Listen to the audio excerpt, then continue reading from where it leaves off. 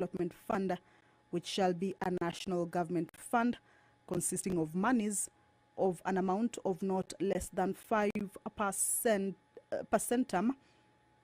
of all the national government's share of revenue as divided by the annual Division of Revenue Act enacted pursuant to Article 218. Also in that amendment is that all monies allocated under this article shall be considered as funds allocated to constituencies pursuant to Article 206(2).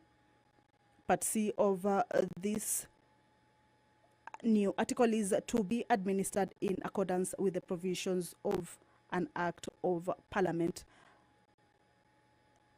The Senate Oversight Fund, the members are seeking to there be established the Senate Oversight Fund, which shall be a national government fund consisting of monies of an amount of not less than 100% of all the national government's share of revenue as divided by the annual Division of Revenue Act enacted pursuant to Article 218.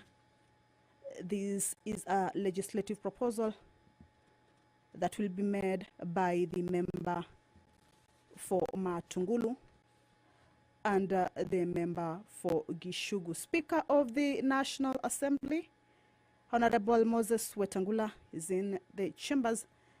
I will now hand you over for this live broadcast that is brought to you by the Parliamentary Broadcasting Unit in partnership with Kenya Broadcasting Corporation.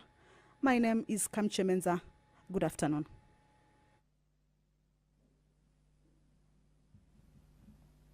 Waheshimiwa, na tuombe.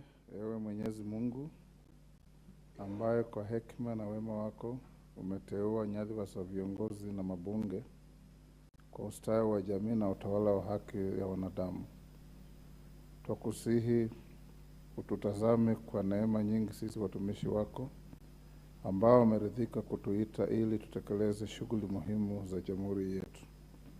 Twakuomba ututeremshie baraka zako sisi tuliokutanika hapa, na utujalie tuyatende na kufikiria mambo yote yatakayofikishwa mbele yetu kwa njia ya haki na uaminifu, ili utukufu na sifa zako ziendelezwe, na ili kustawisha amani, ufanisi na heri ya nchi yetu na wale ambao haja zao umezikabidhi mikononi mwetu. Amen.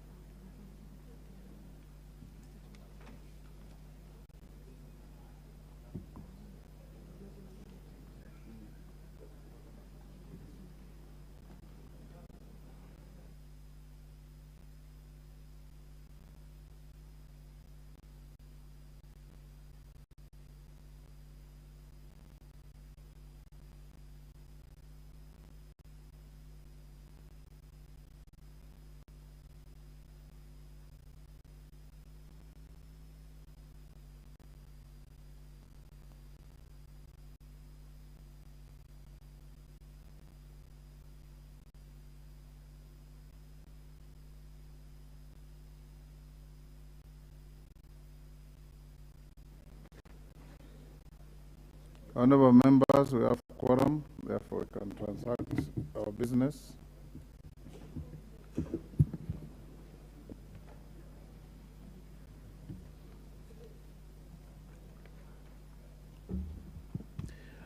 Order number 1, administration of oath. Order number 2, communication from the chair. Order number 3, messages. Order number 4, petitions. Order number 5, papers. Order number 6, notices of motion. Order number 7, questions and settlements. Order number 8, hoja kubuniwa kwa Baraza la Kiswahili la Kenya, hoja kuamuliwa.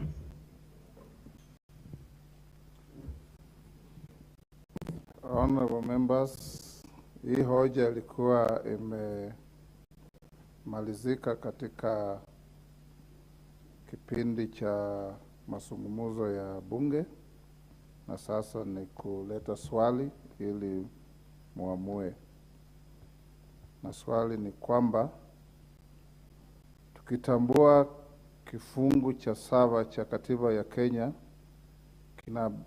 kinabainisha Kiswahili kuwa lugha pekee ya kitaifa na pia lugha rasmi pamoja na Kiingereza, na aidha kwamba serikali ina wajibu wa kulinda, kuendeleza na kukuza matumizi ya lugha za Kiswahili na za watu wa Kenya, kuwa vifungu vya 119 na 137 vya mkataba wa uanzilishi wa Jumuiya ya Afrika Mashariki vinawajibisha dola za Afrika Mashariki kustawisha na kuendeleza Kiswahili kuwa lugha ya mshikamano wa nchi wanachama, kwamba mkutano wa 21 wa marais wa nchi za Afrika Mashariki uliridhia Kiswahili kuwa moja ya lugha rasmi za Jumuiya ya Afrika Mashariki na kuwajibisha Tume ya Kiswahili Afrika Mashariki, East African Kiswahili Commission,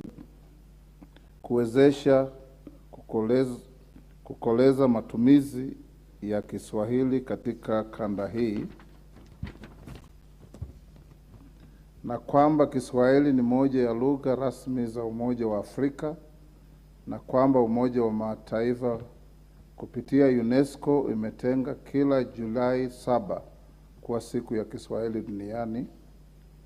Tukifahamu nchi ya Tanzania iliunda Baraza za Kiswahili na la Taifa Batika mwaka wa 1967, na Zanzibar ikaanzisha Baraza la Kiswahili la Zanzibar Bakiza mwaka wa 2004 kwa madhumuni ya kukuza, kuimarisha na kuendeleza Kiswahili eneo la Tanzania bara pamoja na visiwa vya Zanzibar. Ikifahamika Kiswahili ni lugha asili kwa jamii za mkoa wa Pwani nchini Kenya, na pia Wakenya wengi ni wazungumzaji wa Kiswahili. Tukijua lugha ya Kiingereza ina nguvu sana katika mawasiliano rasmi ya hivyo kuchangia kudhoofika kwa lugha yetu ya Kiswahili. Tukitambua uamuzi wa mkutano wa 3 wa Baraza la Mawaziri wa Kenya uliofanyika tarehe 4 Agosti mwaka wa 2018 ulioidhinisha kubuniwa kwa Baraza la Kiswahili la Kenya kulingana na kifungu cha 137 cha mkataba wa uanzishi wa Jumuiya ya Afrika Mashariki haujatekelezwa. Bunge hili linahimiza serikali kuu kupitia Wizara ya Michezo, Utamaduni na Miradi kwa ushirikiano na vyombo vya kitaifa vya kibinafsi vinavyohusika na uboreshaji wa lugha ya Kiswahili kuanzisha rasmi Baraza la Kiswahili la Kenya na kuzindua mikakati, mbinu na sera mahususi zinazohitajika kukuza na kuendeleza lugha ya Kiswahili. Wanaokubaliana na hiyo hoja waseme ndio. Wanaopinga hiyo hoja waseme hapana. Ndio, imeshinda.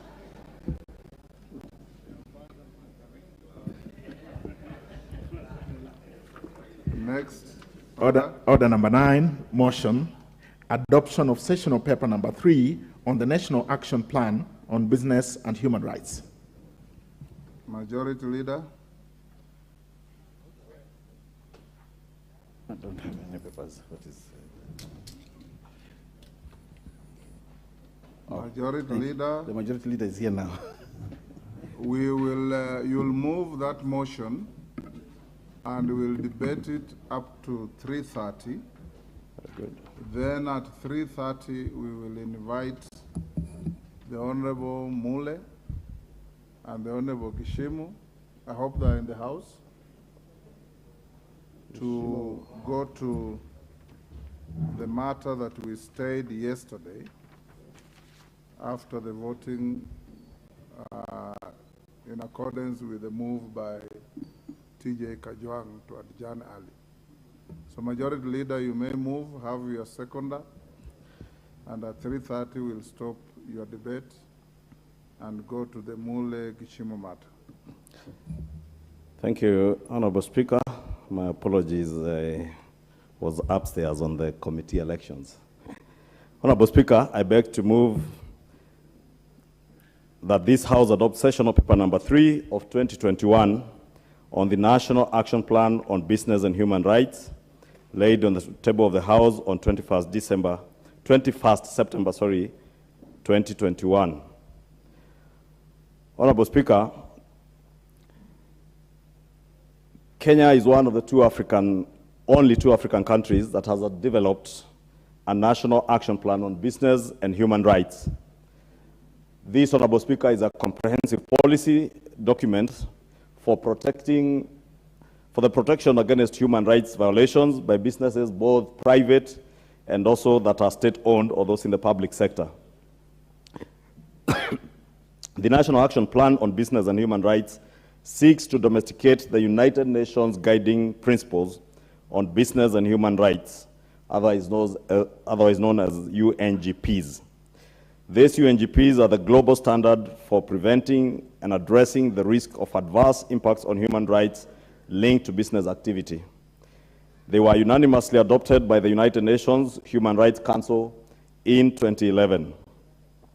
Honorable Speaker, the global discourse on the importance of responsible business conduct has been rapidly growing in the last decade due to investor interest, consumer pressure, and regulatory demands. More businesses have been adopting human rights policies and conducting human rights due diligence as required by the UNGPs. This process, Honorable Speaker, requires businesses to identify, prevent, and mitigate adverse impacts on people, the environment, and the environment, thereby helping them manage potential and actual risks. In recent years, Honorable Speaker, Kenya has seen a significant increase in foreign investment and remarkable growth in the domestic private sector. While these trends may support sustainable development, they may also adversely affect workers' rights, communities, and the environment.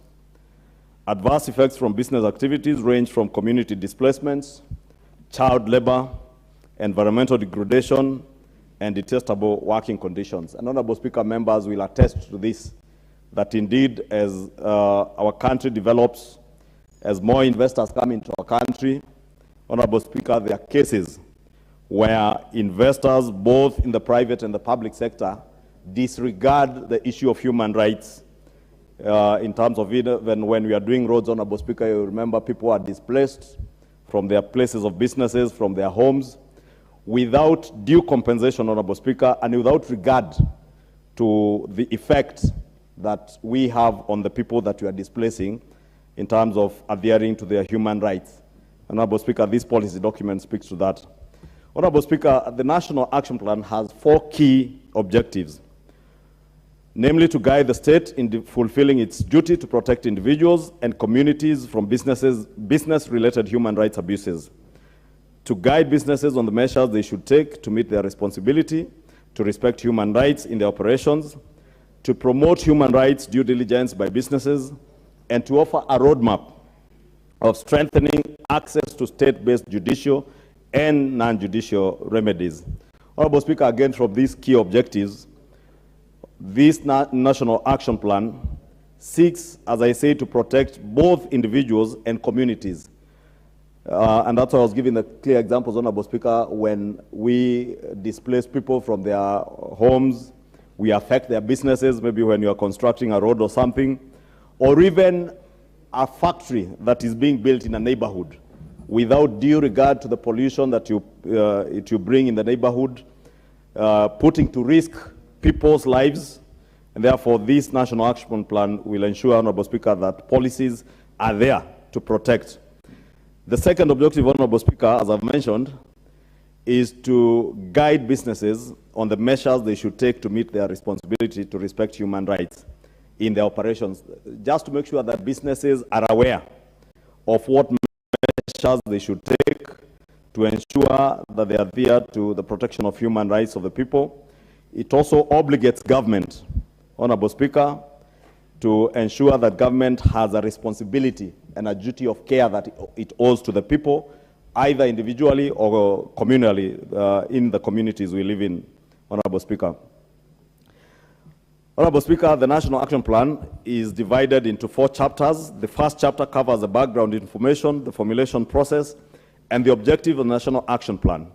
The development of the National Action Plan was spearheaded by a multi-agency steering committee, which had membership from government, trade unions, the private sector, national human rights institutions, and the civil society organizations.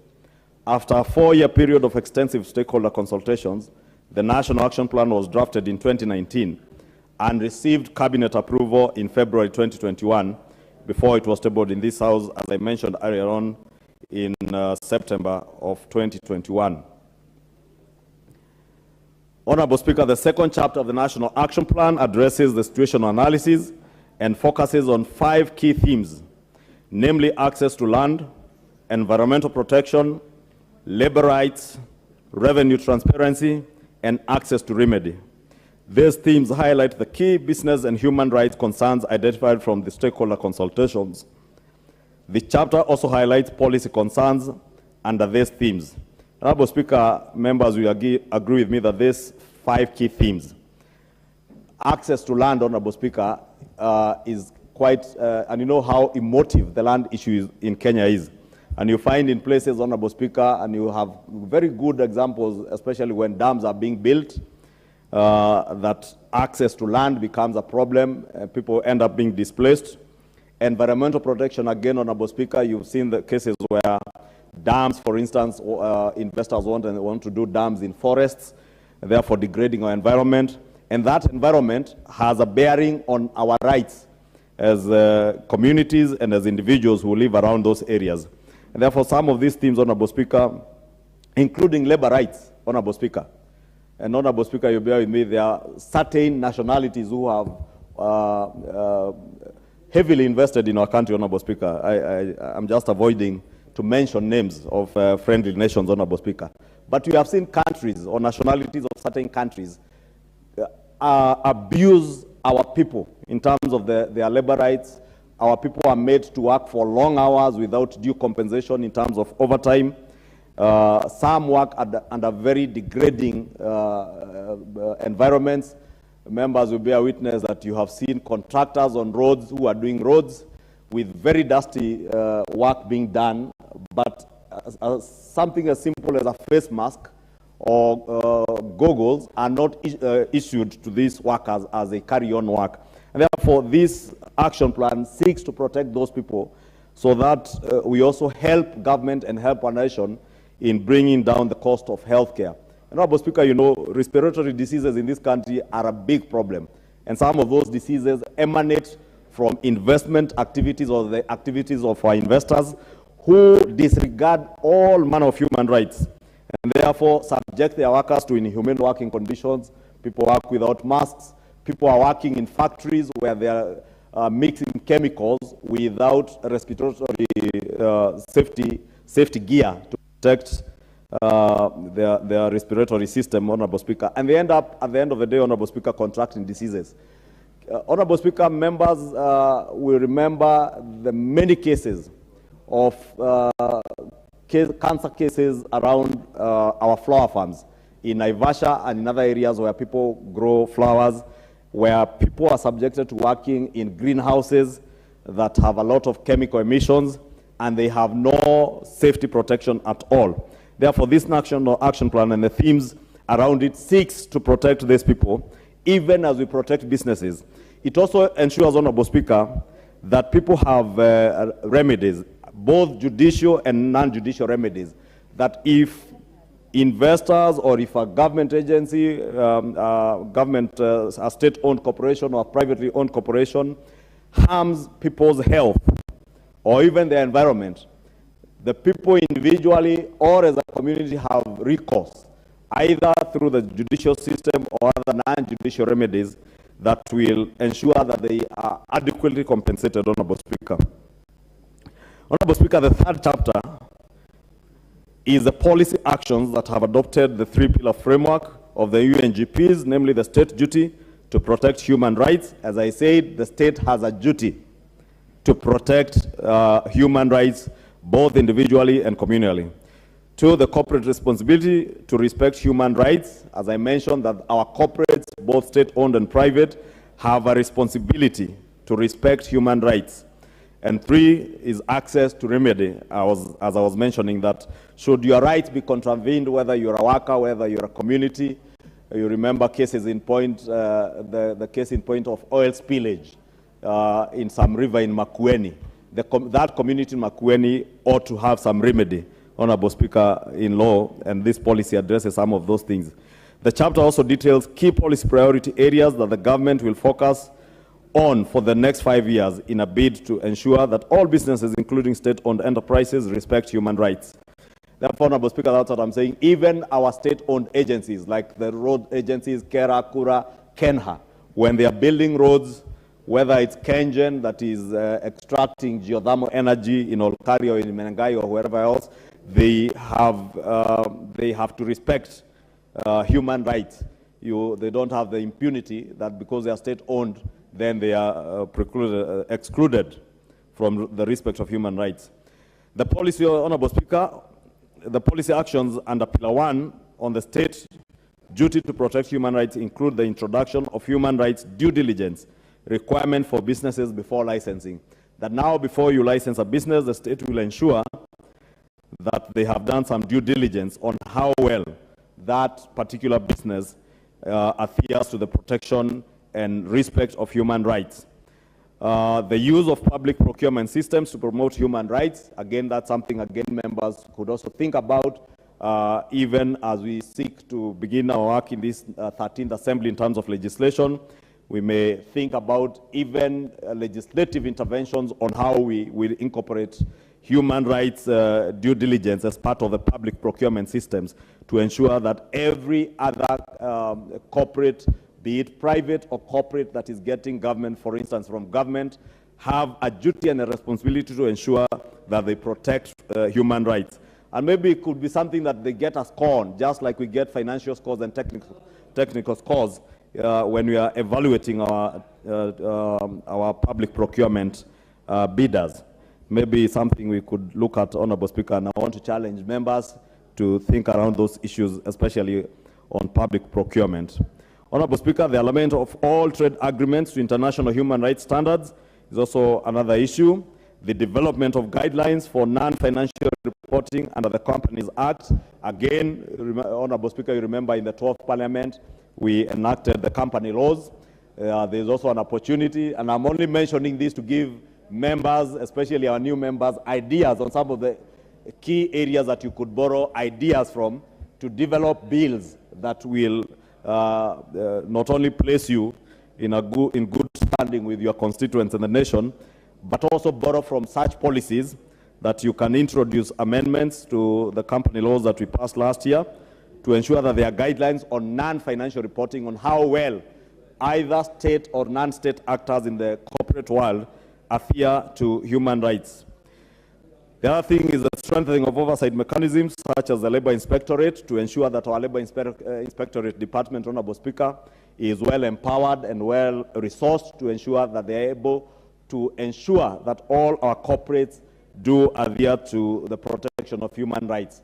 And again, Honorable Speaker, and I'm sure I have seen the newly appointed Minister or Cabinet Secretary in charge of Foreign Affairs, the Honorable Alfred Mutua, has already taken, as he said during vetting, his trip to Saudi Arabia. But I really want to challenge this House that we have a duty to protect those of our young men and ladies who are working in the Gulf states from the abuses that we have seen. and it is such national action plans that will guide us to formulate even laws that will protect our labor force, Honorable Speaker. The other thing, Honorable Speaker, is the development of a natural resource revenue management policy and the expedition of land, adjudication, and registration processes. Honorable Speaker, I don't need to belabor the question of land. Members do know and are aware of how emotive the issue of land is.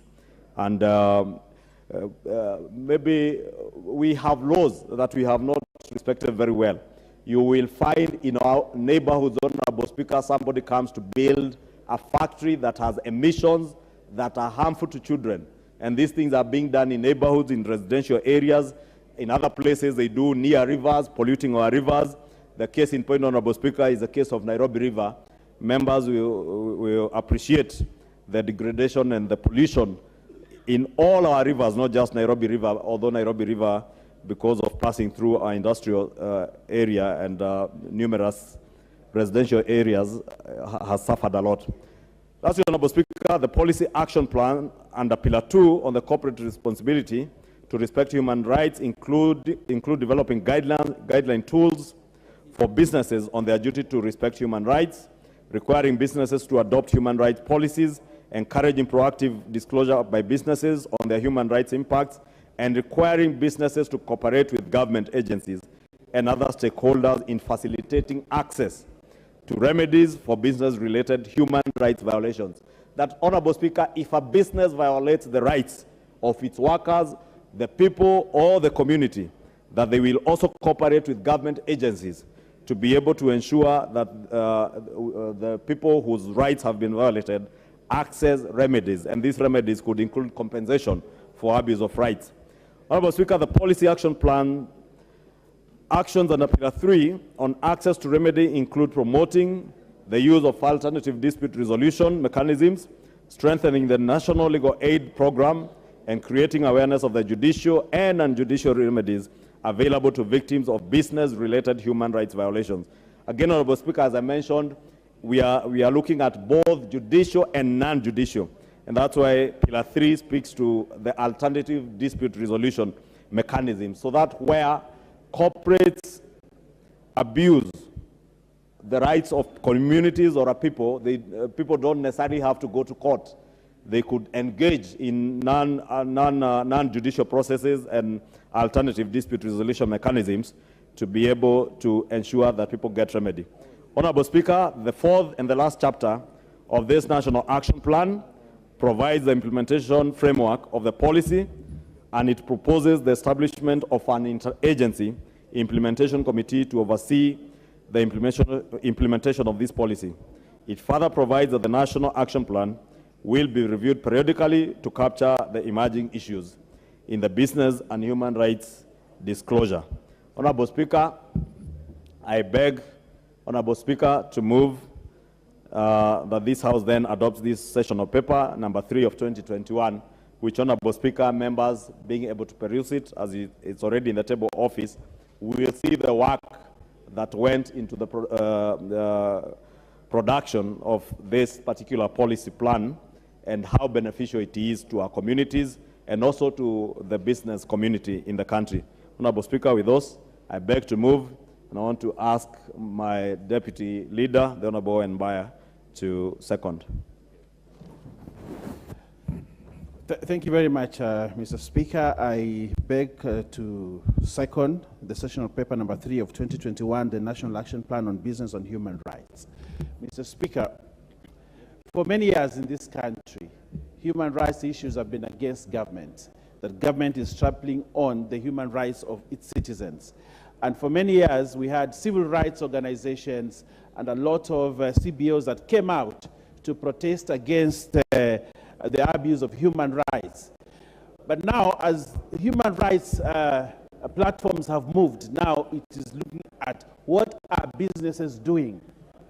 What are businesses doing? What are organizations? What are profitable organizations doing? What are non-state actor organizations doing in terms of human rights? And this action plan that is being tabled today and moved is a step towards strengthening human rights with governance, linking good governance with human rights in this country. And it is not only looking at governance from the state perspective, but also at the business perspective. Many times, Mr. Speaker, you have organizations that are profit-making. They make huge profits in this country, but they trample on the rights of individuals, especially labor rights.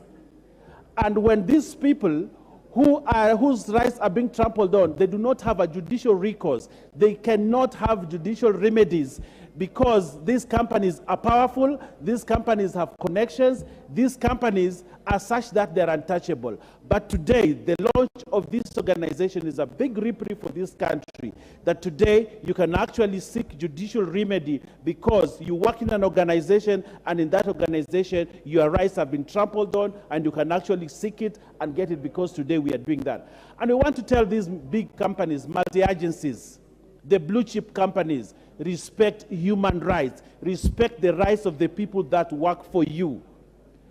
Very many factories today get built in this country by foreigners, even by Kenyans. But when people start working there, one of the things that they do is women's rights. How are women respected in that organization? When women are employed, what mechanisms are used to employ those women? How are they treated? Are they sexually abused? Are they thinking about child labor? And that child labor is actually a travesty on human rights.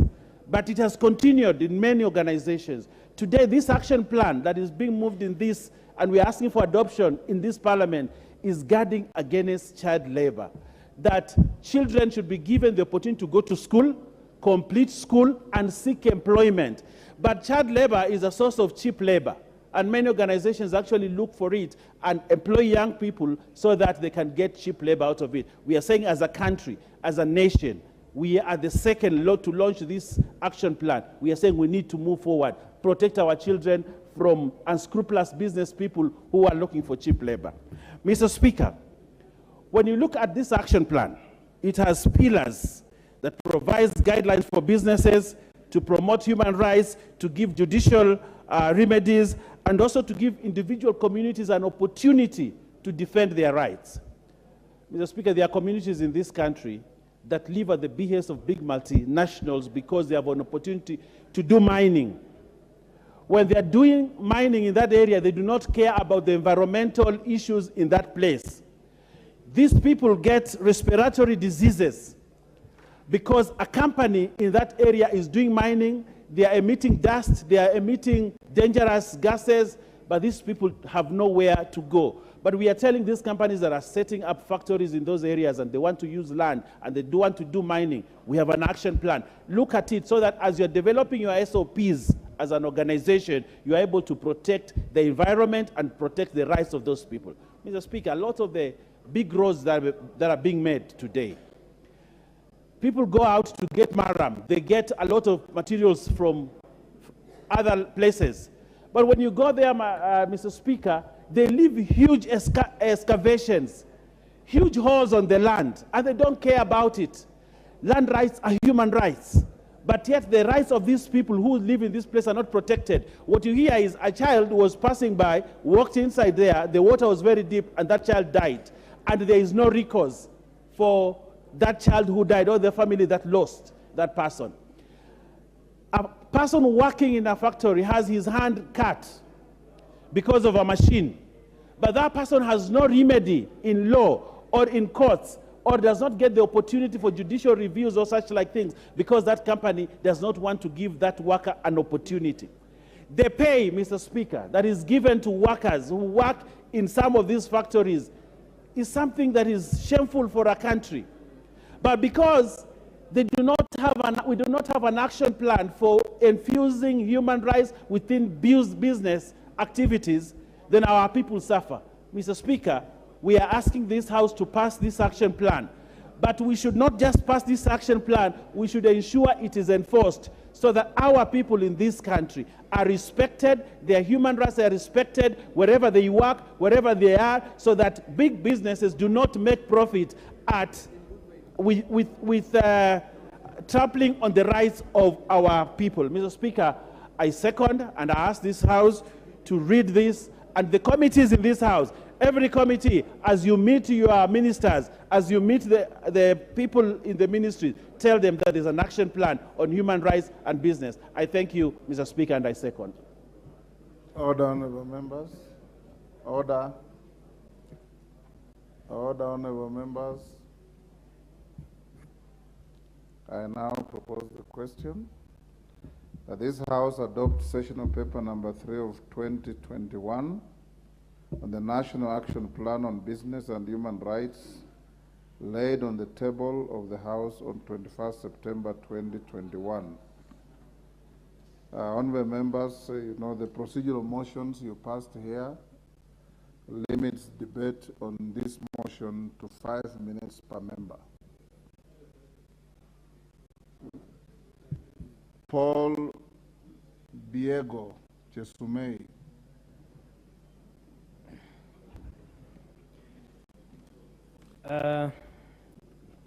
Thank you, sir.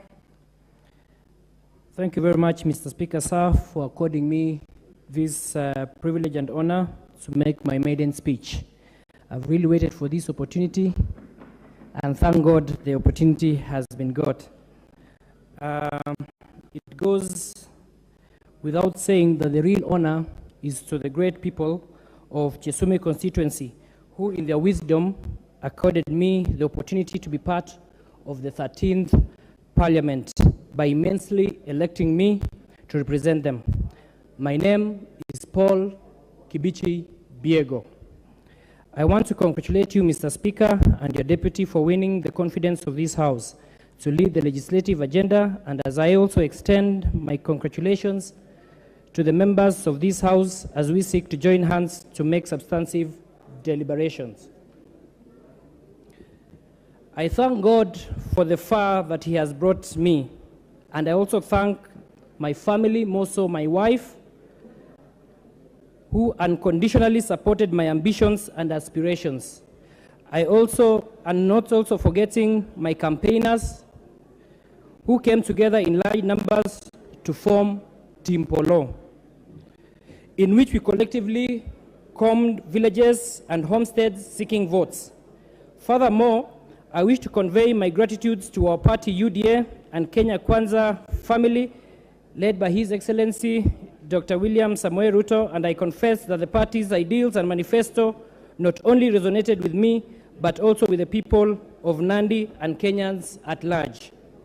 As Martin Luther King Jr. once put it, even if it falls your lot to be a street sweeper, go out and sweep streets like Michelangelo painted pictures, sweep streets like Handel and Beethoven composed music, sweep streets like Shakespeare wrote poetry, sweep streets so well that all the hosts of heaven and earth will have to pause and say, here lived a good street sweeper who did his job so well, and today I stand tall and firm to live up to those words.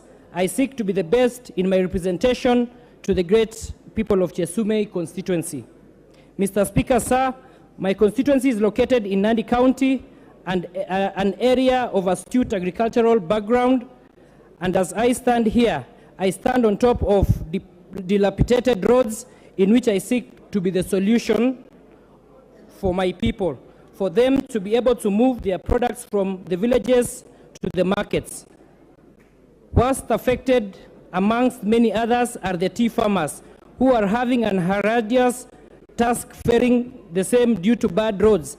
As over the past few days, we've witnessed not less than 3 lorries overturning as the drivers are unable to navigate through the bad roads. Just to mention a few roads within my jurisdiction which need urgent attention is the Baraton Samo, Chemuswa Danger, Kimondi, Kaiboi, Lelmokwangechek, Belekenya Masaba roads, amongst others. This will go forth to ensure proper road network to the success of government programs for now and the future, as we are aware of the distribution of NPK fertilizers, which is destined to smallholder tea growers across the country. Mr. Speaker, sir, the government also a few days flagged off a consignment of DAP fertilizers to the farmers, and as we commit to provide affordable farm inputs through subsidy, which is a strategic intervention that will put the country on the right path as far as food security is concerned, I wish to call for proper and equal distribution mechanisms to enable all farmers, including those right in the interior and remote areas, to receive the subsidized fertilizers, as we utilize locational administrators for easy access to the farmers. Mr. Speaker, I represent qualified but unemployed young people whose faith and hope are pegged on me to look for jobs, opportunities for them to get meaningful livelihood and provide themselves and their families. Mr. Speaker, sir, as a young legislator and a first-timer, would beg to know what criteria is used in giving people to speak in this house, because I've been in the queue for a very long time. But because I'm seeing my time has gone, then I will give the motion next time, but would like to be given equal opportunity so that you can be speaking. Honorable members, I know the honorable member has made a maiden speech, but as you make your maiden speeches, be relevant to the motion on the floor. The good member has made a very good speech about his constituency and made no reference to the motion on the floor. I want to invite the Honorable Emmanuel Wangwe. Now, my screen is full. I don't know if members have logged in for the constitutional amendment proposed bill, yes, or for this session of paper. Wangwe. Thank you, Honorable Speaker. Honorable Speaker, I rise on point of order number 83. And in line with what you've just said, Honorable Speaker, I wish to remind you that, Honorable Speaker, in the 12th and 11th parliaments, we used to have father and mother of the house. Honorable Speaker, as we progress into the 13th assembly, we seem to be assuming that we don't have father and mother of this house. I would wish, Honorable Speaker, to take this chance to request you that you nominate for us the father and mother of the house who will help to mentor the young legislators, so that, Honorable Speaker, in line with the practice of the CPA, so that we are able, some of these issues which you are raising in terms of procedures and processes, which are not gathered for in the constitutional, in the standing orders, Honorable Speaker, can be taken care of. Honorable Speaker, as I raise that, I may maybe just make a slight contribution using this chance also towards the session paper which has been proposed. I wish to support it, Honorable Speaker, especially, Honorable Speaker, the clauses which provide for the safeguarding of human rights for our people who are going to work outside this country, Honorable Speaker. Honorable Speaker, it really perturbs you to find that our girls, our boys are going out of this country unguided in law. And Honorable Speaker, when they return, instead of them returning back with success, they return back as packed cargo, just because they've been mistreated, they have been butchered, they've been murdered, and Honorable Speaker, some of them have not been returned. So it's important, Honorable Speaker, that we approve this sessional paper for this, through this 13th Assembly, so that, Honorable Speaker, we can protect those who are working overseas. And thank you, Mr. Speaker. I take this opportunity from the onset to support the motion on the floor. The question of human rights touches so much on the day-to-day lives in countries and in our own country. The issue of human rights, should be understood as a moral entitlement that every individual in the world possesses, given by God, and that being a human being, you are entitled to that right. One of the issues that we observe, and especially from persons with disability, is the question of accessibility to places of public services, to citizenry. I have traveled. At one point, I had an experience And I discovered it was not me alone, Mr. Speaker, where the airlines in this country would not provide a means by which we enter into the plane, depending on the disability. And I was shocked one day when I was told by one of the flights, who admitted you into this flight anyway? But after bringing to the attention of the House through various committees, I was surprised to learn that people and some of the companies don't think that it is a human rights issue. And therefore, I support this bill or this motion this afternoon, and we want to address so many issues that once this will be enforced. So, Mr. Speaker, I support the motion.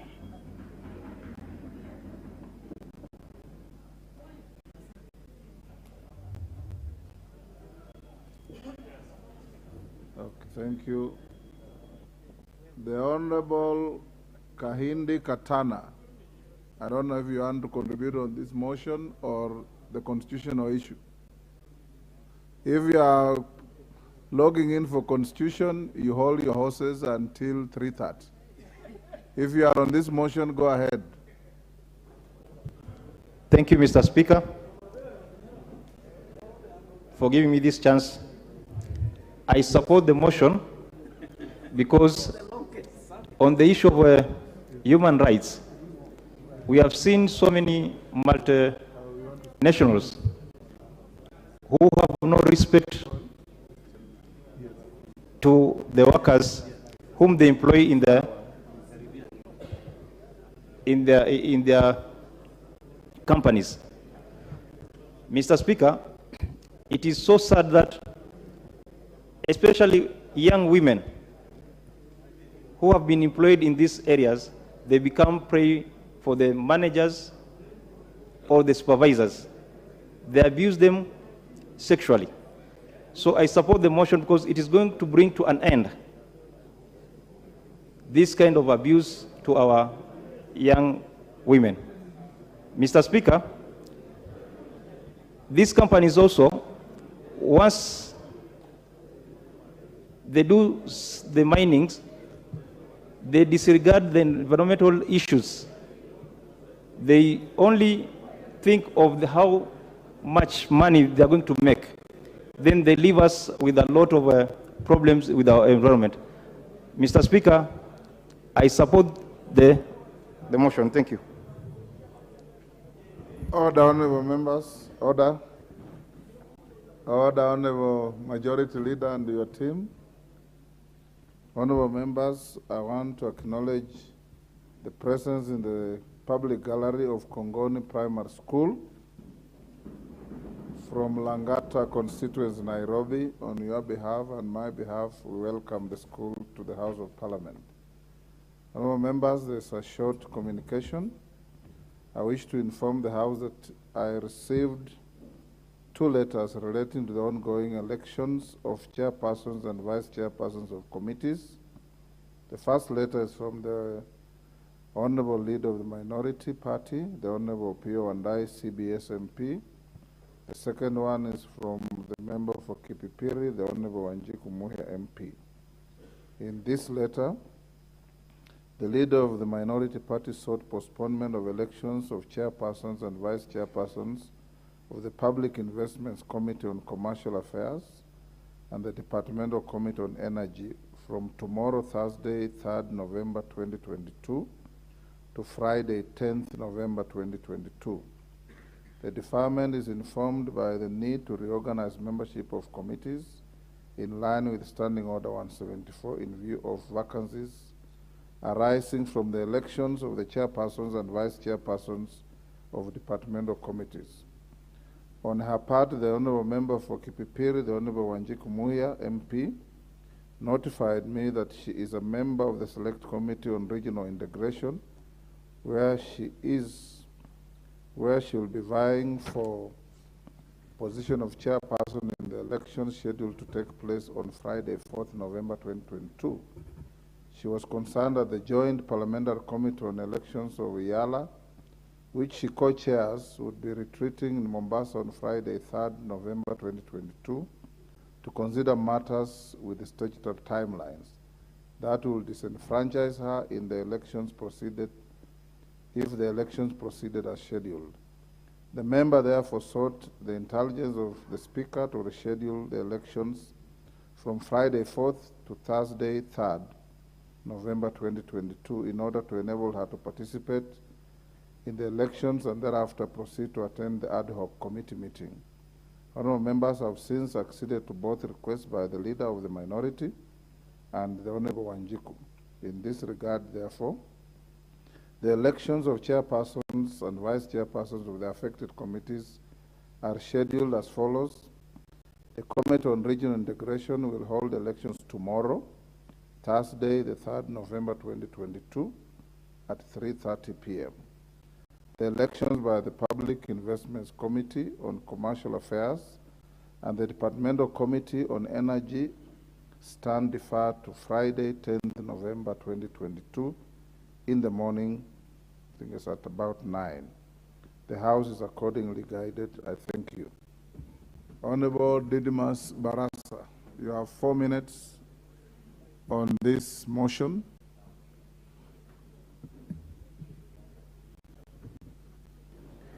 Thank you, Honorable Speaker, for giving me this opportunity. Even as I support this sessional paper, Honorable Speaker, I know for a fact that this is not the first time that we are having such thing before this House, Honorable Speaker. Honorable Speaker, Factories and Other Places of Work Act of 1997 was repealed to Occupational Health and Safety Act of 2007 that specifies and makes it mandatory that all employers, that all institutions, whether government or private, must be able to employ a safety and an environmental officer who will assist them mitigate against risks that employees may face, Honorable Speaker. Subsequently, this act birthed an institution called the Directorate of Occupational Health and Safety, who is supposed to annually audit all institutions, whether government and private, on annual basis, to be able to approve their preparedness, their willingness, and their response to the very many risks that employees face, Honorable Speaker.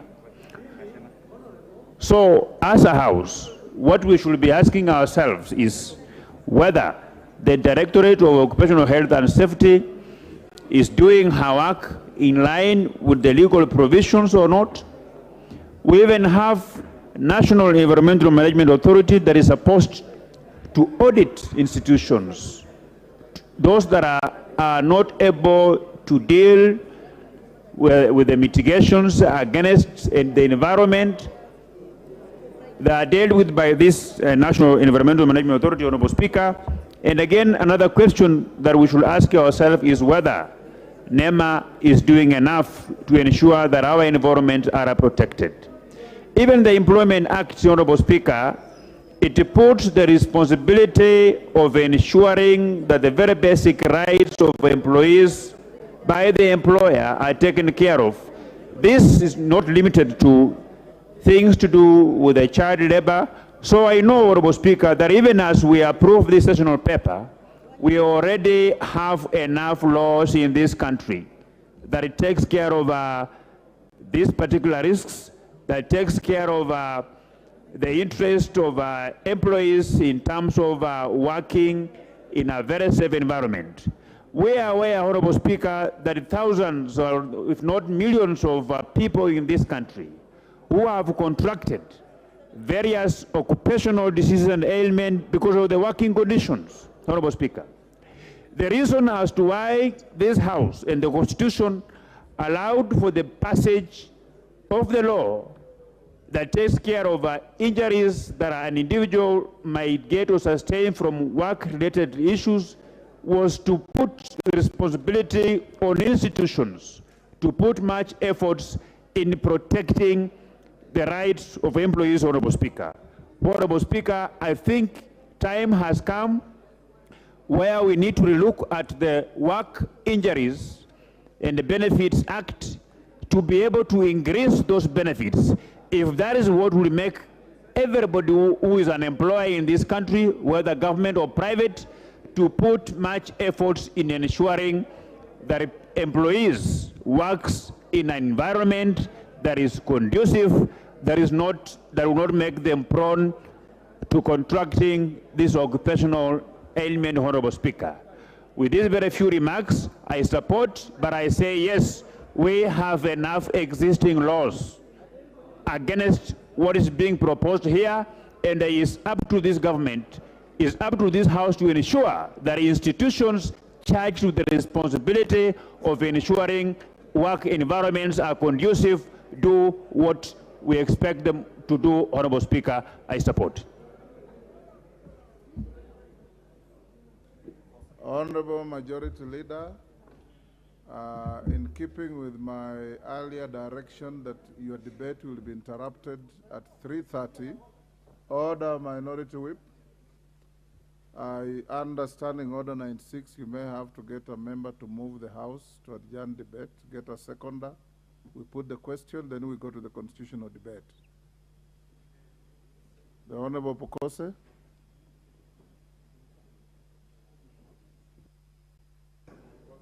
Thank you, Honorable Speaker. Honorable Speaker, I move understanding Order 96 that we adjourn this debate,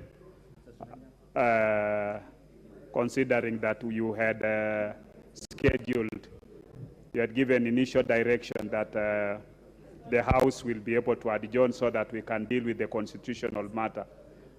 This is a very important matter on the planned action on this sessional paper number 3, and we'll be able to discuss it further. So I move and ask Honorable Ndindi Nyoro to second. Honorable Ndindi Nyoro, give him the mic. Mr. Speaker, I second. Order, honorable members. Honorable Minority Whip, you seem to have had a good lunch. Honorable members, in accordance with the Standing Order 96 and the provisions therein, I beg to put the question that debate on the motion at Order number 8 do now adjourn. As members of that opinion say aye. Will those of the contrary opinion say nay? The ayes have it. That motion is consequently put in abeyance.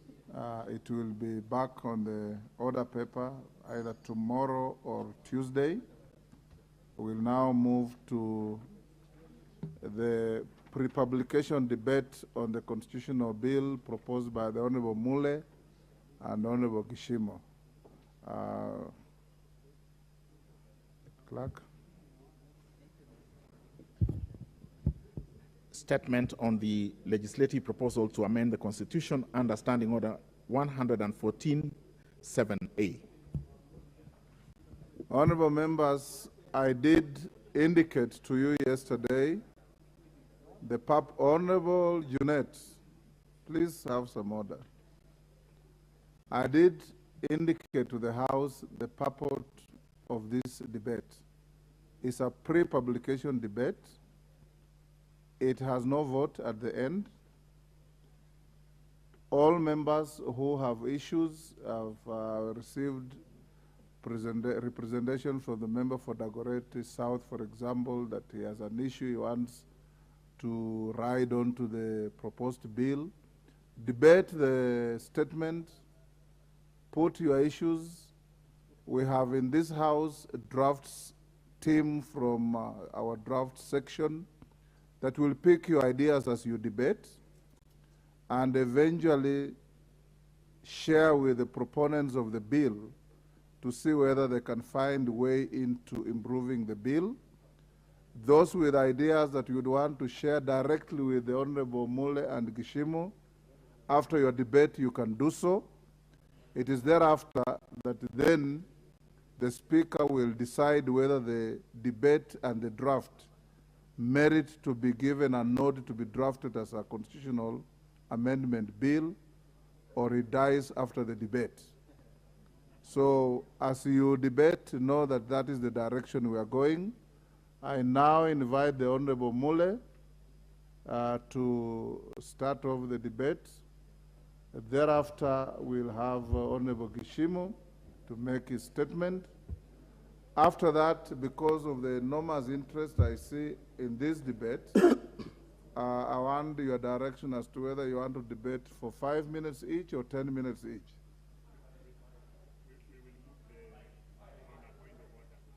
Yes.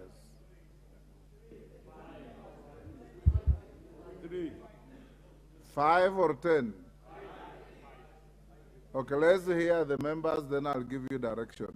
Honorable Mule. Thank you very much, Mr. Speaker, for this opportunity, and I want to thank all the members. For us, I and my colleague, Honorable Kishimo, for the support you gave us through your signatures to get where we are. Members, this is one of the moments whereby I know every member wants to be part and parcel of this.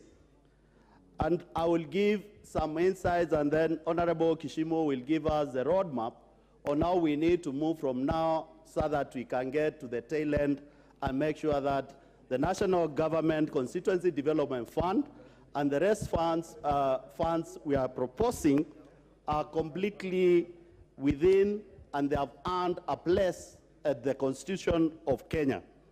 I want to remind members the journey for the former so-called CDF began in 1999 with Honorable Engineer Karue, whereby he had proposed, and it was not easy until sometimes later in the year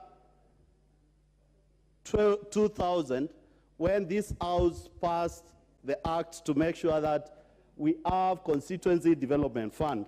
And because we have limited time, members, I want not to dwell on the history, because all of you members, you know, but I want to look at a few social development achievements which will enable members and the public to give us an opportunity to get the National Government of Constituency Fund, the National Government Affirmative Action Fund, the Oversight Fund for the Senate, and Stimulus and Economic and Empowerment Fund to the Constitution, to make sure that we are creating a situation in the country whereby we know very well we have a total protection of the funds from this year until God will give us time to live in this world. Members, you need to understand that CDF, for the last 18 years, it has performed extremely well with key mandates and disbursement of close to 417.2 billion shillings to constituencies across the country. Consequently, the fund has increased from that figure to 1.3 billion in 2003, and by 2022-2023, the fund stands at 44.29 billion shillings.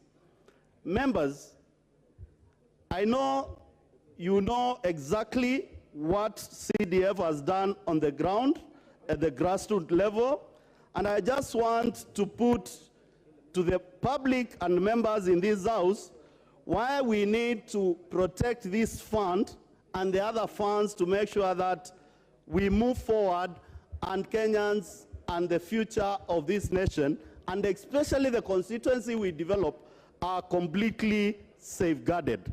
Members, I want we move together and understand where we are coming from to make sure that we walk together this journey. It's not a simple journey, but I know at the end of the tail end, we'll manage to convince members and will be 290 members in this house to make sure that we attain the two-third rule, so that we can be able, two-thirds to be able to enact this constitutional amendment. Members, for the last 5 years, CDF in Kenya, or National Government Constituency Development Fund, has disbursed 57 billion shillings in terms of bursaries, which has benefited 6 million students in the Kenyan Republic. Members, it's for you to chair this so that we go with the public. The public out there are watching.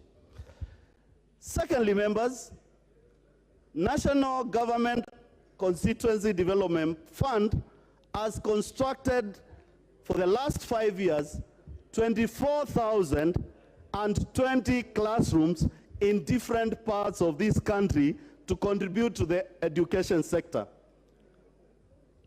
We have also managed to finance and construct 1,156 dormitories, whereby they are occupying a capacity of 138,732 students.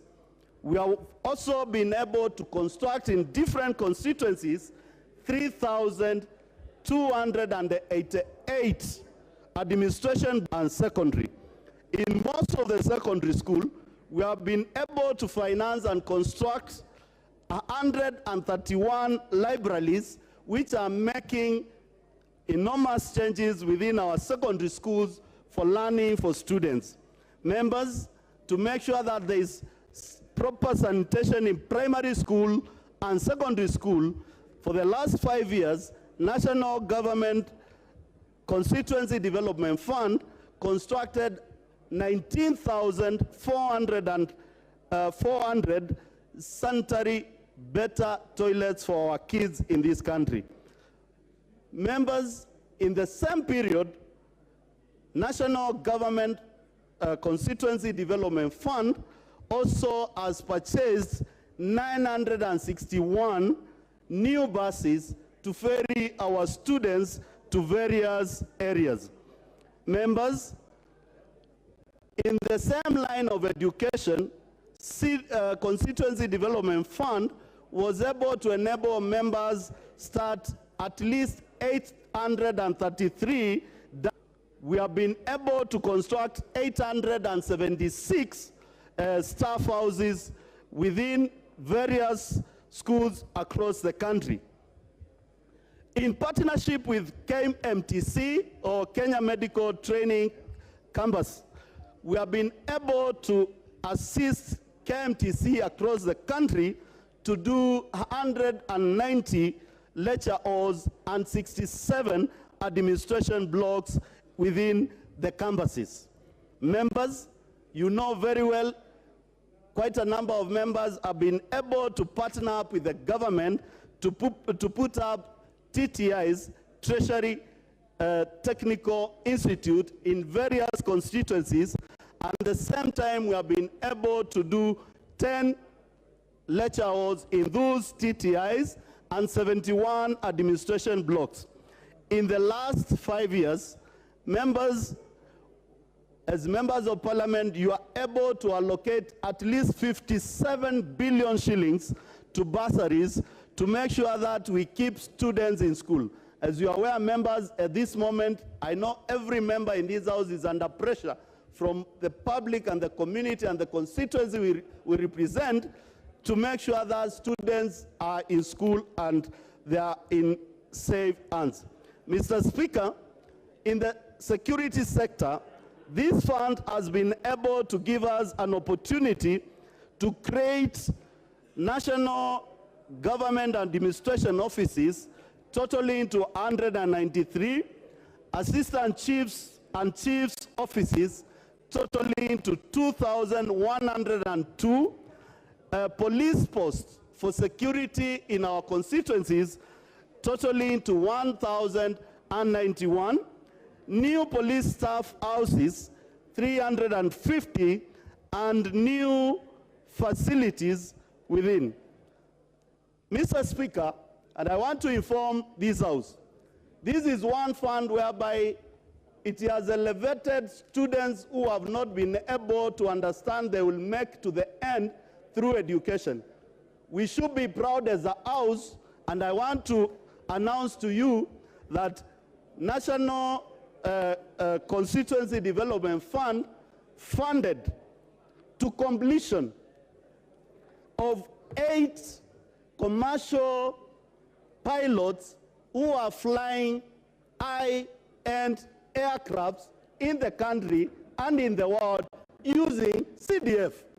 What else are we looking for? I spoke with one of the pilots the other day, members, and this is a very fascinating story.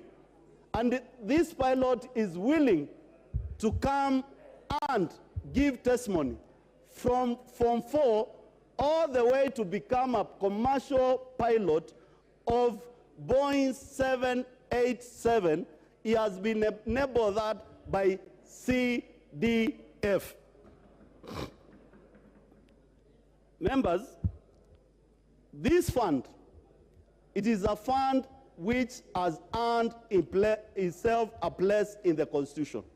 And why we had to sit down and discuss quite in length with members, with my colleague, is to see we stop the people and the busybodies who are trying to kill the noble ideas which had been started by our colleague, Honorable Engineer Karue. Members, I want to say this so that I can give Honorable Kishimo to give us the roadmap and we allow members to ventilate. This is a journey we are not relenting whatever comes. This is a journey we'll walk as members from both sides of divine to make sure that we safeguard this idea which will develop this country to the next level. Members, I know we are also carrying on board the national government affirmative action, which is taking care of the opportunities to our women reps in this House. We are also thinking outside the box to make sure that the senators have a fund which they can use to make sure that they oversight the counties. We stop the menace of corruption and looting of county monies from the counties through rogue administrations within the counties.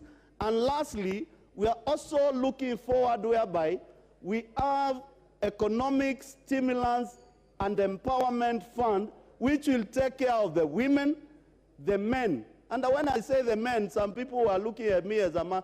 There are quite a number of men out there who need support from government, who need to be empowered to deal with the girl child, who need to be empowered to make sure that they complement the girl child when they marry, they are at the same level. Members, the same empowerment fund will carry along board people living with disability in this country, and we make sure that people living in disability in this country, they feel that they are part and parcel of the economic power in Kenya, and they can have a stake at economic building in this country. So, members, I want to urge you, as we debate today, we and my colleague, we want to hear your views, how we can improve on this, so that we can get into the second stage. And I can assure you, we are ready and we are equal to the task to amend the Constitution through parliamentary initiative without spending a single penny from the public, through this House. Through this House. And that is the power we have been given by the public when they elected us in August. We must change the way things are done in this country. We must put the authority and the power we are being given by the people to make sure that we safeguard them. Mr. Speaker, I want to rest my case there and request my colleague, Honorable Kishimo, who we are ready to walk to this journey. I know it will not be a walk in the park. It is going to be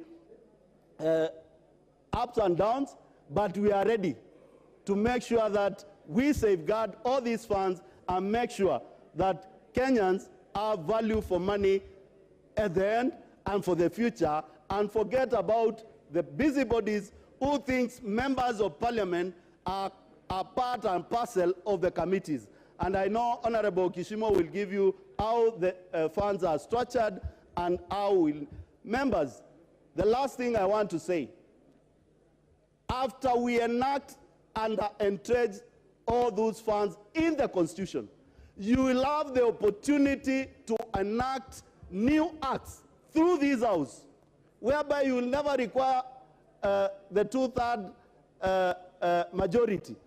You will require the majority of the House to make sure that we have the new NCDF Act, probably of 2022, 2023, 2024. We'll have a new act for NCCF. We'll have a new act to deal with the issue of the Senate. We'll have a new act to deal with the Economic Empowerment Fund. So I know there are so many members who have a lot of questions. We are free, we are available. And Mr. Speaker, yesterday evening, we had the opportunity to meet with members from the county assemblies drawn from the entire country, representative. They gave us their views, we advised them very well, and we want to carry everybody who is speaking about development to Wanjiku, to Maina, to Mutua in this country, together in this bill. Members, I urge you, let's move together for better Kenya. Thank you, Mr. Speaker. Thank you, the Honorable Mule. Honorable Gishimu. Thank you, Honorable Speaker, for this opportunity to give my exposition on the statement on the legislative proposal to amend the Constitution. And Honorable Speaker, before I start, let me thank you for having facilitated through the office of the clerk for us to be able to reach at this level within a record 1 month. And let me also thank members of this House for overwhelmingly supporting the legislative proposal, which only required 50 members to sign. But the last time I saw the list of the signatories, members had already reached over 300. That is very, very appreciated. And that means that actually we are in this game together. It's only that we are just taking the lead with Honorable Mule, but I know this is a matter that is at heart of each and every member. Allow me, Honorable Speaker, to take members through the legal and constitutional framework surrounding these amendments. Honorable Speaker, Articles 255, 256, and 257 usually give the procedure and the instances in which the Constitution can be amended through a parliamentary initiative or a popular initiative. In the present case, Mr. Speaker, we are talking about the parliamentary initiative. And members, according to the Constitution, Parliament can amend any part of the Constitution, but the procedures for amendments through a parliamentary initiative is usually two-pronged. One, whereby you amend the Constitution and you end up to the referendum. The other roadmap, you may amend the Constitution and you don't need to go through the referendum. And that is what I wanted to enlighten all to enlighten members on. under Article 256, where Article 256 grants Parliament, both levels of Parliament, that is the National Assembly and the Senate, either houses of Parliament can initiate a constitutional amendment. And we have initiated one in this House. And after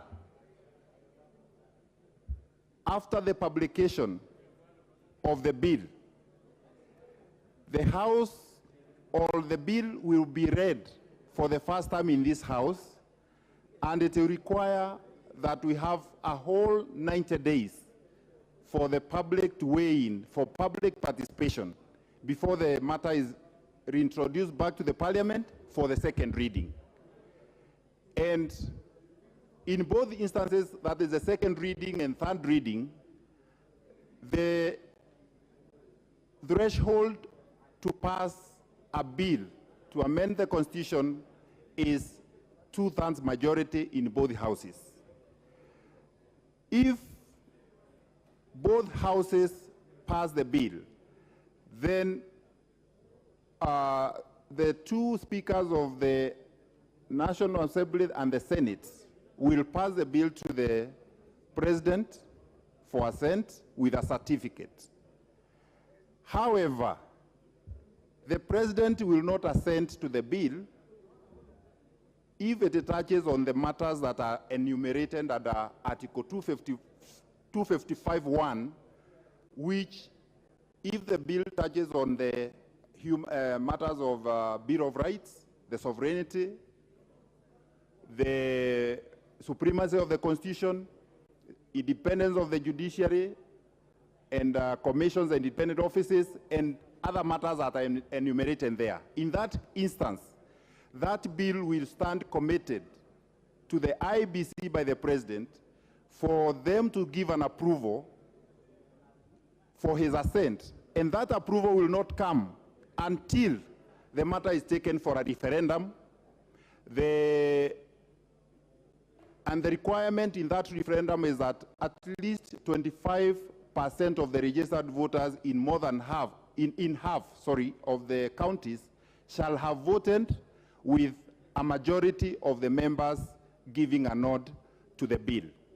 That is when the President will, the IBC will give a certificate, and the President will then assent to the bill and have it published. However, in our case, we have tried to avoid that route, because we have avoided to touch on all the matters that are enumerated under Article 255(1), whereby we are not touching on any one of them. So our case is that this matter will end up with both houses of Parliament.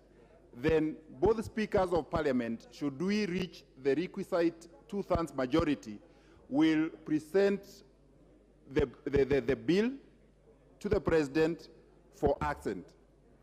And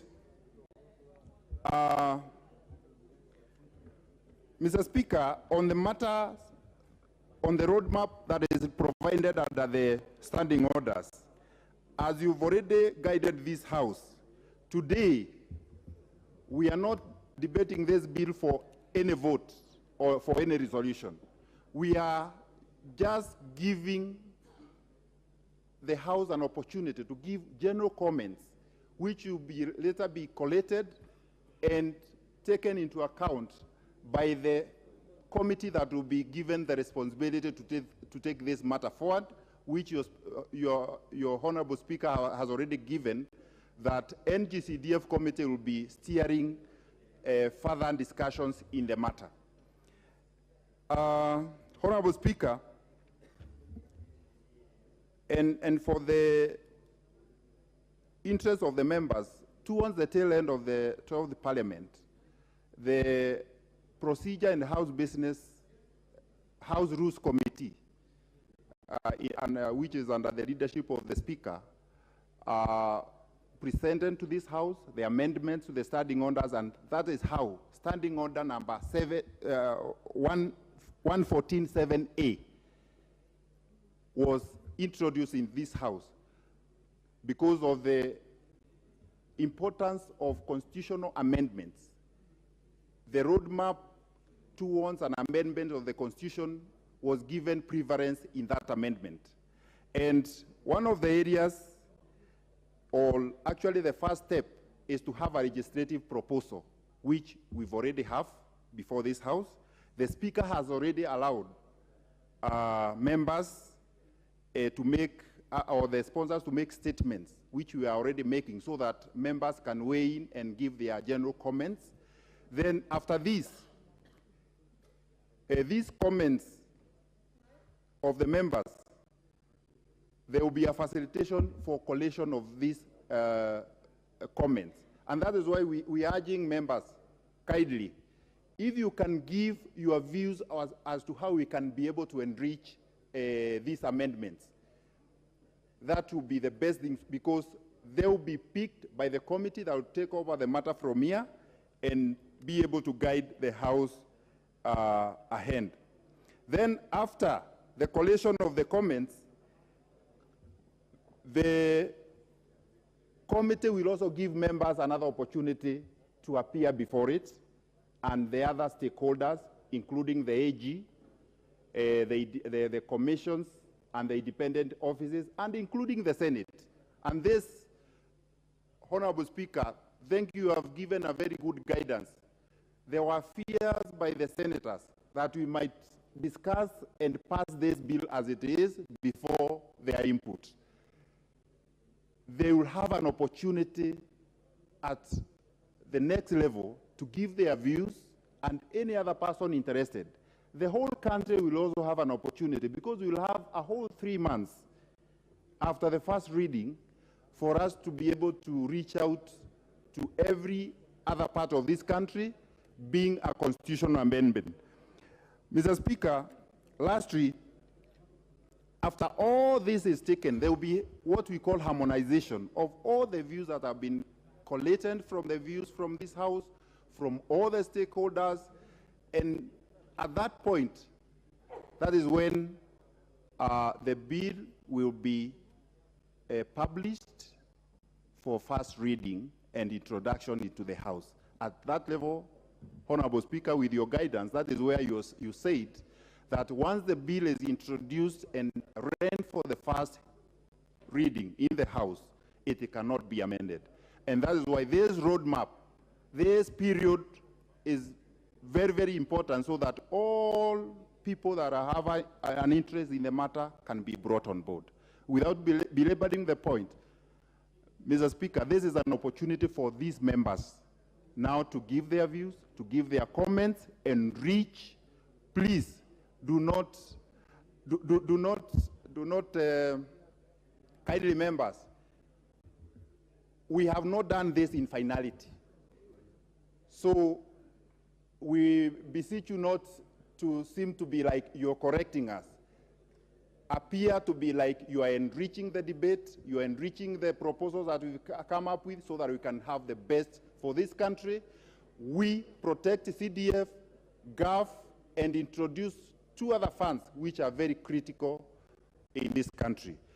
As I wind up, Honorable Speaker, let me also give some insight in the matters that were in court. The first matter that was in court was the one that was challenging CDF Act of 2013, not NGCDF. Those are 2 different funds. CDF is the one that had been introduced and was overlapping with the functions of the counties. And the Supreme Court said that the CDF Act was offending the Constitution because it was actually purporting to perform some of the functions of the county. The other reasoning of the Supreme Court was that the way it was couched, it is like CDF was meant to dip into the jar of the consolidated fund and get money from there, therefore creating a third tier of government. I think I, to some extent, agree with some of their reasoning. But now, in the wisdom of this House, NGCDF Act of 2015 was enacted. That aligned the fund with the national government functions. And I believe we have a good case in the High Court. There is a High Court case number 178 of 2015, Honorable Speaker. I will not give comments on it. Otherwise, I would be taken to have,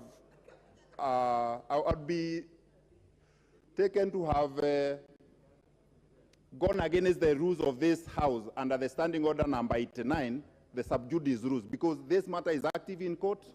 It is alive. It has I'm informed by the litigation department that this matter has a date for submissions on the 1st and 2nd of December. Thereafter, judgment will be given. Honorable Speaker, I rest my submissions and I urge these members to support our statement and move this country forward through the support of the poor, the poor parents, the poor children who cannot otherwise access education without bursaries, which is also stemming from the NGCDF. Thank you, Honorable Speaker. Honorable members, you've heard the proponents of the bill, the proposed bill in its pre-publication stage. What follows now is not debate as such, but general comments to engage and enrich the proposals put forward. Honorable Otienda Molo.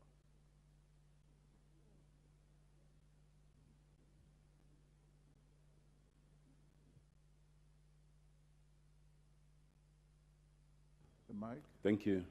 Thank you, Mr. Speaker. Mr. Speaker, first, I want to thank the Honorable Gishimu and the Honorable Mule for this legislative proposal. Tellingly, and it's appropriately not titled a bill, nor is it a motion.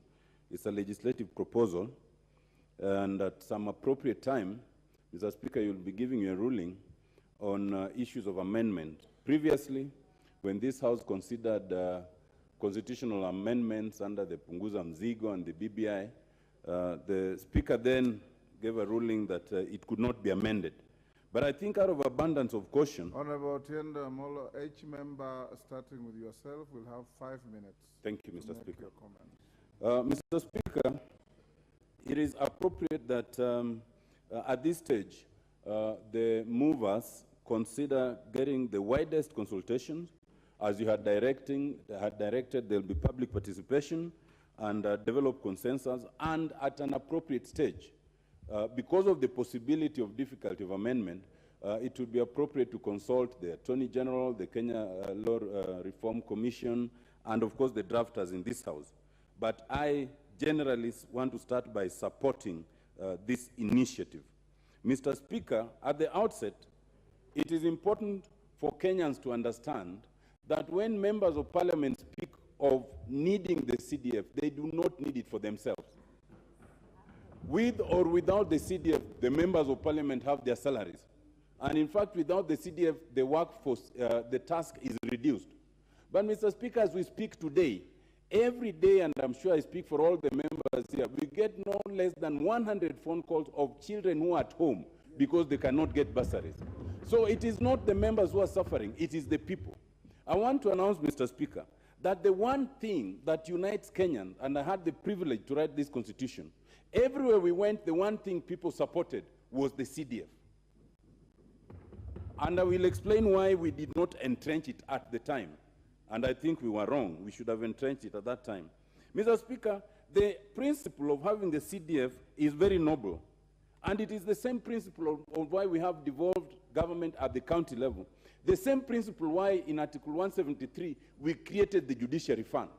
So it's a bit ironical for the judiciary to find that the principle in the CDF is unconstitutional, but the Judiciary Fund is constitutional. Mr. Speaker, at the outset it should be stated that although we support, and I support this initiative and it will be moving forward, let it not be an excuse not to disburse CDF. I want to say here authoritatively, Mr. Speaker, that as we speak today, there is no court order, not of the High Court, not of the Court of Appeal, not of the Supreme Court, that stops disbursement of the CDF under the 2015 Act. None. And I want to urge that even as we meander our ways through this amendment, let the CDF be disbursed because it is constitutional as we speak. Mr. Speaker, Mr. Speaker, the Honorable Kaluma is, I think, has just arrived in this country. Mr. Speaker, I think that the drafting is very good. If you look at the drafting in terms of the proposal in 204A, it is appropriately placed because it comes immediately after the provisions on, on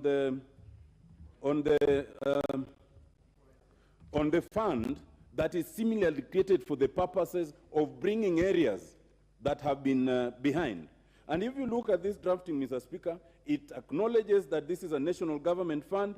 It acknowledges and proposes to increase it to 5%, which I think is appropriate. The more it is, the more Kenyans benefit, not us. But more importantly is the drafting in terms of being 5% of the Annual Division of Revenue Act. There has been an issue, and we all know, in terms of what you'd call gerrymandering by national government, and the counties have suffered this. And I think for us, this is very good. Mr. Speaker, I also want to note, however, that I will ask my 200 members to consider 2042. Insofar as it proposes that the funds be allocated and considered under Article 206(2)(c. I want to caution, Mr. Speaker, that the effect of that drafting is essentially to make this fund a charge on the consolidated fund. And I do not think that's what they intended. We do not need to go that way. Once we've put the percentages and we are the budget-making body, it becomes automatic. We do not need to make it a charge on the consolidated fund. Mr. Speaker, I support the idea of creating the Senate Oversight Fund and the Affirmative Action Fund. We can debate the percentages, that is fine. But, Mr. Speaker, I urge them, and only 2 more minutes, Mr. Speaker, I urge them to consider restricting it in 2 ways. One, it cannot be a fund to the senators to use if you are the senator for Siaya to go and use in Mombasa. Those funds must be restricted to the county where you are elected, and that so far is not done. And secondly, there must be a distinction between elected senators, elected members, and nominated members. Those nominated may not have equal responsibility as those who are elected. Otherwise, Mr. Speaker, I think this is a good initiative. I think that this is one of those areas that require bipartisan support and consensus. And when it comes to Treasury, we expect that although it's a money bill, Treasury will support us. This is where, Mr. Speaker, we must assert ourselves as Parliament. If we cannot assert ourselves here, we will never assert ourselves anywhere. Let it be the first constitutional amendment. Thank you, Mr. Speaker. Thank you, Honorable. The Honorable Lotte Titus from Kacheliba.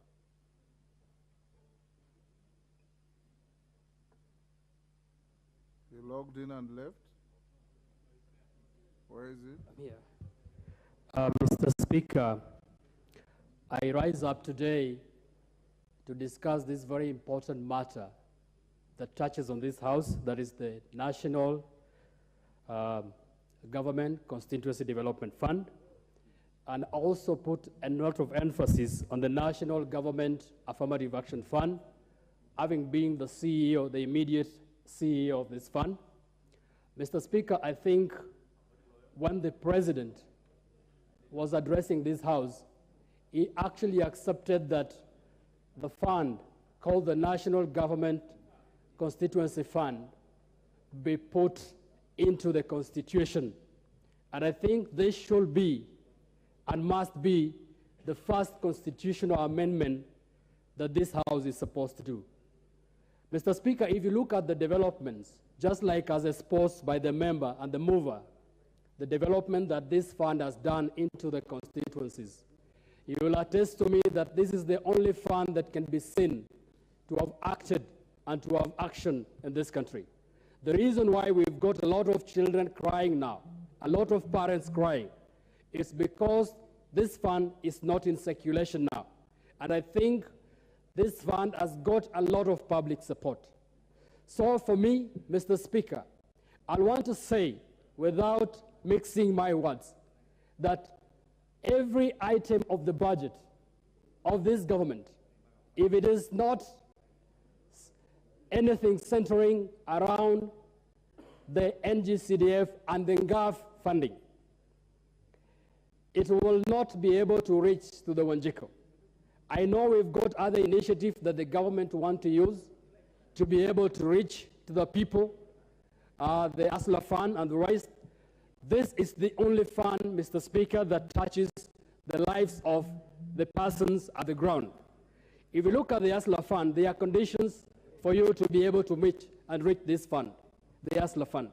But the CDF is a fund that cuts across all. And so as we do the amendments, Mr. Speaker, as we actually take this to the public for debate and for inputs of suggestion, I want it to be looked at in this way, Mr. Speaker, and this is the reason why I have stood. It is stated, and I want to appreciate what you've said, that there are drafters in this House that are picking what members are saying for it to be included when the final bill comes up. I do not understand why this funding was only locked to security and education. I think there are other things that this fund is supposed to do. And because we have been given time now as members of parliament to actually put this into our constitution, I want the members and also the members of the public, the members of this House and the members of the public, including the Senate, to open up the space that this fund can do. Currently, as we speak, Mr. Speaker, we actually know that Schedule 4 of the Constitution gives effect to what the national government can do and what the county government can do. CDF is anchored on the national government. And I want it to be clear, because if you look at what the national government does, sometimes we find that there is a replication of what the county government are doing. Water, for example, is done at both levels and different capacities. I will want, Mr. Speaker, to urge this House to consider including water, because the people that are suffering even now are the members of parliament. People are calling the members of parliament even to supply water. And yet, we are told this is a county government function. I want members, as we debate on this motion, as we look at how we can actually entrench this into constitution, for us to look at how CDF can be able to handle the issues of water. In any case, 80% of Kenya, 85% is arid and semi-arid. And the issue of water is key. As we look at education and everything else, members, let us consider including this provision of water in this CDF, and this is our fund, and this is the fund that can make an impact. Thank you, Mr. Speaker. The Honorable Jen Kihara.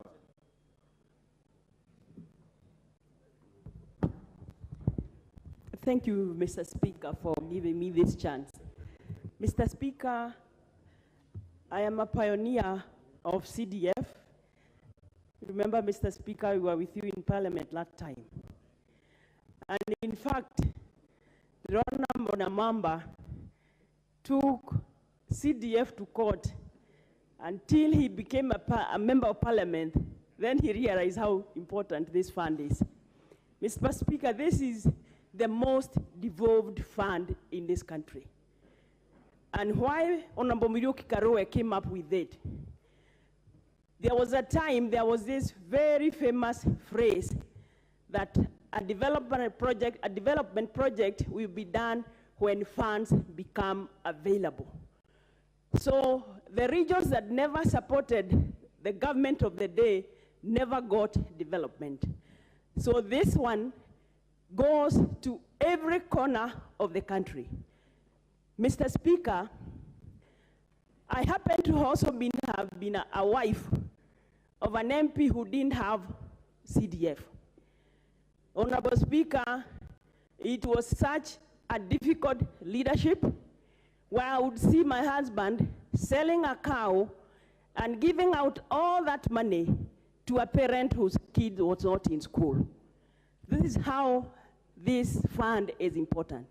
Mr. Speaker, you know that time, we used to do hospitals, we used to do water, like the honorable member is asking, until this devolution came.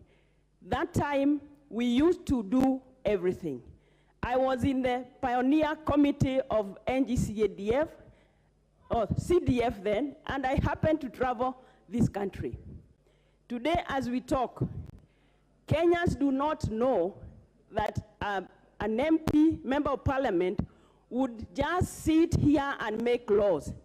Members of parliament are supposed to give.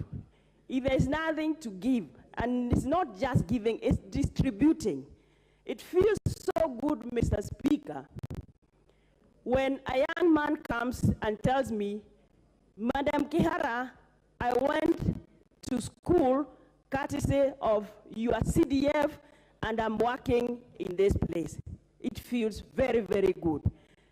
As we talk, calls are coming because we need, these people need bursary. Bursary is very key.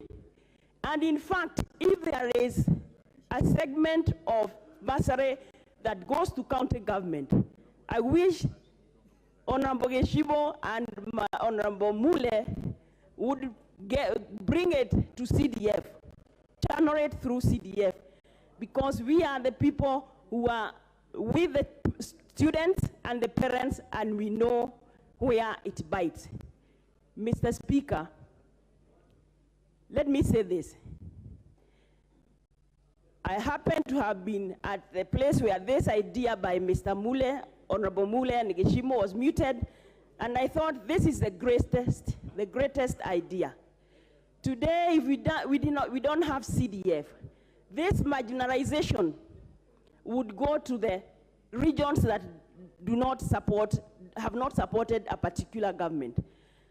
These are the people who are representing the electorate and their children and their families and everything. So this NGCDF, in fact, I remember a parent telling me, if they block it, tell all of us Kenyans to come out to the street because they know how they benefit or the children benefit.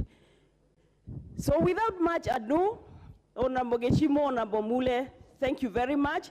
Let us support this because we are the people representing the electorate. We are the ones who know where it bites. We are the ones who know that if you don't support a government, there are chances that you not get development.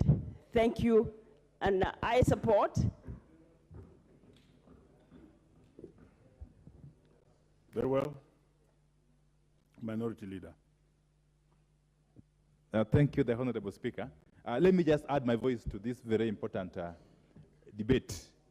And I want to start by thanking the Honorable Gichimu and the Honorable Mule for making this very vital step towards ensuring that NGCDF, among the other funds that are proposed, is entrenched in the Constitution. Mr. Speaker, I want to join my colleagues who have spoken before me in making a case for NGCDF in particular. And I want to be very, very brief, Mr. Speaker. Mr. Speaker, it is not in doubt that right from independence up to date, there have been funds that have been allocated every other financial year to the national government, departments and ministries and agencies towards certain projects which are critical and vital for the development of this country. I have in point, for example, funds that have continually been allocated for infrastructure in schools through the Ministry of Education. The other case, Mr. Speaker, is funds allocated towards bursaries, again, for our children through the same Ministry of Education. We have also had funds allocated towards construction of security installations such as police stations, administration offices, and so on and so forth through the Ministry of Interior and its predecessors. But one running thread is that in all these cases, prior to the advent of the NGCDF, or its predecessor, the CDF, nothing was there to show for these funds. If you travel across the country and ask yourselves, where are the funds that have been earmarked for these development projects through the respective ministries, you would not be shown any, Mr. Speaker. And therefore, the coming into being of CDF and now NGCDF was kind of a revolution. And it is not in doubt that the NGCDF has been felt far and wide across every breadth and width of this country. As we speak again, to iterate what has been said earlier by my colleagues, we have cases, very, very many cases. If I talk of my constituency, for instance, of children who are never able to report for third term this year. There are children of poor Kenyans who have relied all along on NGCDF for bursaries, who have continued to languish at home since the opening of the third term this year. Mr. Speaker. Mr. Speaker, there are projects which had been earmarked in the education sector in terms of improvement of school infrastructure, vital facilities such as laboratories and libraries, Mr. Speaker. Vital facilities such as police stations and police posts all over the country, which have either stalled or have not taken off as a result of this stalemate on NGCDF. Mr. Speaker, if you look at the impact NGCDF has made in the lives of ordinary Kenyans across the country, you would agree with me that anybody putting roadblocks on the path of NGCDF, anybody trying to outlaw NGCDF, anybody trying to make NGCDF in operation, anybody trying to make NGCDF not to come into operation, Mr. Speaker, is essentially an enemy of the people. There can be no greater enemy of the people than that person who is trying to sabotage NGCDF. And therefore, this House has a destiny with history. We must choose to be on the right side of history. We must choose as a House to assert ourselves and make this move so that this debate, this haggling, this back and forth with the judiciary is put to rest once and for all, by entrenching NGCDF among these other funds in the Constitution, and as quickly as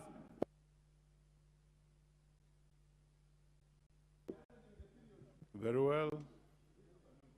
well. Dr. Robert Pokose.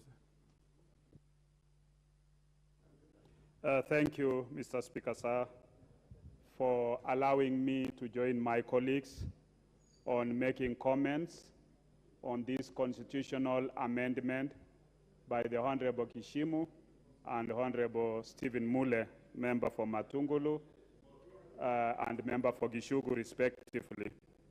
Honorable Speaker, when you look at the proposed legislation, constitutional legislation on CDF, on national government constituency, on GAF, on the Senate,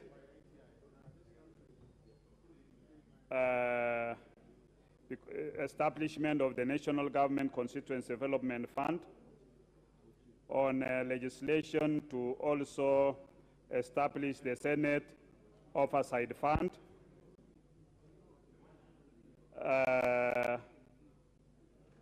this, Honorable Speaker, is a very progressive amendment. I remember last year, when we had the PPI fraud. In it, there was also a proposal. It had some good proposal like amendment to the CDF and making it a constitutional provision. And I think Honorable Mule and Honorable Gishimu has seized the better parts of that proposed amendment to be able to do something that I would say noble, because CDF has done a lot. Even when you go to the county, you might not see any, in other counties, you might not see any serious county project, but you'll always see this is a CDF project. Is it a classroom? Is it a chief's office? Is it a DC's office? DCC's office? Is it an ACC office? Is it a police station? And many other projects that have been done through CDF. Not just that, we have, as my colleagues have said, we've seen students benefiting through CDF allocations. Honorable Speaker, even as we speak now, many of us are getting calls from our constituents. When are we dispersing the bursaries? Because many of the parents, I'll talk on behalf of the great people of Endebess. You have many needy students who their education is almost wholly dependent on CDF.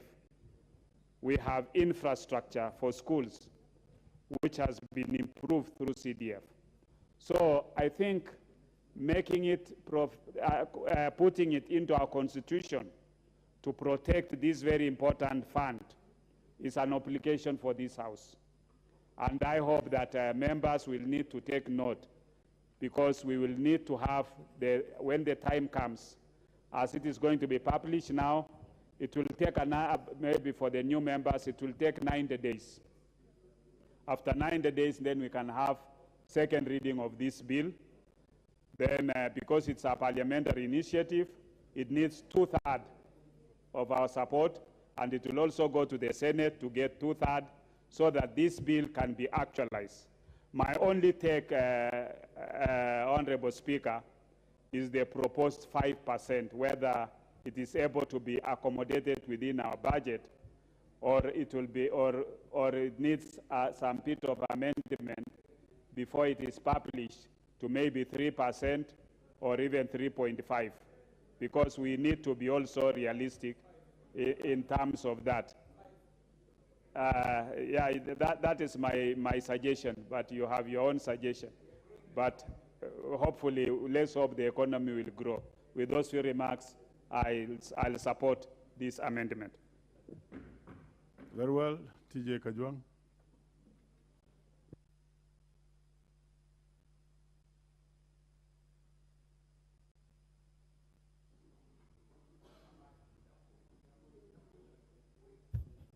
Mr. Speaker, 5 minutes is so short, I may not do justice to this. I just want to be the devil's advocate here. We have agreed, as Senior Counsel Otiende Amolo has said, that the drafting of the CDF bit of it looks to be well done. And, well, you can work on the mathematics of 5% or whichever percentage, but I think the drafting itself looks to be good. I want to ask you, the promoters of these bills, that please draw a small caucus around you which can help you. This bill is so important for us to waste. Anything that will make us succeed is important. Have a small caucus that will direct you, especially on the drafting and on the constitutional law around this. For example, I've seen you have talked about Senate, you call it oversight. And then you have talked about some other things, stimulus, and then you have talked about something else. We don't want anything that will poison CDF. And if you want to know how poison works, remember BBI. BBI was completely killed because some people who thought they knew more than the others put so much poison that it could not be completely, consumed.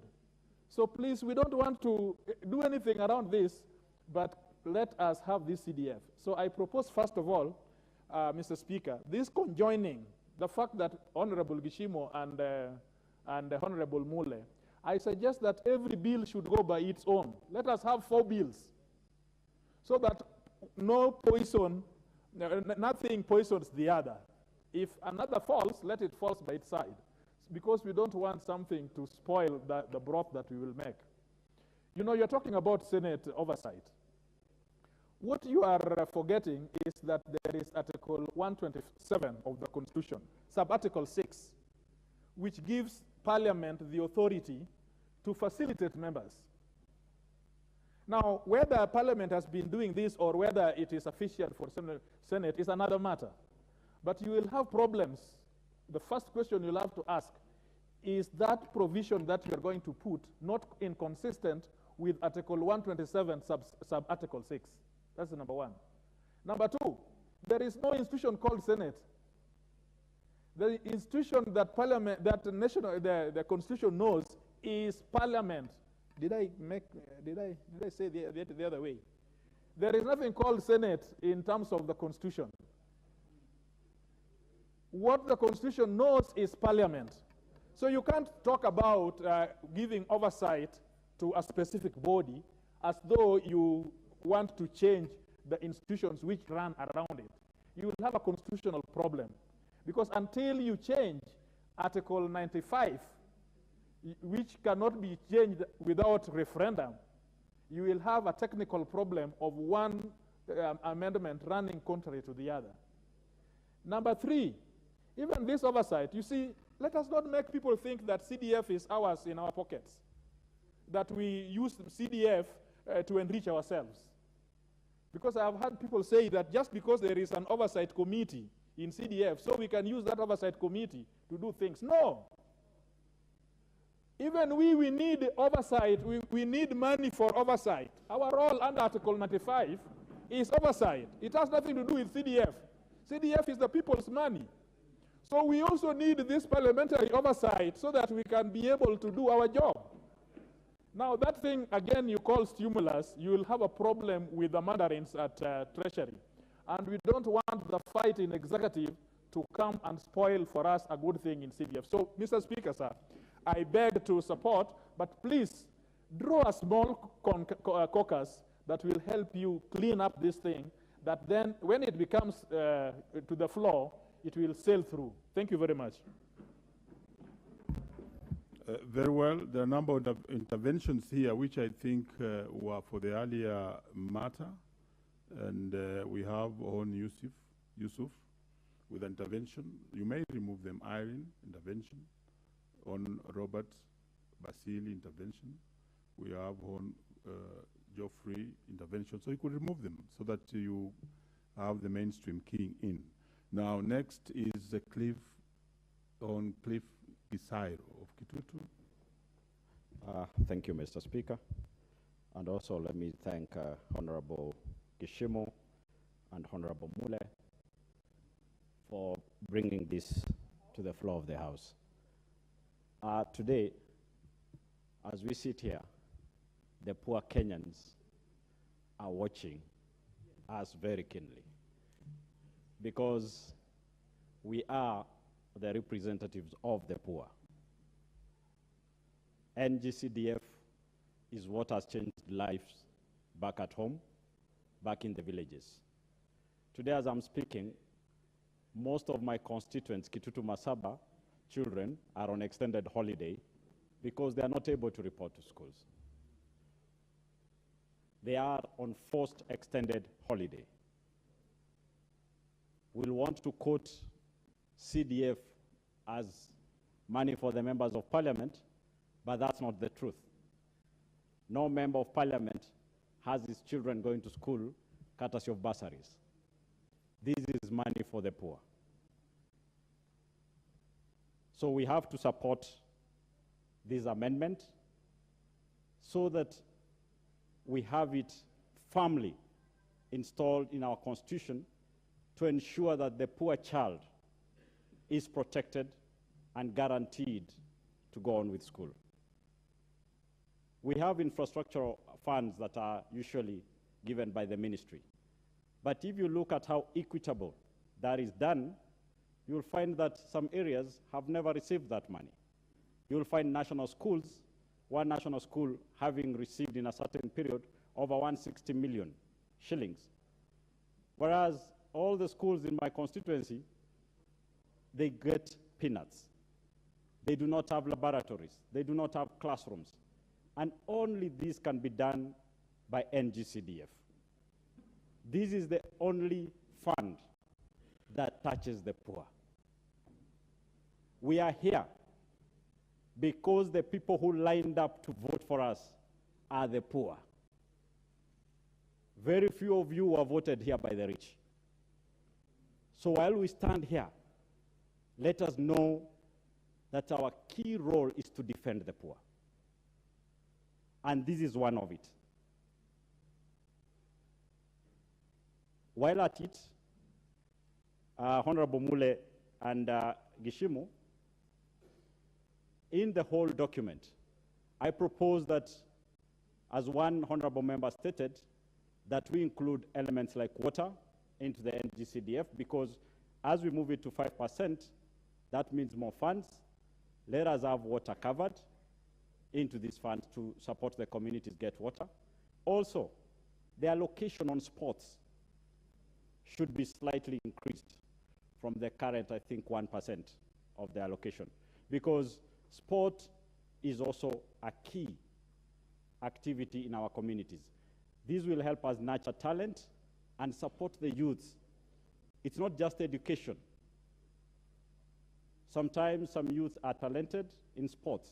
Let us have more funds for these youth to be promoted in their respective fields of sports and any other extracurricular activity where they thrive in. Mr. Speaker, I stand here as one person who was educated by bursaries. I know the importance of this. If we don't do this and have it in the Constitution, if we don't work together for the sake of the poor Kenyan out there, we'll have let ourselves down. I support this, and as a member of the NGCDF committee, we'll work together to make sure that this passes and the poor man in the villages get what is theirs. Thank you, Mr. Speaker.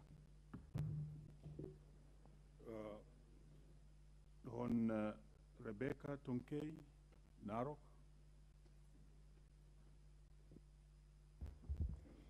Thank you, Mr. Speaker, sir. First of all, I want to thank the Almighty God for giving me this opportunity to serve in the August House. I stand here now to give my maiden speech because I've never spoken since I was sworn in. In fact, Mr. Speaker, sir, I've been inserting my card since I was sworn in, and unfortunately, I've never caught the Speaker's eye. All the same, I want to thank you for giving me this opportunity, and I thank the people of Narok for giving me the opportunity to serve in this House. Mr. Speaker, sir, I know being here is not an easy thing, and the members will agree with us that we've been here. To be here, it takes the hand of God. We went round looking for votes, and at the end of the day, the Lord gave us the opportunity to be here. I thank God because I was here one time as a staffer. I've worked in Parliament, in the Research Department, I've worked in the Human Resource Department, and therefore being here to me is an opportunity that I cannot take it for granted. Mr. Speaker, sir, I know the master is there, and the people of Narok County are looking and waiting upon me to give them service. And I promise them that I'll be here to serve them since they gave me the opportunity to be here. Mr. Speaker, sir, there are so many youths out there who are not employed. Many teachers who are trained and they have never gotten the opportunity to be employed. And being in the Education Committee, Mr. Speaker, sir, I know I'll be the voice of those many youths who are trained as teachers and have never gotten the opportunity. There are many teachers there who are so frustrated, especially with the issue of delocalization. In fact, Narok County is mostly hit by delocalization. And this issue, Mr. Speaker, sir, I thank the member who brought this, the motion or the bill in the House so that we can amend this policy whereby teachers are delocalized. Because in Narok County, Mr. Speaker, sir, the teachers who are employed are not equivalent to the ones who are delocalized. You find the teachers who are posted to Narok County, Mr. Speaker, sir, are not equivalent to the ones who are employed. And this one, to us as people's employees, because we've been employed by the people, we are going to fight this to ensure that we get the right number of teachers equivalent to the ones who are posted out of the county. Mr. Speaker, sir, I know there are many issues, problems that are facing the people of Narok, like infrastructure, the roads, and people like me are victims. I know Honorable Pareyo will agree with me that coming from Narok North is the worst hit place. When it rains, we cannot even go to our homes. And for over 50 years since independence, Mr. Speaker, sir, Narok has no roads. It is a big challenge, which I know, especially having my honorable member, Pareyo, who is the constituency MP, we are going to address this issue. Mr. Speaker, sir, I want to also talk on the girls' pregnancies. And I know this issue is a big issue. Right now, we are facing a challenge in our schools. We have 741 girls who are pregnant, and they have not been in school. They have dropped out of school. It's an issue which we are going to also address. And I want to tell the people of Narok County that I am here as Mama County, and these issues will be addressed. Mr. Speaker, sir, on the issue of the amendment, the bill before us here, Mr. Speaker, sir, I support this. Whenever we go to the counties, every Friday and Monday over the weekends, we get so many parents coming to us.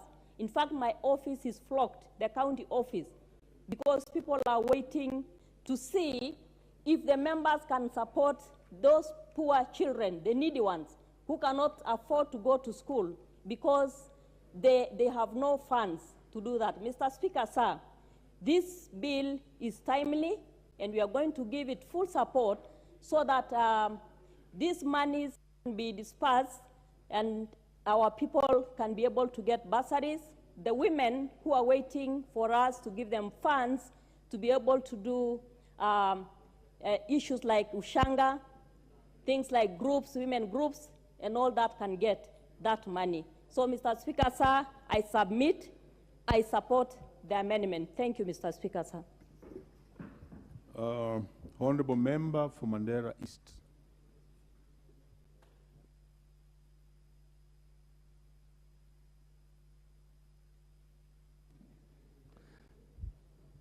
Mr. Speaker, thank you very much for giving me this opportunity. This is a very important bill, as it has really changed the lives of our people. National government CDF has played a very important role in especially the marginalized areas in this country. In Mandera, where I come from, before CDF, we had no much projects. We had no bursaries for our students.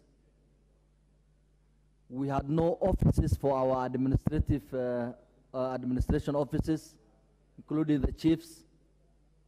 But now this has really changed. CDF has built schools. It has built offices for our chiefs. It has built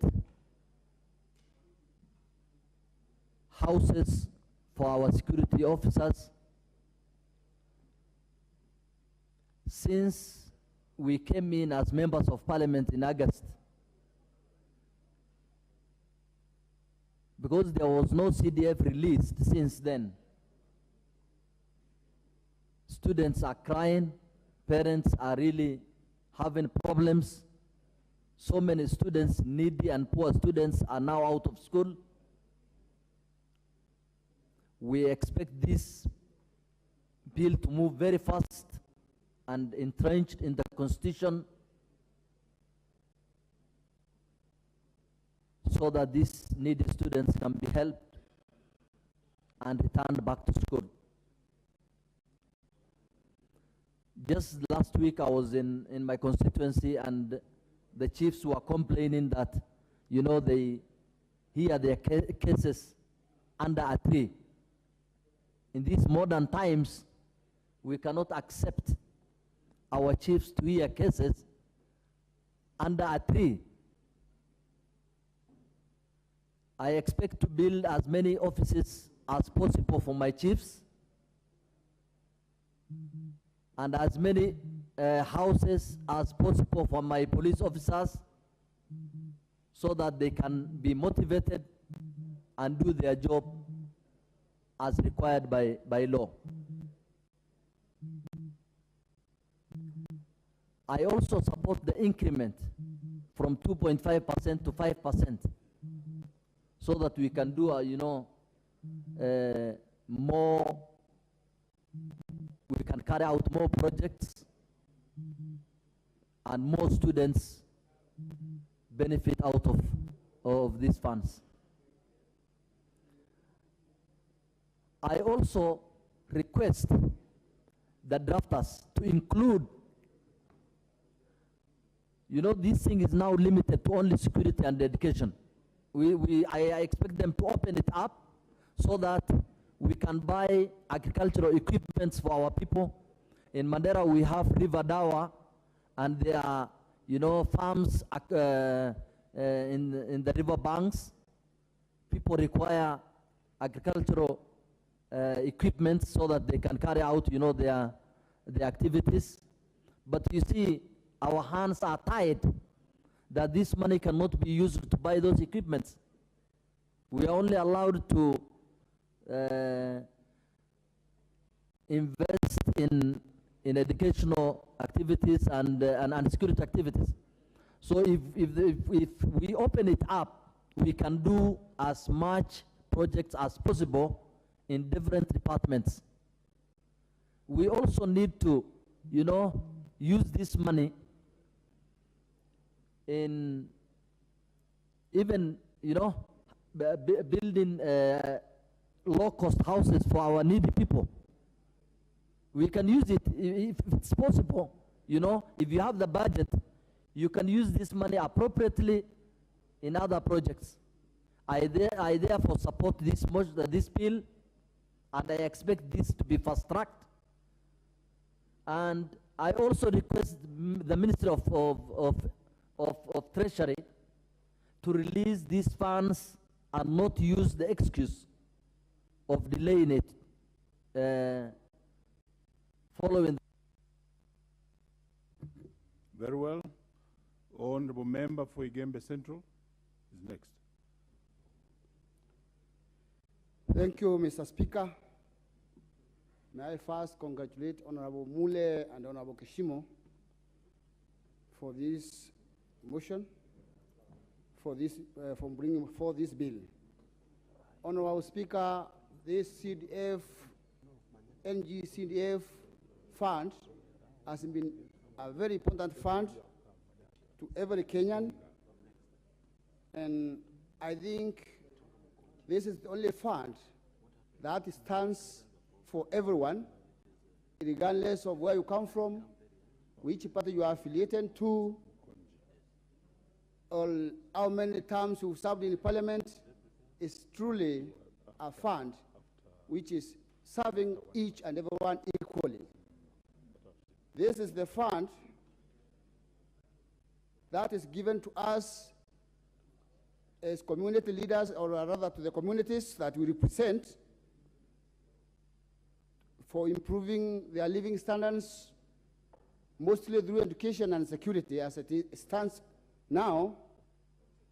And I think with this fund entrenched into the Constitution, it will be a fund of future and a fund that will be guaranteed, and not any other and dig will go to court and suspend it.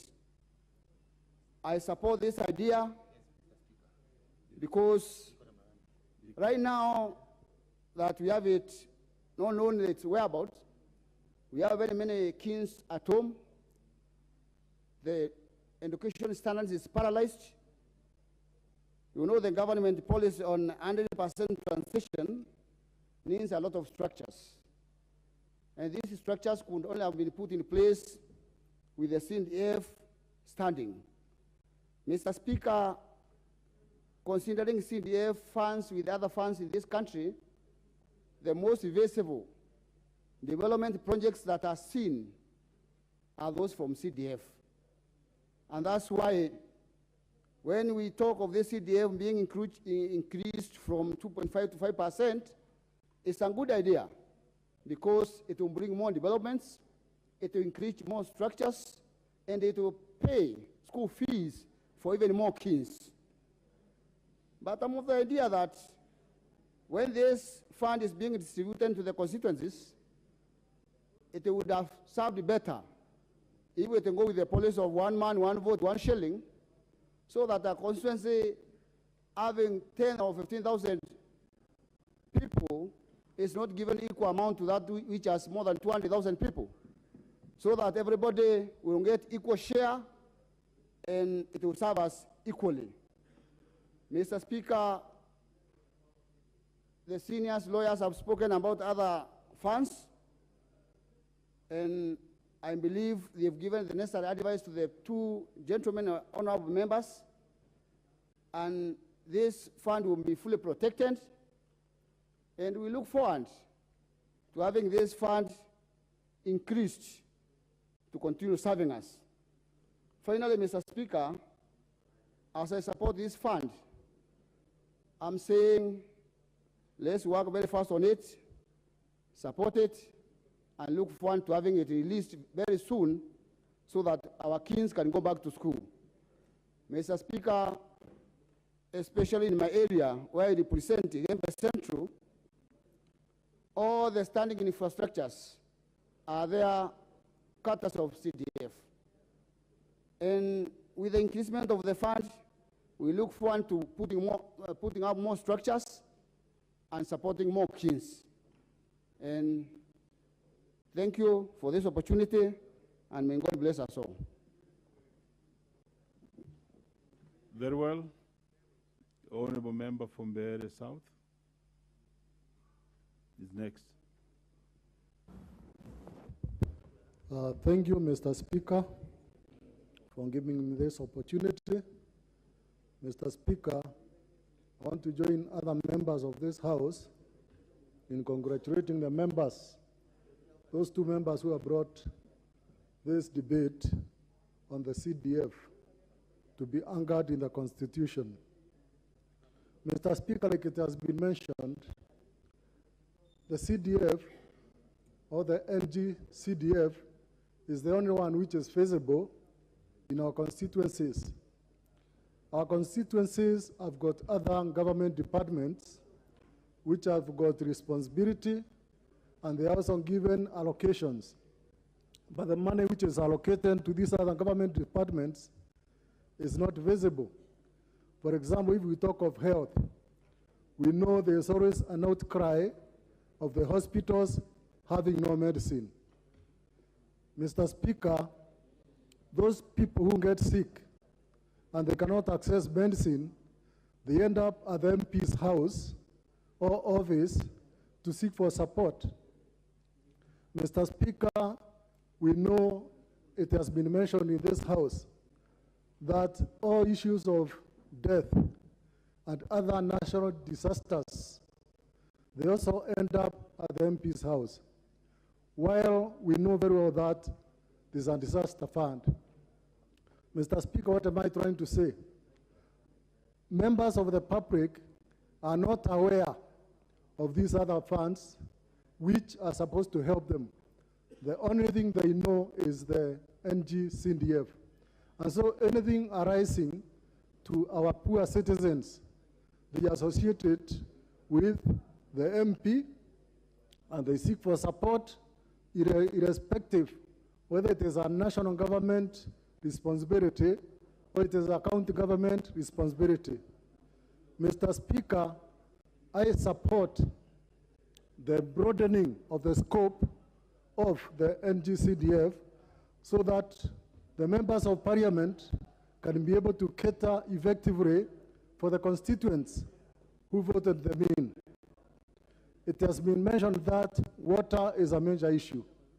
Mr. Speaker, most of us who are here in this house, who come from the arid and semi-arid areas, end up spending their own money to support schools with clean water. And if this was in the NG-CDF, it would be easy to bring water to schools and even to some of our communities. Mr. Speaker, there's something I want to raise here. Even other government departments who get their own vote, they also resort to coming to NG-CDF for support. For example, I know there are several cases where the government administrations have come to NG-CDF to ask for them to purchase land to put up government structures. That means this fund is actually recognized not just by the citizens we are representing, but even other government departments, they do recognize the NG-CDF as a fund which is being utilized properly to support every sector, both the government and even the local citizens. It has been proposed, and I second, that this bill should not be bundled with others for the sake of having it to sell on its own. Mr. Speaker, I think we need to consider having the NG-CDF being debated or being prepared on its own, while others funds also are prepared on their own. The reason being that this is a fund which has been tested and its impact has been seen in this country. About increasing it to 5%, Mr. Speaker, sir, I would even propose that it goes higher. Because like what I mentioned about the disaster fund, the disaster fund, like now we have got famine, it is not covering us well. But if some money of disaster are vacant in the NG-CDF, every constituency is able to cater for whatever disaster is facing their constituents. I thank you, Mr. Speaker, for the opportunity. Thank you. Very well. Honorable Member for Dagoretti South.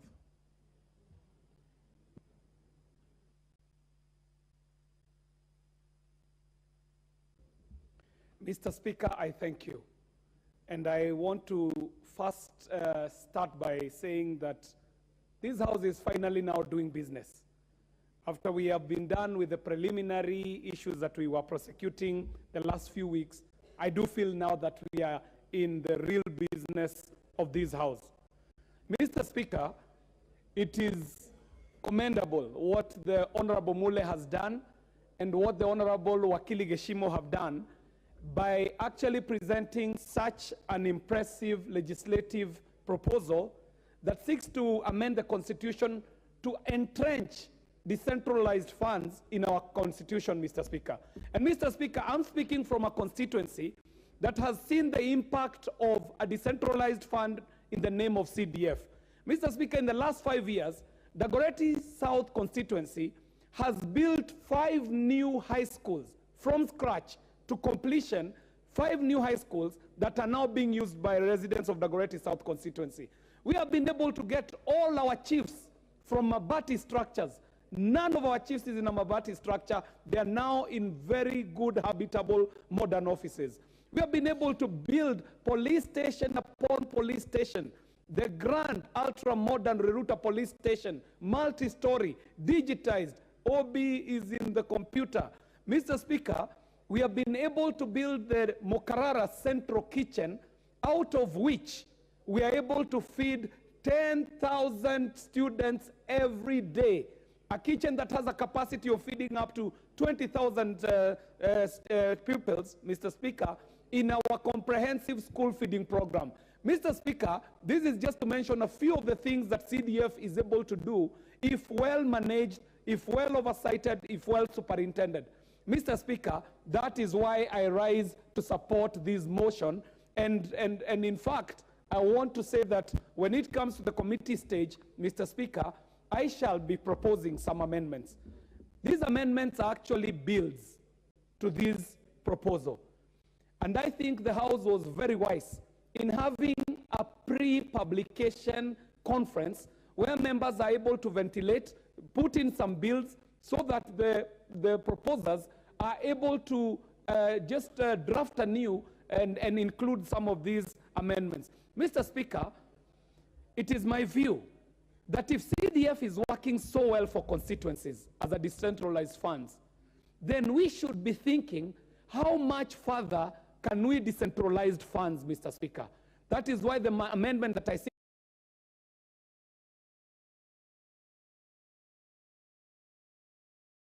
want to do is to introduce, it is clause 204, and I want to introduce a new segment, clause 204E, which will seek to further establish an equitable development fund, which shall be a county government fund, which shall be consisting of monies of not less than a certain percentage of the share of the revenue that is allocated to each county as divided by County Allocation Revenue Act enacted pursuant to Article 218.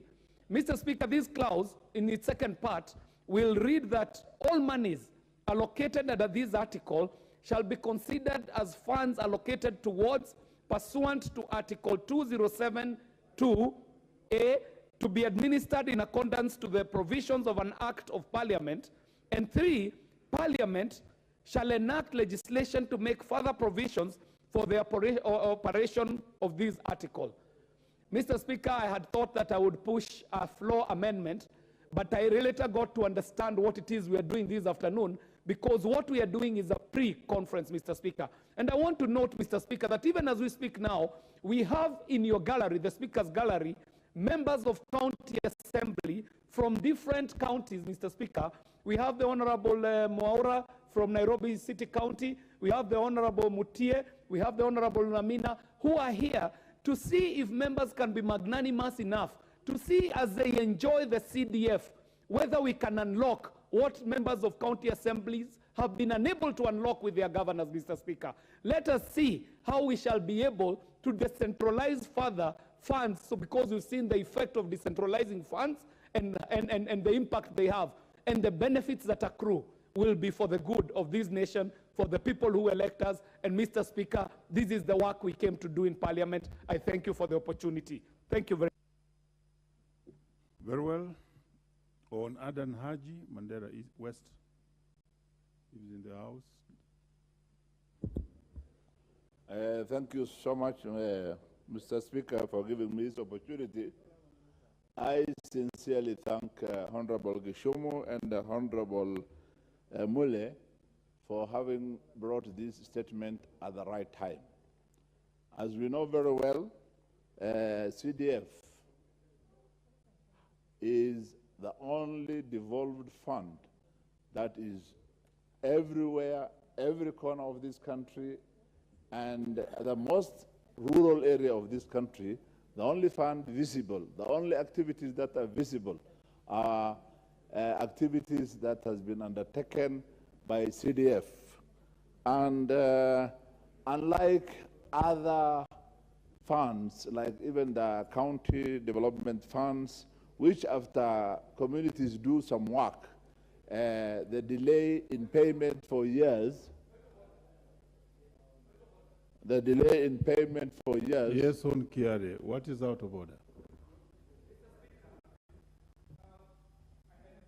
It's not in my place to interrupt the very esteemed ranking member, Yusuf, but I think this is critical, Mr. Speaker, because we've been having very many fights on this fund, especially with institutions that do not understand how CDF works. I think it is not in order for the Honorable Yusuf to refer to CDF as a devolved fund. In fact, one of the biggest problems we are having is when people imagine that CDF can undertake devolved functions. So, Mr. Speaker, I would wish that the Honorable Yusuf could actually refer to CDF as a decentralized fund that is able to do national government functions in constituencies and not refer to it as a devolved funds. Thank you very much, Mr. Speaker. Yeah, I think. Very well, thank you so much. You may continue. Thank you so much for correcting me there. You are very right. This is not part of the devolved fund. It is a central government fund that has reached the most remotest area. I was just saying that developments undertaken by other funds, if you look at the payment schedules, what do you call that? Constituency development fund payments are very prompt.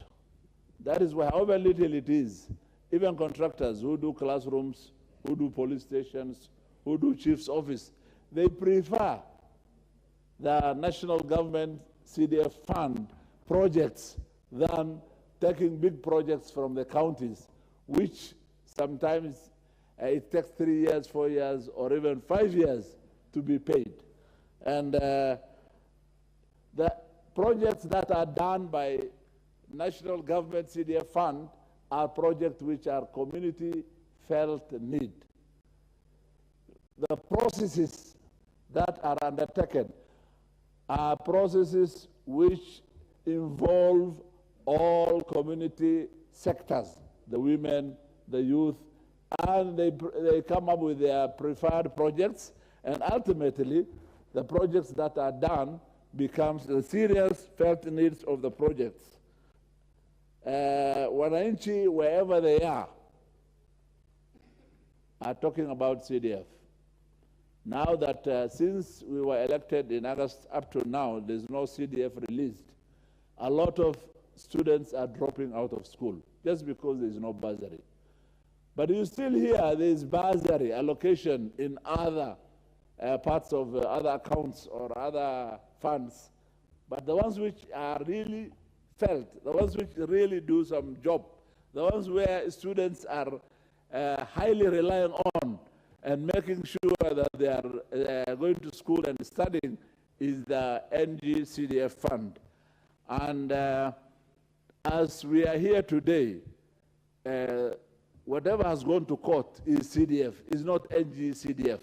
And therefore, I urge the Treasury to release CDF with immediate effect so that our students, our poor students who have been seriously hit by the drought, parents who have been seriously hit by drought, parents who lost their livestock will be able to take their children to school through the CDF come January. Therefore, it's my request that Treasury releases the ND-CDF money with immediate effect so that it can be processed. Finally, expanding it to 5%, I think this is a noble idea.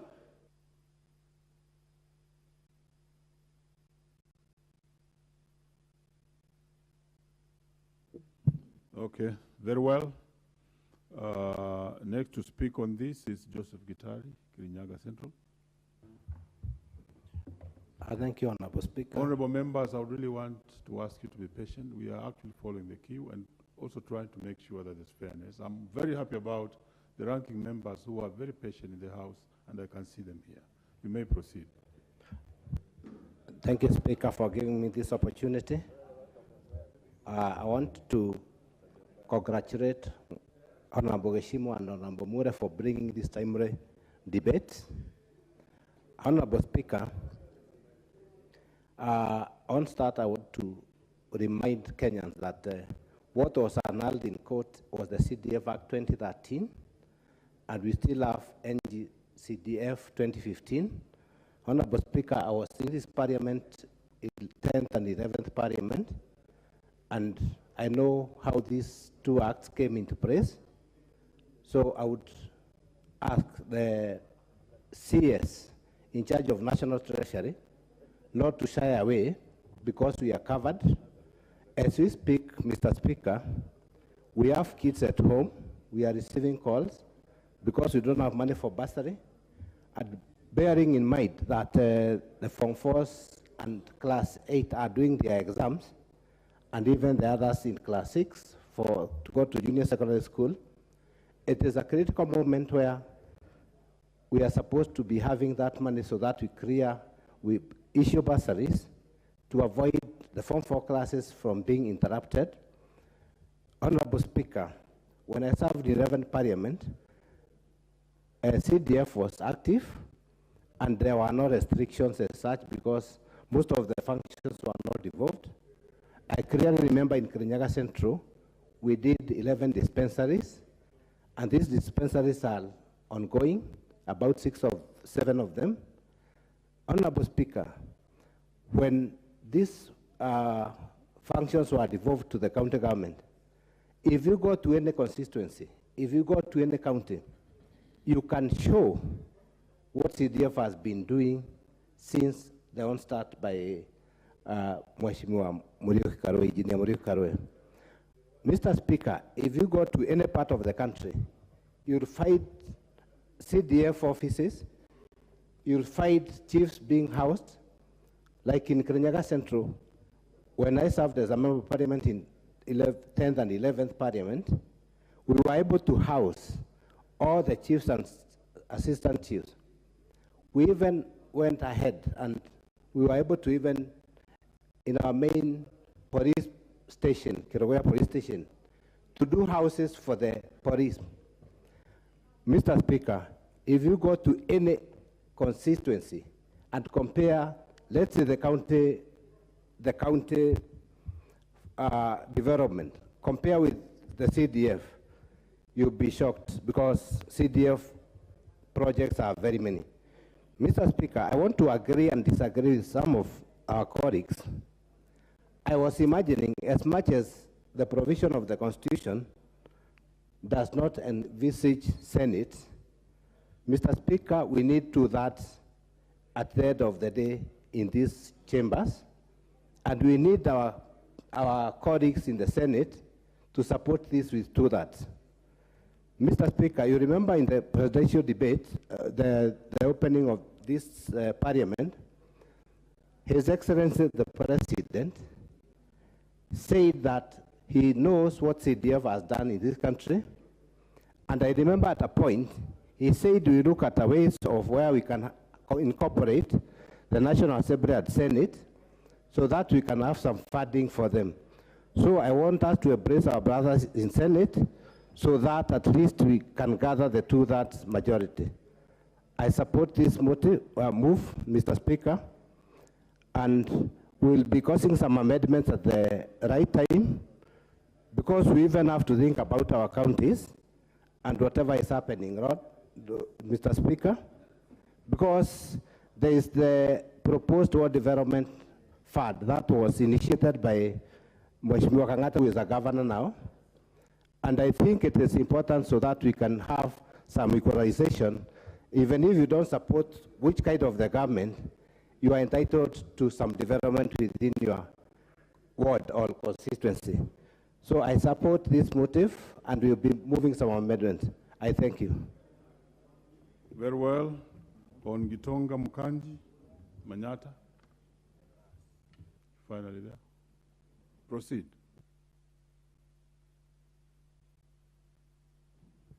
Thank you, Honorable Speaker, for the opportunity.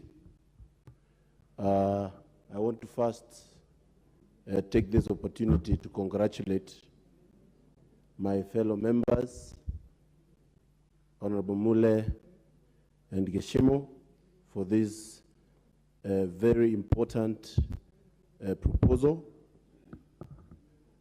Honorable Speaker, CDF is a God-sent fund to this country. Article 53 of our Constitution, 2010, has been actualized due to the CDF. We have also done a lot on improvement of security with the CDF under the Article 27 of the Constitution. Honorable Speaker, I know many members will agree with me here that when this story of CDF being illegalized by the courts, they were very scared on the way forward. Because, Honorable Speaker, the work that the CDF does mostly will guarantee all these members being able to serve their constituents. Just yesterday, Honorable Speaker, I got calls to visit one of my schools in the constituency that was hoping to benefit from CDF with getting some classes, because they don't have classes, they school under the shade and some shady places. Honorable Speaker, I really welcome this House move to have CDF under the Constitution, and rightfully so, because this House is possible to amend the Constitution under Article and guidance of Article 256 of the Constitution. I would really hope that this process can go uninterrupted, so that, Honorable Speaker, we can have that fund as soon as possible. I want to agree with the Honorable Member who suggested that members should have a caucus to discuss this issue, so that when it is coming here, it comes ready to be passed. I also hope members will participate and ensure that we have public participation. And I know if there is one thing that has public goodwill, Honorable Speaker, is the issue of CDF. Because the development on the ground speaks for itself. Just to add to what many have suggested, I would really hope the 5% increment happens, Honorable Speaker, so that we can be able to do everything that is possible to do. I also want to propose that we have a shareable, equitable way for the CDF. Because, Honorable Speaker, when I speak to a few members, they have the same figures with my constituency that are 6 wards, but you find them with 3 or 2 wards, Honorable Speaker. I would propose the 1 man, 1 shilling on this CDF, so that we can be able to have fairness when we are serving our people. I look forward to doing a lot with the CDF on the TVETs, which are our only hope to have our young people being able to get into the job market, and they can be able to serve this country. Honorable Speaker, knowing very well that I've benefited a lot on bursaries while I was in school, I had proposed to do maximum bursary disbursement in terms of CDF. So, Honorable Speaker, I really support these proposals, and I look forward.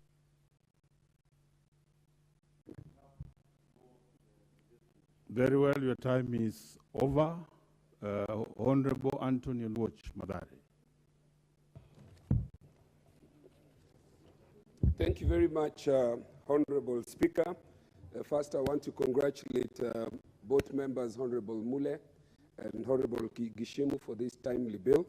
Secondly, I want to thank the Speaker and the House Business Committee for the ingenuity of availing the opportunity of a pre-publication motion that would allow members to ventilate, thus obviating the very rigorous processes that go in before you get this. I want to urge the Speaker and the House Business Committee to use the same ingenuity to obviate the 90 pre-publication period, or the period that has been said that have to be mandatorily undertaken before this can be brought to the House for conclusion. And lastly, also on these preliminary points, to ask that the House Business and the Speaker use the same ingenuity to ensure that motions that private members discuss on Wednesday morning also have a similar pre-publication for platform with similar weight, so that from there, this can go directly to drafting and therefore then to a bill. Let me make my quick, powerful point before I go to, and I'll start with three quick things that I think we need to do. First of all, the question of time. I've listened a lot to what members have said, and all those will come to this, that unless this bill is filed, drafted and filed timeously, the people who I refer to are people who are the perpetrators of executive conspiracy against members of parliament, are waiting in tow to ensure that this question of the judgment being delivered in court by December actually takes place before this bill is assented. So unless this is done timeously, all that we are doing here will be of no effect. Honorable Speaker, the other point that I needed to make on these very quick points that I need to make is that this House must peg the bringing of any other serious government bill, including the supplementary budget that will come. It should be pegged to the question of this bill having been debated and passed, or in its place, Treasury has released all the funds that are due to the 290 constituencies. Honorable Speaker, I also want to raise a red flag on this issue, because along the way you will find that there are crocodiles along the way that you need to deal with. There is a monster Article 115 in the Constitution which I have raised in the previous Parliament, and which the predecessor ruled against. You need to watch that even after we pass this bill, and I'm sure we will, Article 95 allows the President to refer back a bill under Article 1157 to the House with a memorandum, with the possibility that unless you raise a two-thirds majority, then he has overturned essentially what you have passed.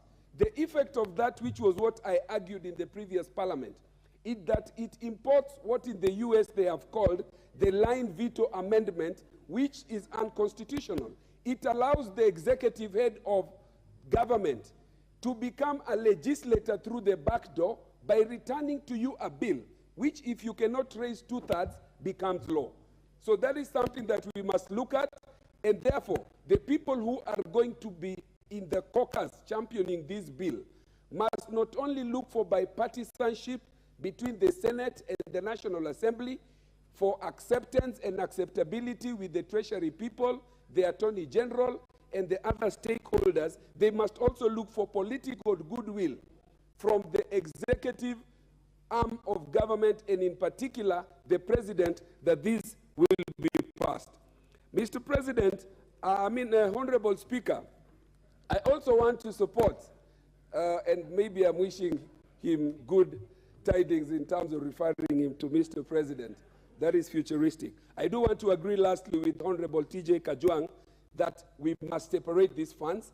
These bills, they must be separate for bills in terms of CDF, NGAF, Senate oversight, and economic stimuli without demeaning the NGAF funds, and I believe they are in equal standing as the CDF fund. I thank you. On Majimbo Kalasinga.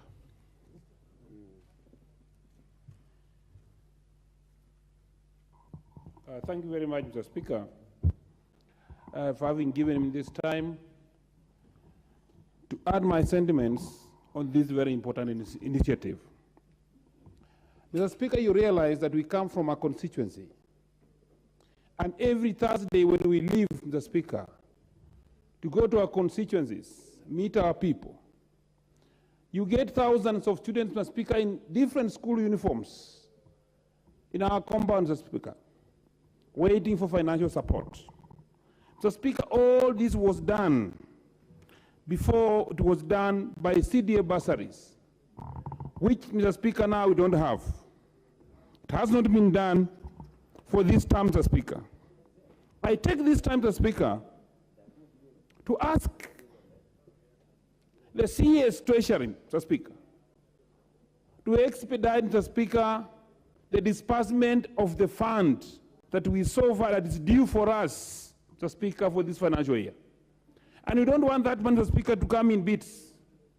Let them release that money at once, Mr. Speaker, so that we do work with it. So, Speaker, when you look at CDF and it's those who engineered it, Mr. Speaker, it has gone well, increased, it must progress, Mr. Speaker.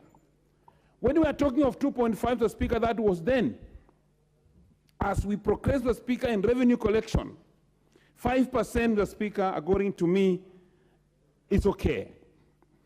When you look at Gottlieb Daimler and Carl Benz, these were two people, Mr. Speaker, who manufactured the Mercedes-Benz. The first Mercedes-Benz, Mr. Speaker, had so many problems, but the current Benz, Mr. Speaker, is modified to the standard. Mr. Speaker, you want to modify CDF, increase its percentage, and even increase what we must do, Mr. Speaker. If we raise this money to 5%, Mr. Speaker, we also want to take care of the constituent roads, Mr. Speaker. We have roads in our constituencies, Mr. Speaker, which we rely on KERA, Mr. Speaker, to build. But, Mr. Speaker, KERA has very little money. We need to take into, Mr. Speaker, the issues of employment. When we release these funds, when contractors do build classes, Mr. Speaker, in our constituencies, they use local contractors who use local fundis, Mr. Speaker, and that money percolates in our people. So we raise the economic standards of our people, Mr. Speaker, using CDF. Without forgetting this, Mr. Speaker, that we want a green government. For us to attain a 10% forest cover in this country, Mr. Speaker, we must, Mr. Speaker, improve on the environment. And that, Mr. Speaker, when we increase the percentage that we do offer from CDF, Mr. Speaker, we shall attain that one. I have a lot of respect, Mr. Speaker, with those who brought this. Mr. Speaker, before this, the police, Mr. Speaker, you could find two policemen, Mr. Speaker, sharing one house. One is married, another one is not married. It comes, night don't separate, Mr. Speaker. But one night comes for both. They are all in the same house, Mr. Speaker. Mr. Speaker, conjugal rights are denied to some, Mr. Speaker, because should you share one who doesn't have, Mr. Speaker, issues. CDF, Mr. Speaker, has built houses for policemen. In this country, Mr. Speaker, now you get policemen with different houses staying very well and offices, Mr. Speaker. We must, Mr. Speaker, promote this CDF. And anyone, Mr. Speaker, standing on the way of CDF doesn't understand. Mr. Speaker, nowadays you can't watch TV. If you are on your news watching TV, Mr. Speaker, what you see are tears from students who have been beneficiaries, Mr. Speaker, of CDF, crying all along. When I watched yesterday, Mr. Speaker, one student in Kisi, who was a student in Kibabi High School, dropped and sitting at home, Mr. Speaker, the parents saying they will stay for more than 3 months as they look for money. Mr. Speaker, it's high time that when one moves to court, he must first assess why he's doing that. I come here, Mr. Speaker, to see a very good school. So when you come to Kabuchai constituency, Mr. Speaker, girls' schools like Kabuchai Girls High School, which I had never had a bus. Mr. Speaker, it's CDF that provided a bus, beautiful buses, Mr. Speaker, for our kids to grow. And Mr. Speaker, let me tell you for this information, CDF was had serious good things for this country, and Mr. Speaker, we must promote it. Looking at the way it has been put up, Mr. Speaker, we only have to entrench it then into this constitution. Because, Mr. Speaker, we have a caterpillar. These are small animals, Mr. Speaker. Honorable James Nicol.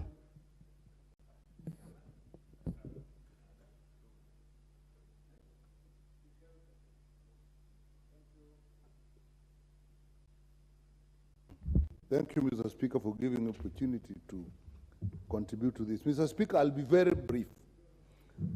The reality of what is happening here, in my view, is extremely simple.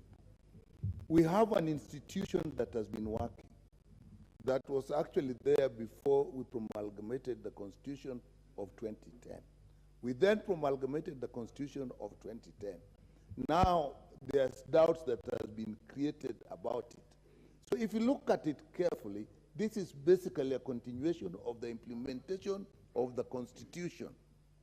There are those who feel that this is part of the devolved fund. It isn't. This is a national fund which is actually being implemented at the constituency. So I do not see why we cannot actually proceed and now amend the Constitution so that it is in line. Laws, people are not made for laws. Laws are made for people. So if we find an institution that is working, we have all listed here what the CDF has done, what CDF has achieved. We have looked at even chapter 4 in terms of education, the right, the Bill of Rights of the kids getting education. That is actually part of this. So, Mr. Speaker, mine is just to say this is part of actually the completion or continuation of the implementation of the Constitution so that it is in line. And it is just some people who have created doubt. So I support this. Bringing together NGAF and Senate oversight, I'm not so sure, but I think our colleagues who have brought this have to look into that. What are the merits of that when we're discussing this extremely important proposal? So I think we should actually, to a large extent, stick to the CDF. The role of the Senate is actually clearly stated in, I think, in Article 96. So I don't see why we are bringing that at this point. The only page that, again, I'll support is the Economic Stimulus Fund. This, I think, has come about because when Women Enterprise Fund was established, it was for men. Uwezo has been for the youth and people with disability and women. Youth Fund is for the youth. There's been a big cry amongst men that where do we support the men with this kind of funds? Therefore, perhaps that is something we should look at. So in my view, this is a simple matter. We are looking at the Constitution, and the Constitution should not stop a useful function, something that actually, even if you are to go to a referendum, will literally pass. It is the law we are changing to serve us. The law cannot stop us from getting the services we need. With that, Mr. Speaker, I support this proposal, and the proposal should actually look at in details, take out the aspects that we don't need, and remain with the aspects that we will go with. And all of us, colleagues, this is something we must fight for and get passed. Thank you, Mr. Speaker.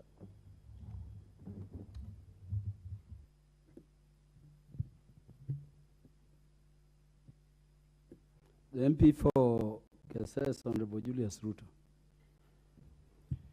Thank you so much, Mr. Speaker, and congratulations.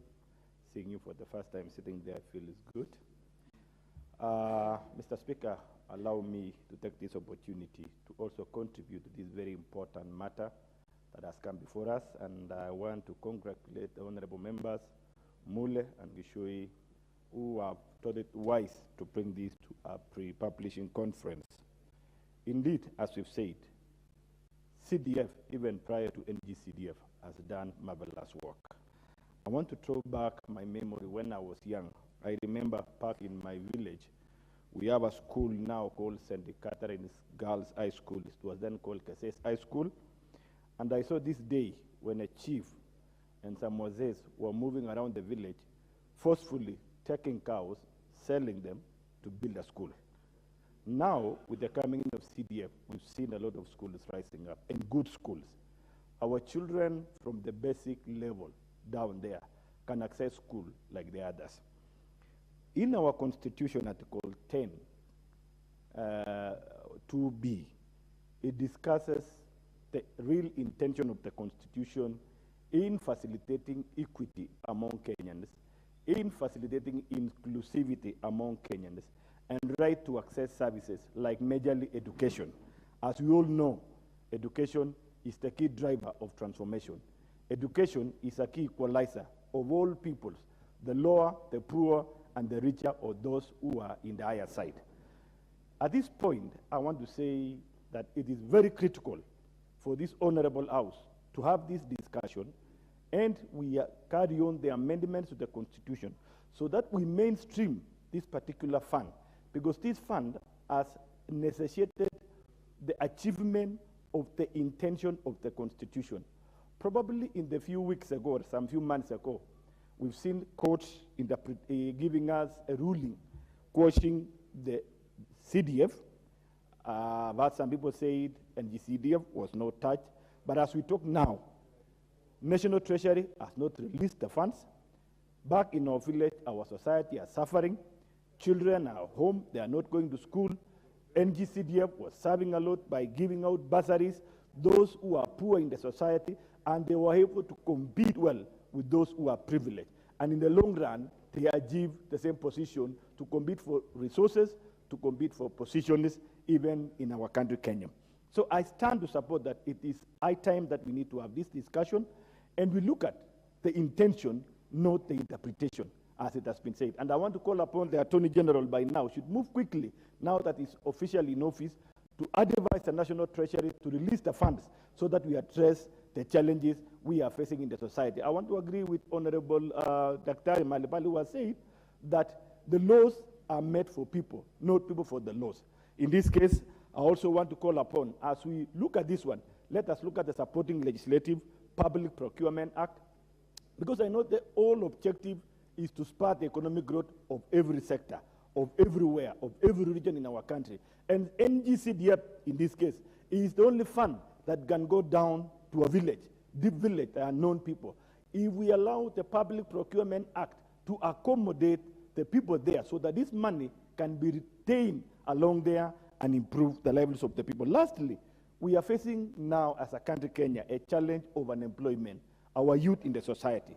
My proposal, as we are looking at this particular amendment and the future amendments to the legislation, is to see how to hit that this particular NGCDF can support our youth, support the talents of our youth, give them equal opportunity, and even including supporting those who have desires to be airlifted to the outside countries in seeking for the opportunities, so that the skills we have, we can export outside, and in the long run, we bring in foreign exchange, the cash transfers that are coming to our country, it builds our households, it builds our economy, and it gives our youth hope for them to live in this country. With that view, I want to say thank you so much, and I stand to support, and I look forward to come and support the amendment of this constitution. Thank you so much. The MP for Kamkunji constituency, Honorable Yusuf Hassan.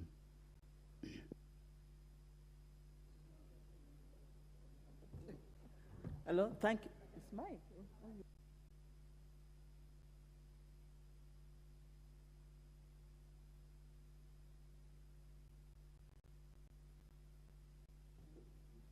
Thank you, Mr. Speaker, and congratulations. This is the first time I have seen you in the seat. I want to say that there is absolutely no doubt that the NGCDF is the most impactful and the most life-transforming development project in Kenya today. It's a remarkable and a revolutionary concept which has had a remarkable impact on the lives of poor people. In fact, it is so good that this concept has been copied and implemented in many countries in the world. And Kenya is a leader in that.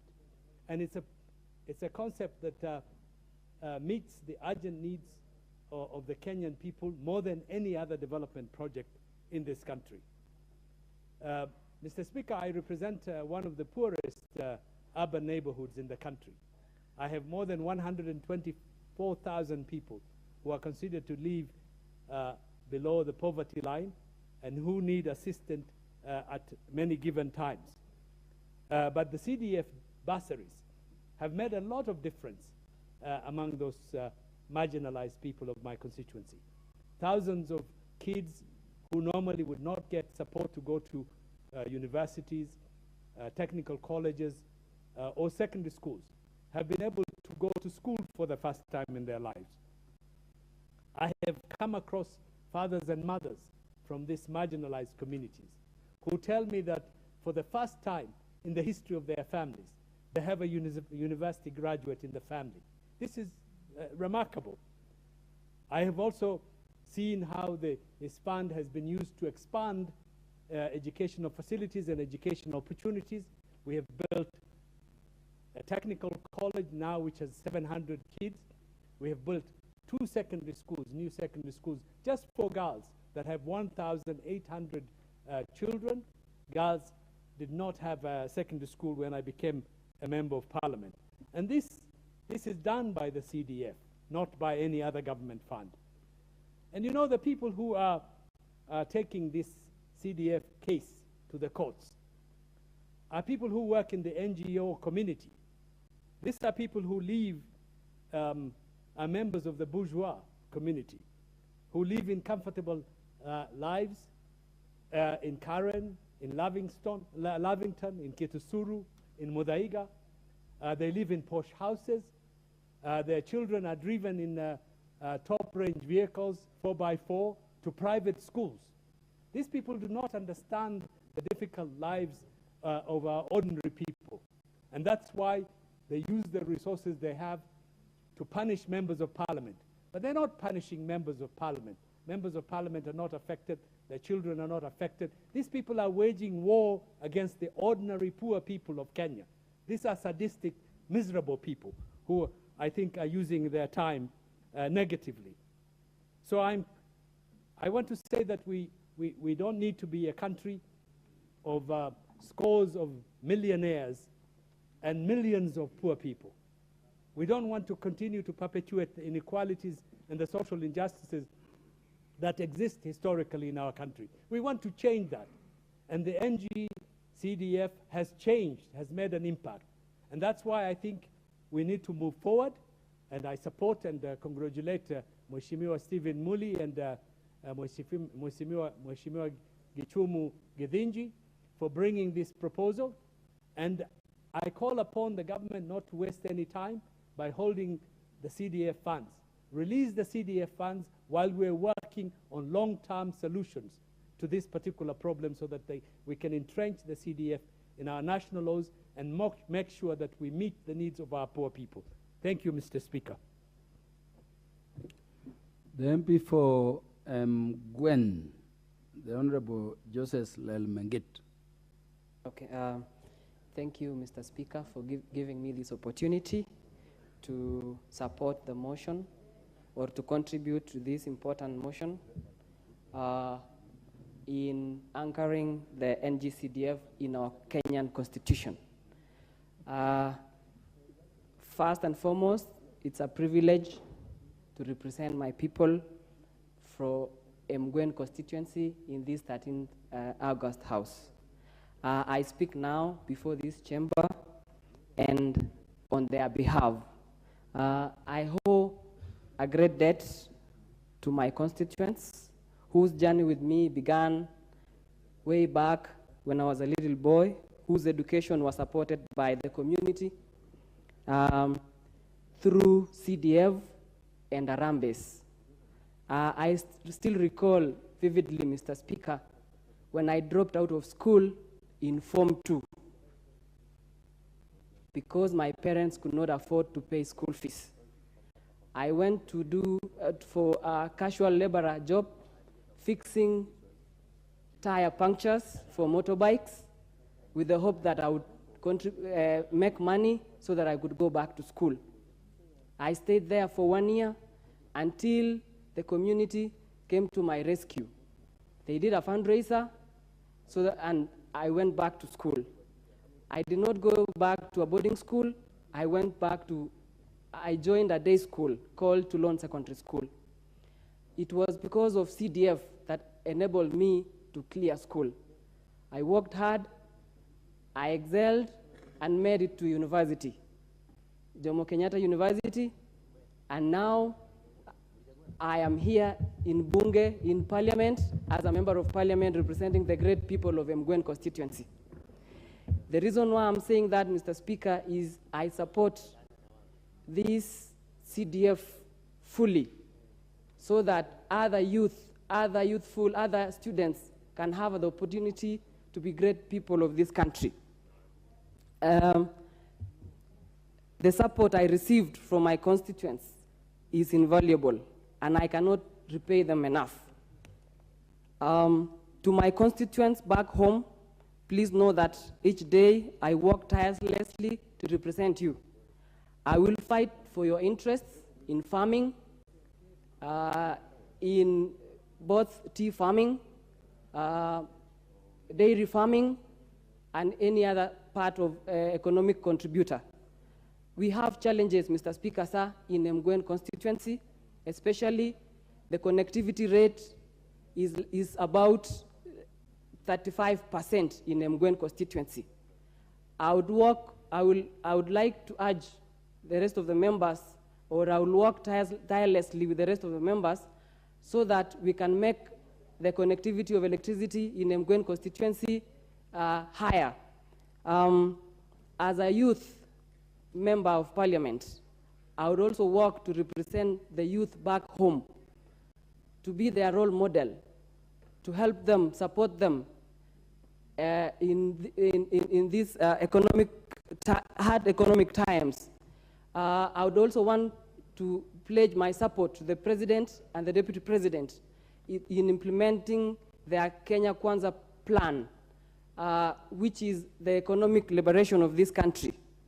I hope that my journey will be an inspiration, especially to the young generation of this country, that the present circumstances do not limit their future. So, Mr. Speaker, sir, I beg to support this motion and urge the rest of the members of Parliament to support this motion that the NGCDF be anchored in the Kenyan Constitution. Thank you, Mr. Speaker. The MP for Bungoma, Honorable Catherine Wambilianga.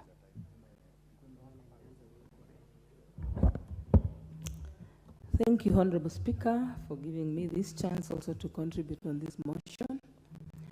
As I rise up, I'm fully in support of this CDF, GAF, and all the proposed funds being entrenched in the Constitution.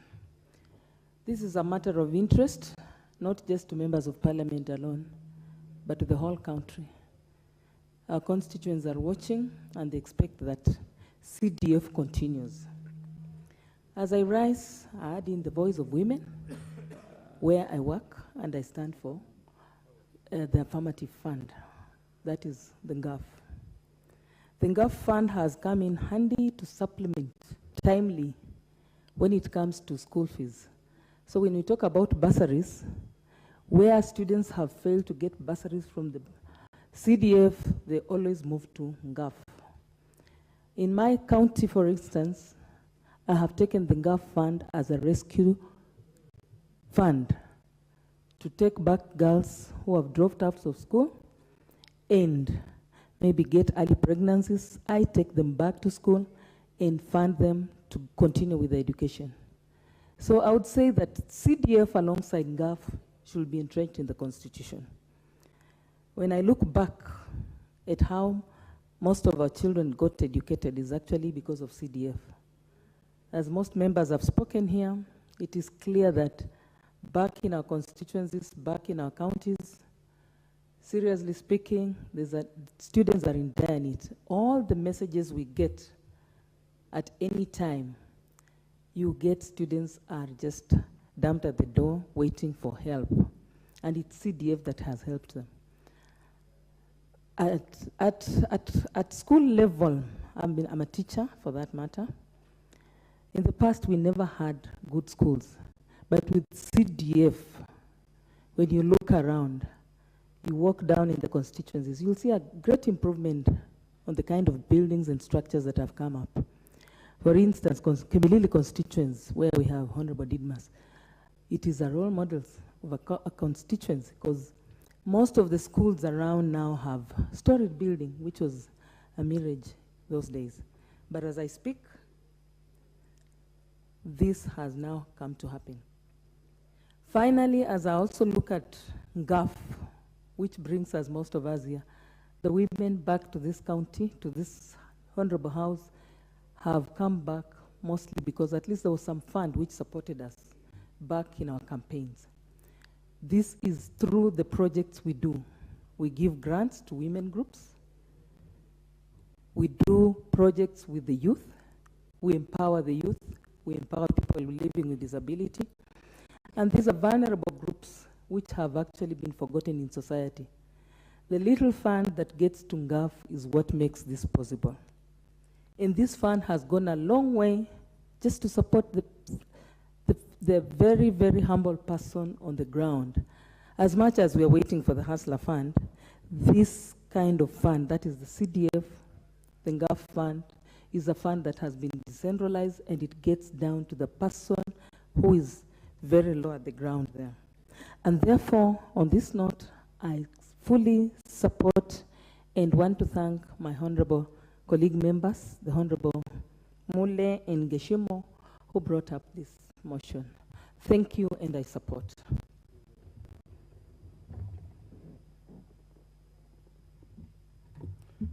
Thank you very much for using the least time to address the matter. It's Honorable Mark Mwenje, MP for Embakasi West in the House. Yes, sir. Thank you, Mr. Speaker. I want to support this proposal and thank Honorable Mule and Gishimo for bringing it to the floor. I believe, Mr. Speaker, this is long overdue. It's the first time this Parliament will have a chance to amend the Constitution since it was promulgated in 2010. I believe this amendment should be immune from the judiciary and the executive and have that bipartisan approach that we've seen so far. Mr. Speaker, I believe, as was mentioned by some of our colleagues before, we do need to engage the Senate informally regarding these amendments so that we ensure we've got a smooth process and avoid any conflict of roles and conflict of laws that may come about. So I would encourage the drafters, as they form a parliamentary caucus, that they remember, our National Assembly caucus, that they should consider liaising with our colleagues in the Senate. Mr. Speaker, the CDF fund is the most visible in this country today. In the 290 constituencies that we have in this country, you'll be able to see what CDF has done since it first came in 2003 under President Kibaki. So we should make sure as a House that we protect this fund, which was a brainchild of that parliament that existed then, that president then who saw it fit to support the creation of CDF. Mr. Speaker, one of the things I'd want to request as we discuss and we'll be making amendments to the Act following the passage of this amendment is that we must consider population as well. We noticed that for those of us who are new members, distribution was based on wards. And I would submit that some of us represent urban constituencies, that, like mine in particular, where I have over 280,000 people. So population needs to be a factor. And the way wards were created in 2013 or 2010 was not very fair because you have some constituencies that have more wards and lesser people. So I think we need to factor that in. Secondly, Mr. Speaker, we have a new system that's coming in next year. We've got CBC, so we'll have junior secondary coming in, And before we know it, members of parliament who've been here in the past have been given bursaries to secondary schools, secondary going students of Form 1 to Form 4, that's over 4 years. Next year, we'll add a 5th year. And the year after that, we add a 6th year. So we'll have more people coming to apply for bursaries. That is why it's more than important to ensure that this issue of having the act being challenged in court must come to an end. Mr. Speaker, the CDF, right now, all members of parliament, and they've addressed them here. We are getting calls. We need, from our constituents, they need bursaries. Some of us still have dilapidated schools. We have quite a number overcrowded, especially right here in Nairobi. We have insufficient security apparatus here in some of our constituencies, and only CDF can remedy this issue. Mr. Speaker, as I finalize, on the drafting, I believe there's an error in drafting it as the Senate Oversight Fund. I think it's important we look at it as the Parliamentary Oversight Fund, because if we call it Senate Oversight Fund, then it should be based on the revenue that's been allocated to the county. But the way it's been drafted, Parliamentary Oversight Fund, then you get a share from the national cake. We really need to consider this. I also believe the issue of the Economic Stimulus Fund should be separated from the other 3 funds. The other 3 funds should be conjoined tuned so that they either pass together or we all perish. Finally, I believe the 5% will be the main issue. And as a House, I really pray that we will not get compromised by the executive and protect this 5%. With that, Mr. Speaker, I support the proposal. Thank you. Honorable MP for Buri constituency in Meru, the Honorable Indikiri Mugambi. I want to thank you, Mr. Speaker. First, let me congratulate you. You are my senior. I haven't had an opportunity of congratulating you. In actual fact, I think you should have been there last year. Mr. Speaker, I rise to support the amendment of the Constitution in reference to National CDF Fund. Mr. Speaker, you know, Parliament has been given powers by the people of Kenya. Article number 1 of our Constitution, 3, the Parliament has been given power by the people of Kenya to legislate on their behalf. So, Mr. Speaker, I want to confirm that Gishimu and Mule are within the delegated powers by the people of Kenya. And I want to thank them for taking this issue to this height, and we shall amend this Constitution. Mr. Speaker, why is CDF very famous? It's not because of the money allocated to it, but first is because it is oversighted by members of parliament. Mr. Speaker, the members of parliament are proved that they are accountable. They are proved they are transparent. They are accountable. They are proved that they exercise equitability, trying to distribute resources properly. That's why you find that CDF is in every part of our constituencies. Mr. Speaker, there is no conflict between the devolved functions and between the government and the national government, between the county government and national government. It's very clear. National CDF 2015 is operating within the national government functions. As such, you allow, Mr. Speaker, I don't know on what basis that the case was taken to court, because we are operating under the national government functions. Mr. Speaker, this CDF is in sports for our youth. Mr. Speaker, CDF has created job opportunities for our young people, contractors, artisans, name them. Mr. Speaker, the issue of bursary. Mr. Speaker, when there is an emergency, Mr. Speaker, whenever there is a public outcry, like now that we're having issues with the drought, Mr. Speaker, the environment and the school infrastructure. I'm a very proud member of parliament. I think I made it back to the second term because I oversaw the CDF for the last 5 years that every school in my constituency has been touched by a project, 1 or 2. I have done a lot of police stations, 4 in number. We have put up 13 new laboratories in our constituencies, in our day schools. We have spent a lot of money on CDF as bursaries. We have spent money on sports. We have spent money on the environment. Mr. Speaker, the reason why CDF was brought in is because the national government was not able to see some gaps that were existing at the constituency level. Mr. Speaker, these are the gaps the members of parliament are quick to notice and use CDF to close that gap. Mr. Speaker, I support and agree that we need to work out on the process of enacting this bill. It is very critical from what member of Mathare said, and I agree with Senior Kajwang, what he said. There are certain things that we need to work on the process, but the concept, we are all in agreement.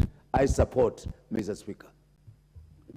The MP for Magarini, Honorable Harry Kombe.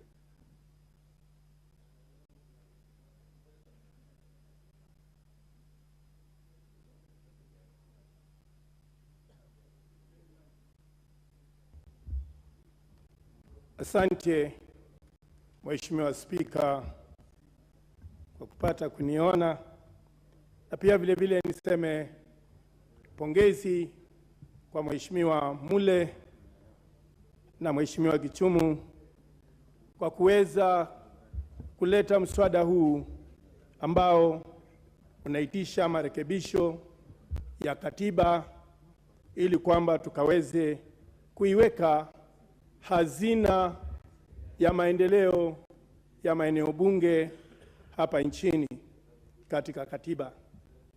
Mheshimiwa Spika, isingekuwa ni hazina hii, Mheshimiwa Spika, sijui Magarini ingekuwa wapi. Mheshimiwa Spika, wakati nilipochukua hatamu ya uongozi mwaka wa 2003, Mheshimiwa Spika, tulikuwa na shule 2 za upili, shule 2 pekee, na niliweza kutumia hazina hii ya maendeleo katika maeneo bunge na nikazinua kutoka shule 2 hadi shule 27, tukiwa tumejenga shule 25 za sekondari mpya. Pia vile vile tulikuwa na waliohitimu na shahada za elimu wakiwa ni watu 3 pekee ndani ya eneo bunge la Magarini. Kufikia mwaka wa 2007, Mheshimiwa Spika, idadi hiyo ilikuwa imeweza kwenda juu kufikia watu 400 waliokuwa na shahada ndani ya Magarini eneo bunge. Mheshimiwa Spika, tukiangalia na tukiangazia yale maeneo mengine, wakati huo ilikuwa iko wazi, haikuwa na vizuizi vingine. Tuliweza kujenga zahanati za kutosha katika kila kata. Mheshimiwa Spika, vile vile tuliweza kuchukua wanafunzi na tukawapeleka kusomea udaktari. Na Mheshimiwa Spika, hivi tunavyozungumza, lengo na shabaha ni kuweza kuwa na chuo cha ukulima ndani ya Magarini ambacho ni kijengwe kwa kutumia hazina hii ya maendeleo katika eneo bunge. Pia vile vile tukiangazia elimu ya wasichana wetu, watoto wetu wa kike tunanuia vile vile ndani ya Magarini tukaweze kujenga shule mpya ya wasichana hapo Marafa Girls Secondary School, ambayo itakuwa ni shule ya kisasa, siku za usoni ikaweze kuwa ni shule ya kitaifa. Mheshimiwa Spika, kwa pande zote na kwa hali yote, hazina hii ya ustawi wa eneo bunge ni hazina ambayo haistahili kuchezewa hata kidogo. Na yeyote yule anayepinga hazina hii, kwa lugha fupi, huyo ni mchawi wa maendeleo na anastahili kunyongwa, ashindwe shetani. Mheshimiwa Spika, kwa hakika tukija kwa upande wa asilimia, hiyo 5% iliyopendekezwa na ndugu hawa, naweza sema haitoshi, kwa maana kuna mambo ya dharura ambayo huzuka hasa kwa baa la njaa saa hizi. Hatungekuwa ni lazima tutegemee serikali kuu. Moja kwa moja ingekuwa ni kuingia katika mfuko huu wa hazina ya maendeleo ya eneo bunge na tukaweze kuwanunulia chakula watu wetu. Hivyo basi ningependekeza na nitapendekeza wakati tukifika pale wa kipindi cha kurekebisha, ningependekeza 7.5% ikawe ndiyo itatumika kwa hii hazina ya eneo bunge. Hapo ndani tukaweze kupata angalau milioni 5 za kusimamia majanga, maana siku hizi kuna mambo mengi ambayo huzuka na ambayo hutatiza wananchi wetu. Mheshimiwa Spika, ningeomba kukomea hapo na niseme asante tena kwa kunipatia nafasi hii kuchangia mswada huu. Asante. Is Honorable Ferdinand Wanyonyi on intervention, or you want to contribute?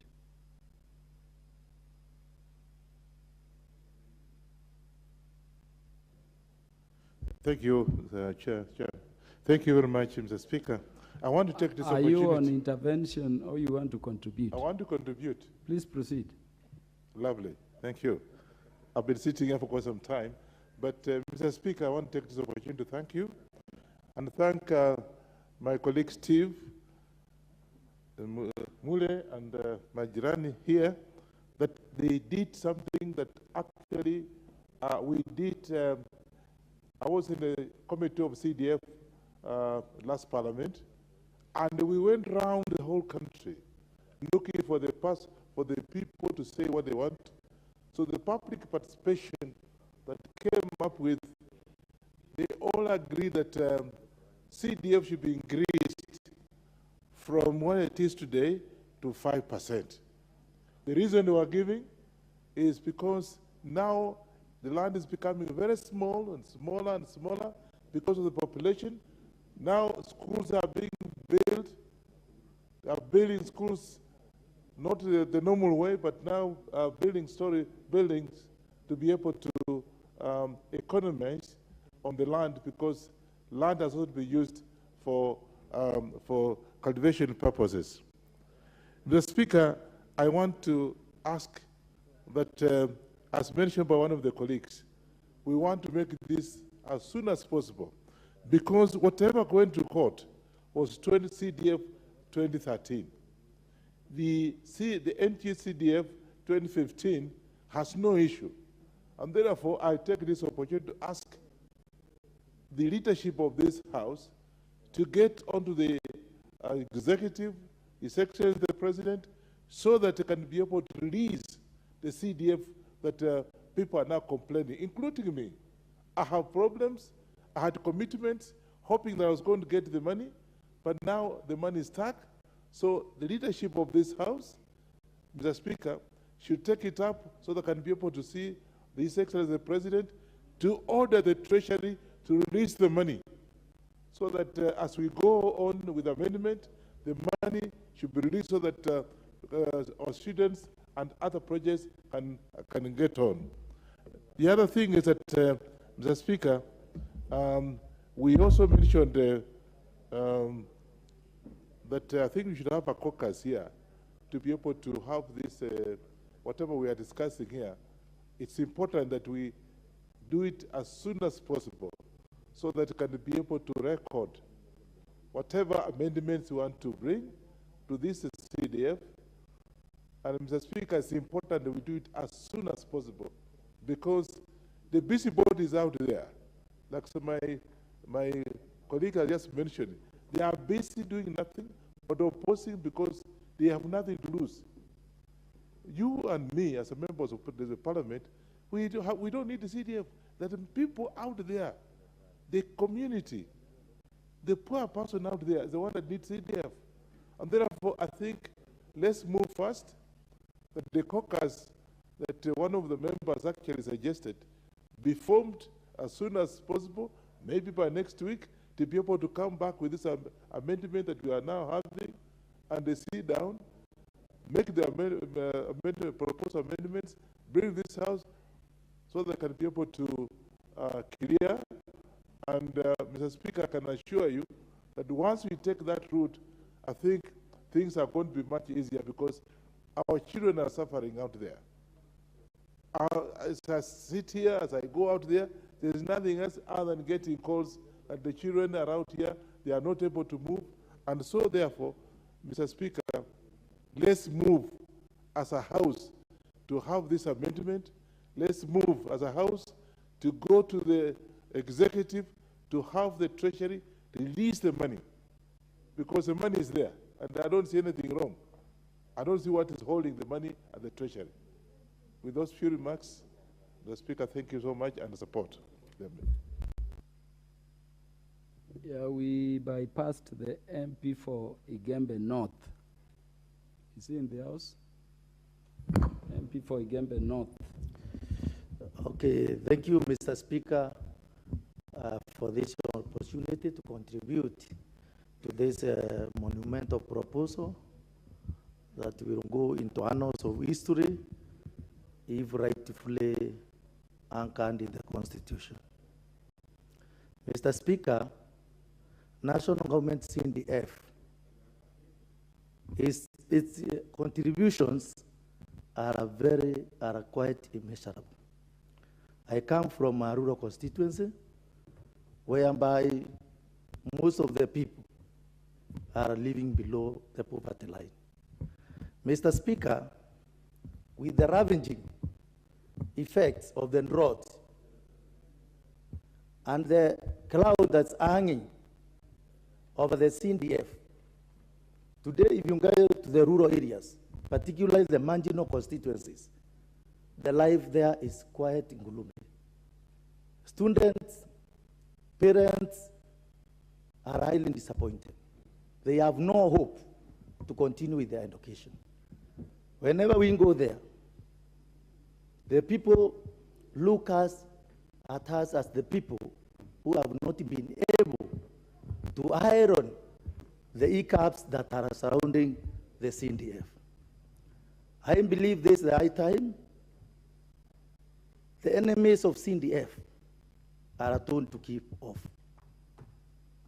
If you look a few years before the rise of the CDF, police officers used to live in dilapidated houses. Our schools were looking like shanties. Buildings for the police were like mixed. But today, CDF has really transformed the rural areas. Those who have not benefited directly have benefited in one way or the other indirectly. CDF has enabled the Ministry of Education to perform quite well, particularly in terms of 100% transition. This is because students who cannot raise the fee, CDF has come in to make sure, since education is an equalizer, these people are given a lease of life through education. We cannot forget the people who are doing contracts to build classes, to build police houses and police offices together with the administrative offices. They have too benefited quite well. So the rural areas have been highly transformed because of this single kitty. And this is the high time this honorable house has to make sure that CDF is properly anchored so that the generations to come will continue to benefit from this monumental fund that has really made our communities and the rural areas to go at par with the areas that are in urban areas. The security issues have also been addressed one way or the other because of this kitty. Whenever there are hiccups, people are mobilized, they are transported using the CDF vehicles to try and avert there would be chaos maybe in the communities that are living in areas that are prone to mandatory and other effects. So, Mr. Speaker, I really support the anchoring of this decentralized fund because I know CDF has no issues that touches on the counties because their major role is particularly to accelerate the performance of the education sector and also to bring much improvement on the security sector. These two functions are not devolved, and I wonder where we are getting the problems to do with the issues pertaining maybe the mix-up they talk about with these funds. So, Mr. Speaker, I do support this motion, and I agree that the funds should be availed in the constituencies as we await the processes of ironing the small hiccups that are there that surrounds the national government constituency development. Honorable Wilberforce Oundo, MP for Funyula. Thank you, Honorable Speaker, for this opportunity to contribute to this pre-publication motion in respect of amendment to the Constitution and a parliamentary initiative. On the onset, let me also take this opportunity to congratulate you for being nominated to sit in the Speaker's panel, and I do believe with your immense experience, you'll be able to moderate debate in a more sober and focused manner. Honorable Speaker, the Constitution of Kenya, Article 95 and Article 96, bestows on this House the powers to make amendments to the Constitution. And in that respect, I want to congratulate my colleagues for having co-sponsored this amendment to the Constitution. Honorable Speaker, CDF, as it is known, Affirmative Action Fund, as it is known, has had far-reaching implication or contribution to the grounds, as we call it. Whenever you go, Honorable Speaker, the easily noticeable and the most noticeable project you'll ever see is the project for NGCDF. Therefore, NGCDF is at the heart of the lives of many ordinary Kenyans, be they poor, be they the rich. Before CDF came, the so-called rich were perpetually harassed to contribute towards various community projects in the rural areas in terms of building schools, paying school fees. Indeed, Honorable Speaker, we must laud the move of the motion. Wherever he is, may the Almighty God shower him with all the blessings and may his household expand abundantly. Honorable Speaker, we are here today because there has been this misconception that CDF is petty cash or pocket money for members of parliament. The truth cannot be further. The correct position is that that is not the case.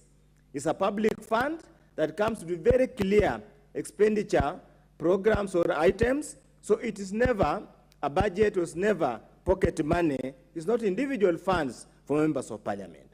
That notion should get out of those envious people, the busybodies, the civil society, that indeed this is a game changer all over the country. Let me address myself, Honorable Speaker. Again, misconception going around the country that NGCDF has been abolished, that there's a court ruling abolishing NGCDF. What was ruled to be unconstitutional, and indeed it was constitutional, as read under with the fourth schedule, was the NG Act of 2013, the CDF Act of 2013, that purported to give the mandate to do so many other things that are generally devolved as the law stands now. The act that we are operating on, the 2015 Act, is in line with the Constitution. There's nothing unconstitutional about it, and indeed the Supreme Court avoided making any reference or any ruling in respect of the 2015 Act. So any civil servant, any public officer, any person who purports to misread and generally misinterpret the Supreme Court ruling is basically in contempt of the court and is punishing the common mwananchi without any particular reason. Honorable Speaker, I want to remind my colleagues, it is obvious that the CDF funds for 2022-2023 cannot be released until, first of all, the CDF board committees are gazetted, until after we do public participation. That should be very clear. As I conclude, Honorable Speaker, the issue of oversight, Senate Oversight Fund, the Article 95 and 96 bestows on Parliament the mandate to oversight the national government and the county government. The way the amendment is coached is as if it's only Senate that is given the mandate to oversight. So what does the members of Parliament do? Where do they get the resources to oversight? Probably this is an area the sponsors of the bill needs to look at. Thank you, Honorable Speaker. Honorable MP for Baringo County, Yamatia Florence. Thank you, Mr. Speaker. And once again, I want to congratulate you for your appointment to the Speaker's panel. I want to take this opportunity to support this motion by saying that NGCDF is one of the components of Parliament and policy that was once taken by Parliament of Kenya that have really impacted the lives of people of Kenya. It goes without saying that no one or all our electorates understand very well that every member of Parliament today and every leader who is elected has worked closely through this CDF. And Mr. Speaker, the courts have its mandate, but I want to say that it is going to be very prudent for the people of Kenya to give support to the members of Parliament that for the CDF to be adopted and to be accepted more. CDF, as a member of Parliament Baringo, I have worked around the county and I've realized the work that CDF, I've seen the work the CDF have done. Many roads have been contracted through CDF, schools, and many children have gone to school through bursaries, courtesy of CDF. It is going to be very not reasonable enough if at all this CDF is not going to be considered going forward. But I also want to also reiterate that as a member of Parliament, I am supporting this motion with the help that for our members of Parliament, especially on the elected on through National Assembly as members of Parliament, not as women rep, that the more our constituencies, the more we have CDF in place is when we will realize the development of our constituencies and our people generally. I also understand that as women rep, we are obligated to have the NGAF, the NGAF. And this is one of the funds that is also associated with the work that is, or complements the work of the CDF. And I am supporting this motion and encouraging that as we go forward as leaders, we make use of CDF more prominently, and I also accept that even the society understand and knows that CDF has been part and parcel of their lives. Thank you, Mr. Speaker. Thank you. The MP for Nyeri Town, Honorable Maina Madenge. Thank you, Mr. Speaker, for granting me this opportunity to speak. And it is a momentous occasion for me to speak to this motion before the House on amending the Constitution. The CDF, Mr. Speaker, is a way of life today in this country. And I would want to urge this House that if there is anybody who has a doubt as to the position that the CDF occupies in the hearts and minds and the lives of ordinary Kenyans, we can take it to a referendum and we will come up out on top. So I do not fear that we have to restrict ourselves to the parliamentary initiative. If we need to go the whole hog, I'm sure Kenyans in their numbers will come and stand with CDF. It is my considered view that the CDF should even expand its scope into the spaces that seem left out in terms of the division of functions between the national government and the county governments. And I'll give examples with your permission, Mr. Speaker. One, our young people. This is one of the greatest assets that this country has. However, jobs as our young people knew them have migrated from blue collar, white collar, and manual labor into the digital space. One of the key enablers for digital work is good quality internet. I want to propose that as we look at the supportive registration, we expand the scope of CDF to provide communal internet hotspots for our young people to be supported by their country and their government to exploit the digital superhighway. The second element, this country has put up technical training institutes across every constituency. However, our graduates from these institutes graduate with theoretical knowledge, but lack the single tool in terms of toolboxes that would connect them directly to the job market. I urge us to expand the scope of CDF to be able to provide our graduates from TVETs and technical institutes with toolboxes and connect them to the job market. Out-of-pocket expenditure when accessing help in this country has driven very many families below the poverty line. And the CDF should be able to come out openly and support the less fortunate members of our society with social protection by providing NHIF cards to needy families and therefore shield them from the catastrophic expenditure of out-of-pocket when accessing health.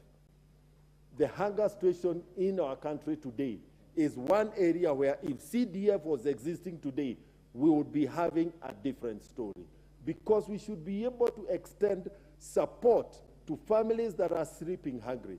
I'm sure, Mr. Speaker, that in this House, among the members seated here today, before the end of the day, if they have not received calls, they will receive calls about families that need support to feed themselves the single meal this evening after having slept hungry. Sports, which is another area of reach in our application of the CDF. However, I believe, being my maiden speech, I am allowed a little bit more time. However, in terms of sports, I believe the CDF can provide a paradigm shift in the approach to sports, to approach sports as an industry, as opposed to the current situation where sports is compared with social services and culture. Sports is a key enabler for the employment of our young people in this country. If CDF was allowed more latitude to enable our talented young people exploit their potential into real opportunities for earning, we would go a long way. The other area is the area of inequalities in our country. This country has a policy that provides free and compulsory basic education. However, a lot of children from the less fortunate families are missing out on school because they cannot afford school fees, and they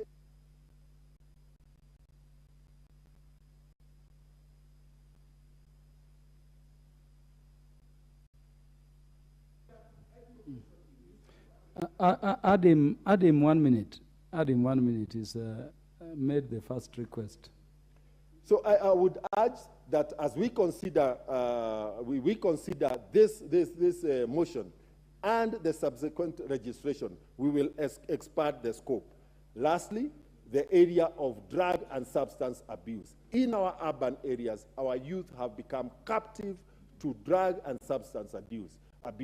CDF, again, should be allowed latitude to make interventions. Thank you, Mr. Speaker. Lastly, I thank the people of Nyeri for giving me this opportunity to serve them. I will serve them diligently. Thank you. Honorable Mishimboko, the MP for Likoni. Asante sana, Mheshimiwa Spika, na kongole kwa kuweza kupata fursa hiyo ya kuweza kutuongoza katika bunge hili la kitaifa la 13. Mimi kwanza nipongeze wabunge wenzetu wawili kwa sababu ya kutoa mswada huu wa marekebisho ili tuweze kuweka sheria ya hazina ya NG-CDF na hazina ya NGAF na hata zile fedha za Seneti. Na ni muhimu sana kuweka hazina hizi katika katiba kwa sababu katiba ndiyo sheria mama na ndiyo sheria kubwa zaidi ya sheria nyingine zote zilizoko katika taifa letu la Kenya. Tumekuwa na kesi nyingi sana ambazo zimekuwa zikija kila wakati ili kuweza kupinga fedha hizi, ambazo kwangu mimi fedha hizi ndio fedha ambazo haswa zimezingatia ugatuzi ambao umefika paka kule mashinani katika wadi na hata katika vijiji vyetu. Ukiangalia utumizi ama miradi inaofanyika na fedha hizi ni miradi ambayo inamilikiwa na Wakenya ama wakaazi katika maeneo bunge yale ama katika kaunti zetu 47. Kabla ya miradi kubuniwa ama kutekelezwa, Wakenya huulizwa na wakatoa mapendekezo ya miradi wanayohitaji.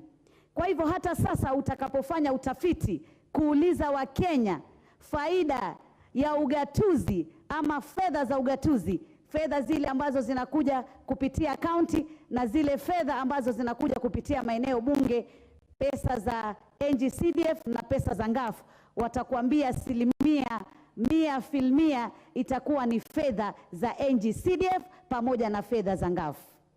Ukiangalia watoto wengi ama wanafunzi wengi ambao walipenda hata kuendelea kwa masomo katika shule za upili, ilikuwa ni kikwazo na ni changamoto kabla hatujakuwa na fedha hizi. Jiulize, kwa miaka ile ya nyuma, karibu miaka takriban zaidi ya miaka 20, tulipokuwa hatuna hazina hii, wakazi wengi na Wakenya wengi hawakuweza kuona hata barabara za lami, hata kuona madarasa ya kisasa, hata kuweza kuona ufadhili wa karo za shule. Na utajiuliza, je, fedha hizi zilikuwa zinaenda wapi? Ama fedha hizi zilikuwa zinatumika wapi? Kwa hivyo hii ni fedha ambayo mwananchi mwenyewe wa chini ameimiliki, ameweza kutoa mapendekezo yeye mwenyewe ya miradi ambayo inaweza kutekelezwa na fedha hizi.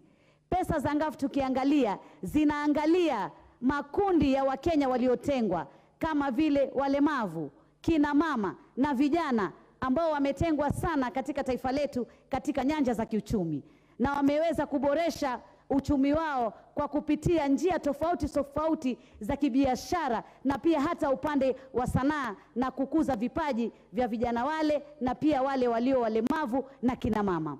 Kwa hivyo fedha kama hizi lazima tuziweke katika sheria, ndio tusiwe tunaangaishwa kila wakati tunakuwa na kesi hii, tunakuwa na kesi nyingine na wakati unapotea.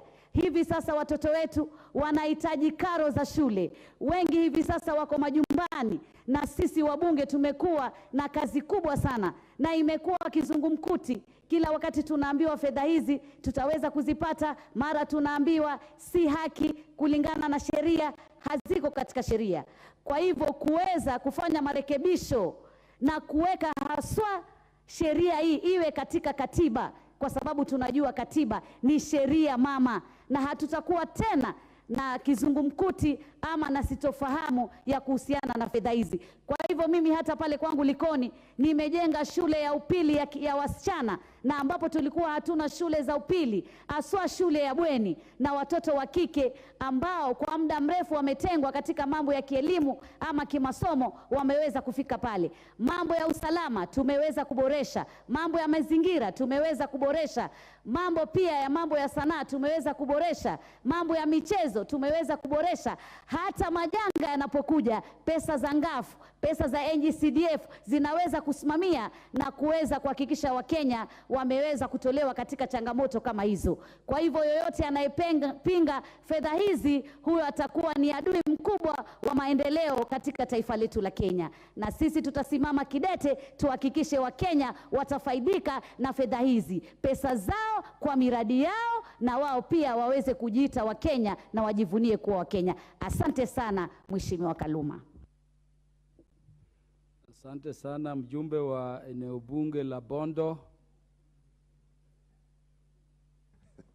Jaribu pia kuongea kwa Kiswahili. Thanks a lot, Speaker. Kiswahili was fairly in the morning. I think those who are doing it now could be out of order. Now, Mr. Speaker, a number of things. One is that we cannot gainsay the place, the role, and the benefits of CDF as at now. CDF itself is older than the constitution that we are talking about. And I want to believe that there was a problem or a very big oversight in terms of not including CDF in the Constitution 2010. Unfortunately, this might have been looked at in a very different way, because there are very many ways that the Constitution has, particularly the space is given that Parliament can create public funds, the way we are talking about here. CDF could be one of those funds.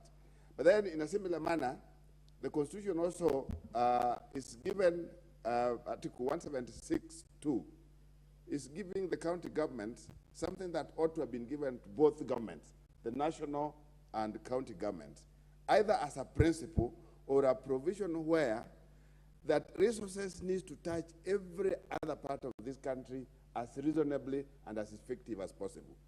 That is not happening with county governments, and CDF would have, in a bigger way, sealed that kind of a loophole. So the benefits we cannot gainsay at the moment.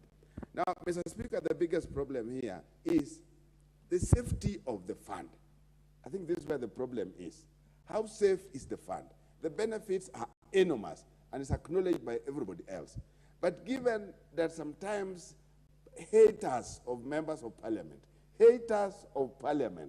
come up from one time to the other thinking that the fund is a members' fund, and because of their inherent hate, they constantly come up with things against the fund.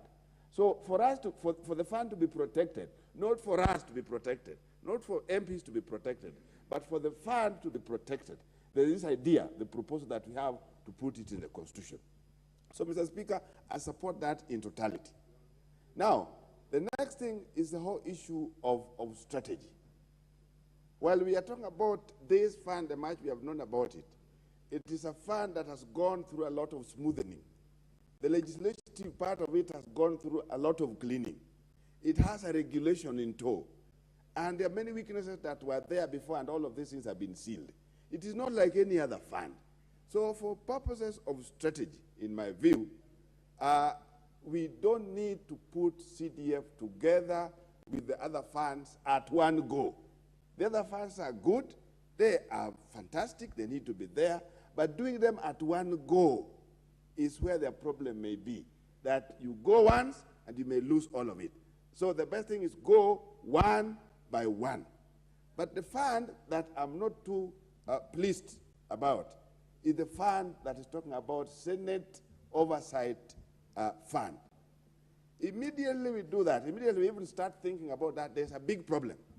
And the big problem is, first of all, it is illegal. The Senate has money under our parliamentary budget for oversight. It is there every year, annually. Whatever they do, whatever the Senate does is exactly what we do. And that's exactly when somebody's talking about CDF. It is not a parliamentary, it's not a function of parliament. That is reposited elsewhere, outside parliament. So in a similar manner, Senate has funds for purposes of oversight. Now, if we do the mistake of creating another fund for purposes of oversight here, it is illegal, it's unconstitutional. I want to remind the members that we budgeted, please, we gave Senate money in the name of trying to come up with an oversight staff in 2018, in 2019, and in 2020. All of that was not effected because the money went to planning, the Department of Planning, and planning didn't know what to do with the money because there was no regulation, there was no direction in terms of what they were supposed to do with that money. So, Mr. Speaker, what I'm trying to say here is, apart from the illegality, there are some of these things that are going to be right. Lastly, Mr. Speaker, if you allow me, the Constitution has equalization fund enshrined. Equalization fund has not been implemented in a proper sense for the last 10 years. Yet it is constitutional because it lacks certain details that, for example, CDF has, that if we enshrine CDF, we'll be much more ahead of equalization fund. Thank you, Mr. Speaker. The MP for Bomet East, Honorable Richard Yegon. Somebody's line. Thank you very much, Mr. Speaker, for giving me this opportunity. And first, before I continue, I would like to say I support a motion for the amendment of this constitution and to entrench it in our constitution, the NGCDF Act. Mr. Speaker, I want to put it this way. Let it be known that the NGCDF is supported far and wide. There is no area which I've had, especially in my constituency, all corners, everybody streaming my place, asking me, when are you going to give us the CDF? Children coming from school, they are queuing in my place. This is something which this House must support fully. Because I must say, Mr. Speaker, we are digging our own graves. If this thing is not enacted or entrenched in our constitution, these members in this House, I'm telling you, they will not live to see another day come 2027. Mr. Speaker, we need to work around the clock, all these members, so that all of us, these members, so that we make sure that this NGCDF is guarded. And also include the issue of Senate Oversight Fund, the affirmative action in GAF for the women representative. We need to entrench it in the Constitution to make sure that there is no problems in future and find people going to court challenging this. The infrastructures we have in our places, especially the schools, the offices for the chiefs, also the houses for the security personnel, the police. This is the CDF which has really helped our area, and it has been felt far and wide. We know before the CDF, the initial CDF started, was enacted, there was nothing which was seen tangible from every part of this country. This has gone a long way by making sure that everybody has been catered for through the CDF. Mr. Speaker,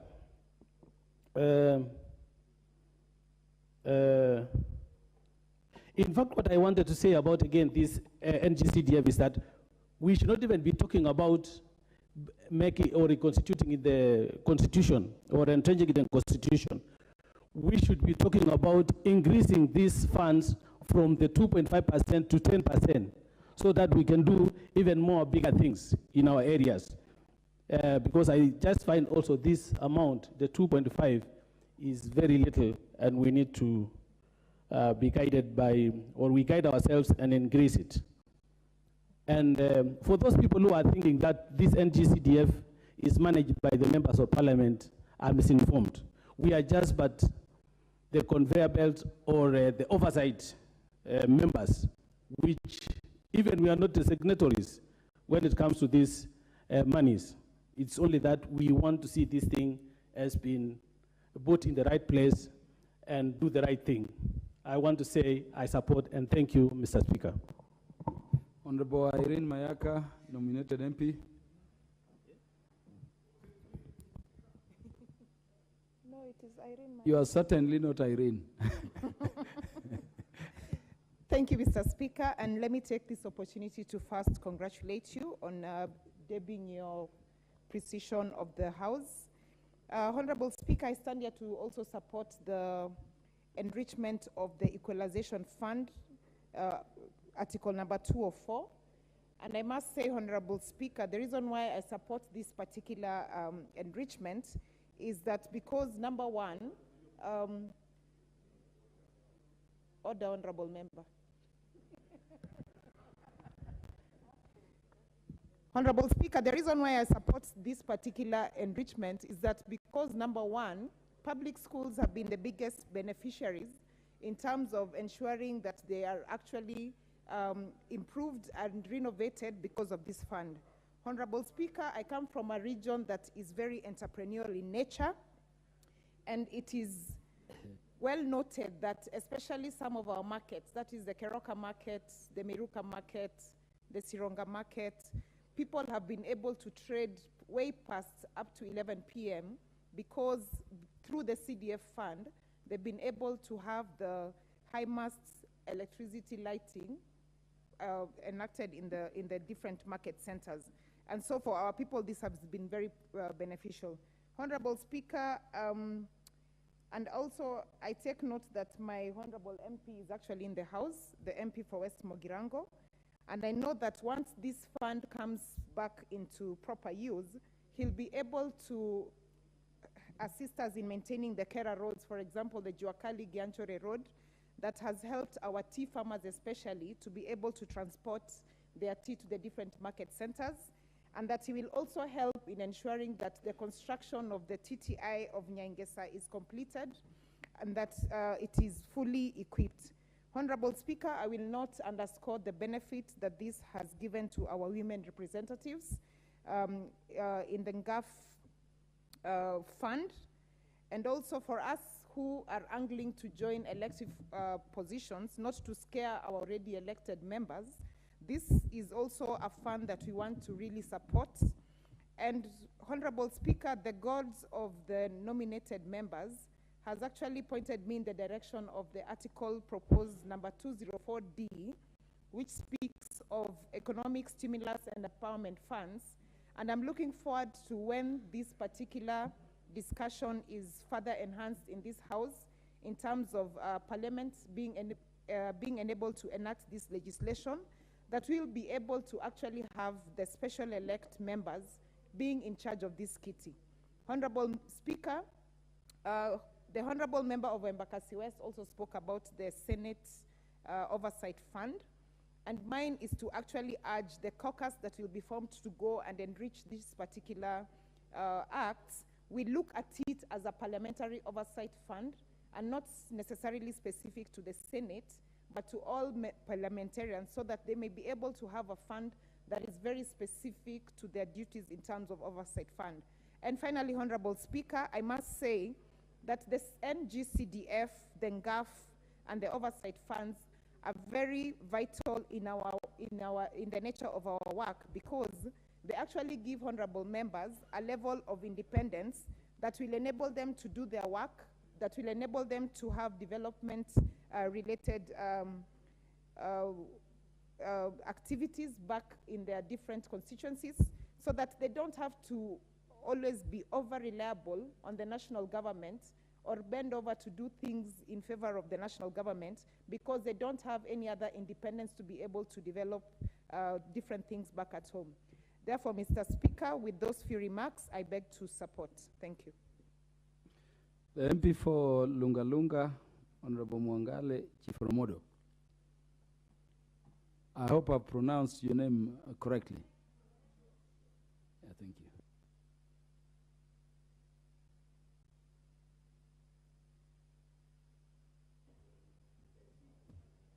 Thank you, Mr. Speaker. You are very right. Chiforomodo is my name. Mr. Speaker, first of all, congratulations for you being part of the Speaker's panel. But NGCDF has become very popular in Kenya now. It is because history is actually judging the time now. Long time, we used to receive funds through the so-called district, the quota system, and it used not to work well. Now that things are working, now people have started seeing that, oh, this money belongs to the MPs or what. But I want to say that in some areas, if it were not for the CDF today, then those people could be actually doomed. One, I want to give an example of my constituency, Lunga. 75% of the population are actually living below the poverty line. That the poverty index is at 75%. Who will educate the children of these poor people? Who will actually see and develop the talents of these poor people? And of course, the 1% for sports is very low. We need to increase. That's my proposal. But I want to say that this fund is so important. And that's why I stand to support and congratulate my colleagues, Honorable Mule and Gishimu. Actually, they have been touched by the souls of the poor young Kenyans, the souls of the poor parents who are now crying that their kids are at home. This morning, I've received a call from Kwanza village. A child, and in fact, a girl child, has been sent home, and she is crying. The phone has been put loud for me to hear. It is so devastating.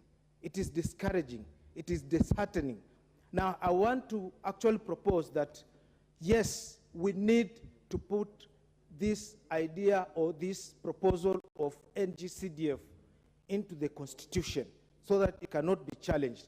And of course, all those who will be coming after us, they will not have any tussle now to battle in courts and anywhere. Still, we need to expand and actually increase the scope. Look at the issue of water. Today, people are dying of hunger and thirst because the bodies which have been given this mandate of providing water, they have failed, Mr. Speaker. But I believe if we can expand our scope and have water enshrined to be part or to be one of the activities which can be rendered through NGCDF, then I believe we will have actually touched the hearts of the people of Kenya. Mr. Speaker, I want to stand and support, and I will support when the main discussion comes for having NGCDF be enshrined in this Constitution. I want to believe that if we actually try and take this initiative or this discussion to the people of Kenya, it will be overwhelmingly supported by the people because they are suffering, because they've seen the importance of it. We have areas like Lunga, where the only institution which you can see is the TTC, the Technical Training Institute, the TTI, which is also which also needs a lot of interventions for it to be supported to look like a good institution. Then the only hope we have at Lunga is the National Government Constituency Development Fund. So I support, Mr. Speaker, that it should be enshrined in the Constitution. Thank you, Mr. Speaker. The Deputy Majority Leader, MP for Marsabit. Thank you, Mr. Speaker, sir. May I also take this opportunity to congratulate you for being a member of the Speaker's panel. I take this opportunity to congratulate Honorable Githinji and Mule for coming up with this very important motion that is very relevant to every Kenyan. The motion on legislative proposal to amend the Constitution to entrench the National Government Constituency Development Fund.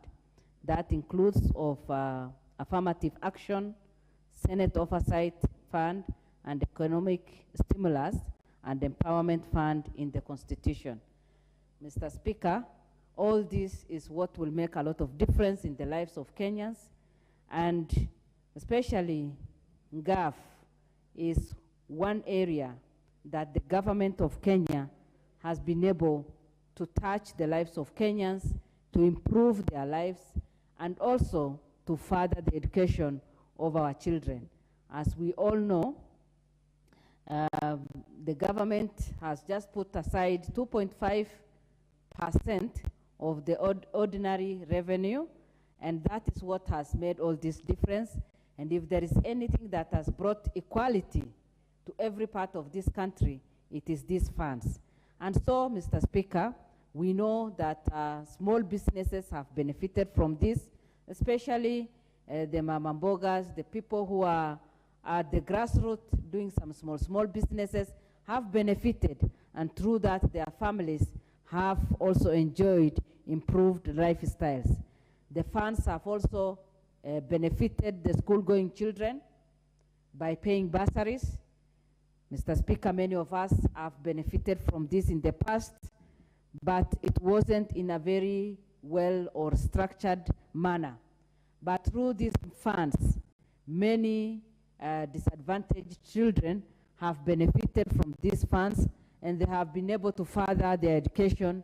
Many have now graduated, and their parents also have relaxed or have been relieved because most of them have not been able to support the education of their children, but through the bursaries, they have been able to educate their children and now enjoying the fruits. Mr. Speaker, we also know that the infrastructure of the schools and other facilities have also been improved through these funds. And as we all know that some parts of this country, children have been, there are areas that children have been studying under trees.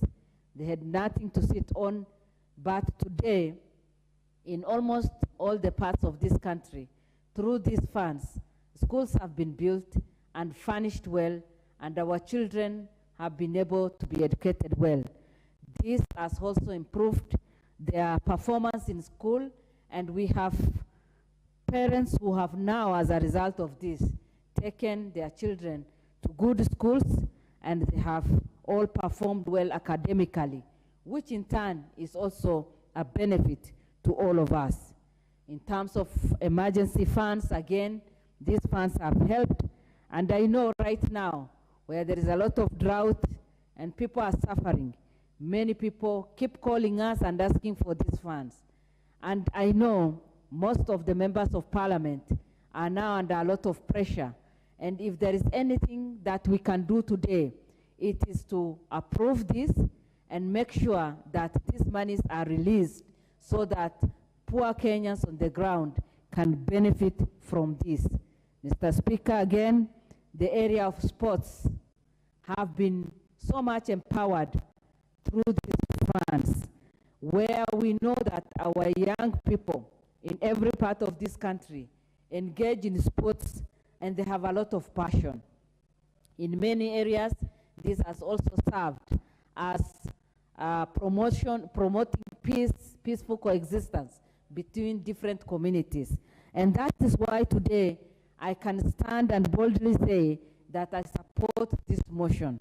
Mine is just to request the members of parliament, when the implementation time comes, let us give it a lot of attention and support the very needy people so that we can have a lot of impact, and also the money can benefit those who are really in need of.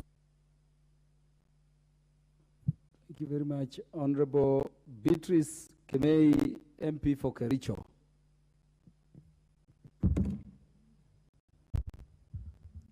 Thank you, Mr. Speaker. First, I want to congratulate you for being. Dr. Ivo Bara, what is the matter?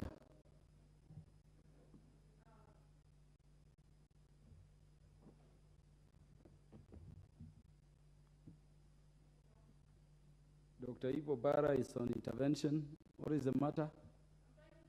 There's no, okay, Yes. Thank you very much. Thank you very much, Mr. Speaker.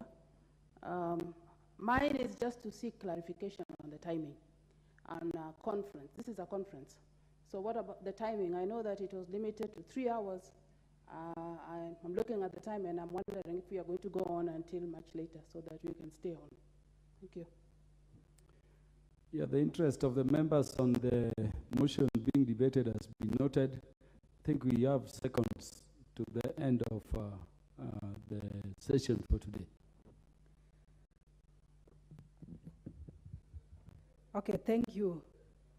Thank you, Mr. Speaker. I want to stand and support the motion on having this proposed bill being entrenched in the Constitution. Mr. Speaker, CDF, NG, CDF, and GAF has done so much to our people, and especially the people, I call them the bottom-up.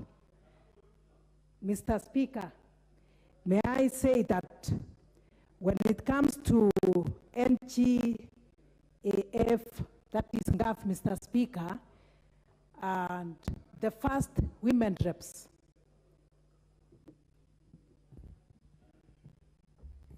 Yeah, thank you. You will have 4 minutes when the Parliament will next sit on the motion. Honorable members, at the time being 7 p.m., this House stands adjourned until Thursday, the 3rd day of November at 2:30 p.m.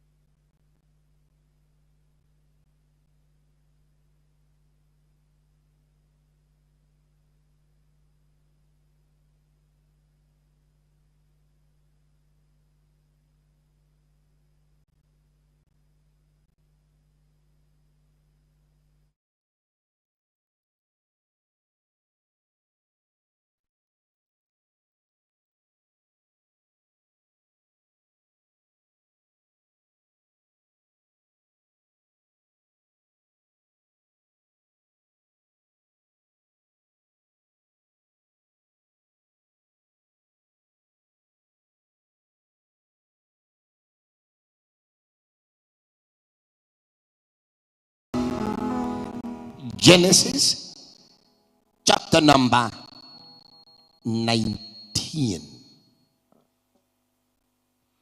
Tunaanzia verse number 1.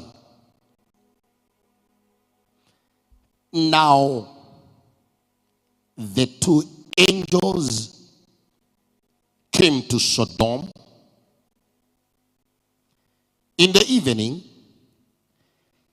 and Lot was sitting in the gate of Sodom. When Lot saw them, he rose to meet them. He bowed himself with his face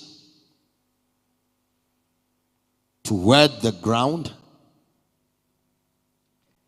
And Lot said, here now, my lords, please turn in to your servant's house and spend the night and wash your feet. Then you may rise early and go on your way. And they said, no, but we will spend the night in the open square. But Lot insisted strongly, so they turned into him and entered his house. Then he made them a feast and a baked unleavened bread, and they ate. Now before they lay down, the men of the city, the men of Sodom, both old and young, all the people from every quarter, surrounded the house. And they called to Lot and said to him, where are the men who came to you tonight? Bring them out to us, that we may know them carnally. So Lot went out to them through the doorway, shut the door behind him, and said, please, my brethren, do not do so wickedly. See, now I have two daughters who have not known a man. Please, let me bring them out to you, that you may do to them as you wish.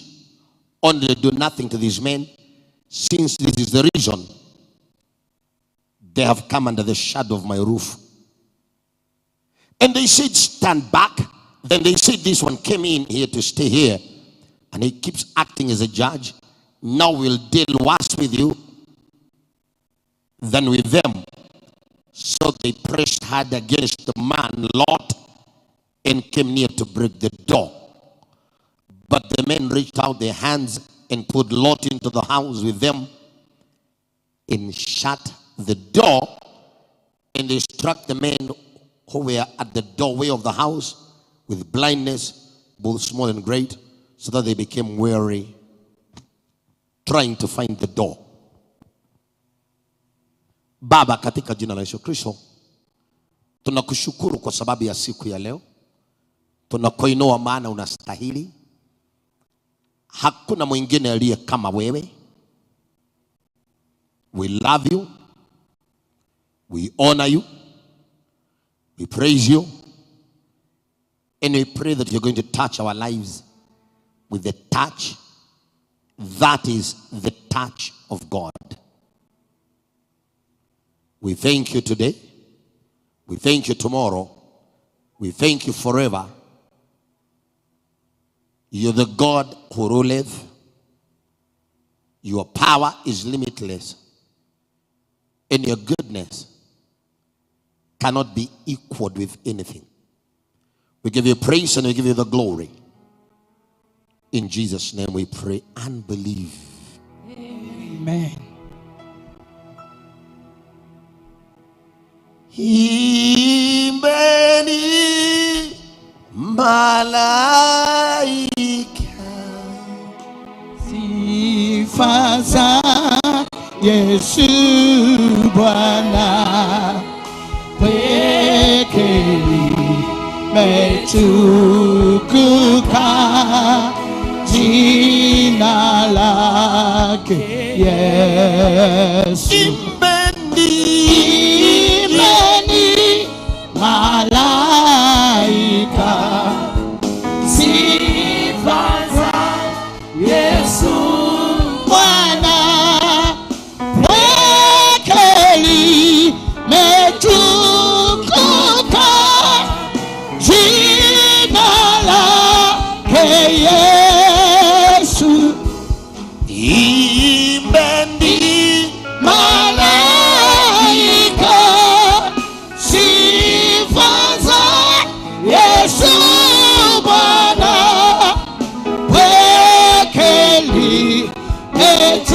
limetukuka jina lake Yesu.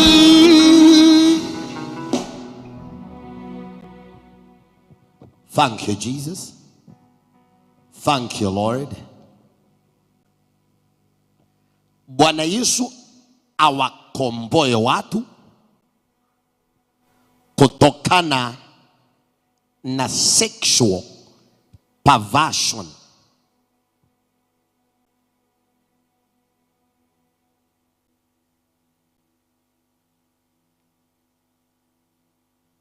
Genesis chapter number 19. Watu wa Sodom waliona wageni wameingia kwa nyumba ya Lutu, na wanaume wakaja wakasema wanataka kulala na wao, yani homosexuality.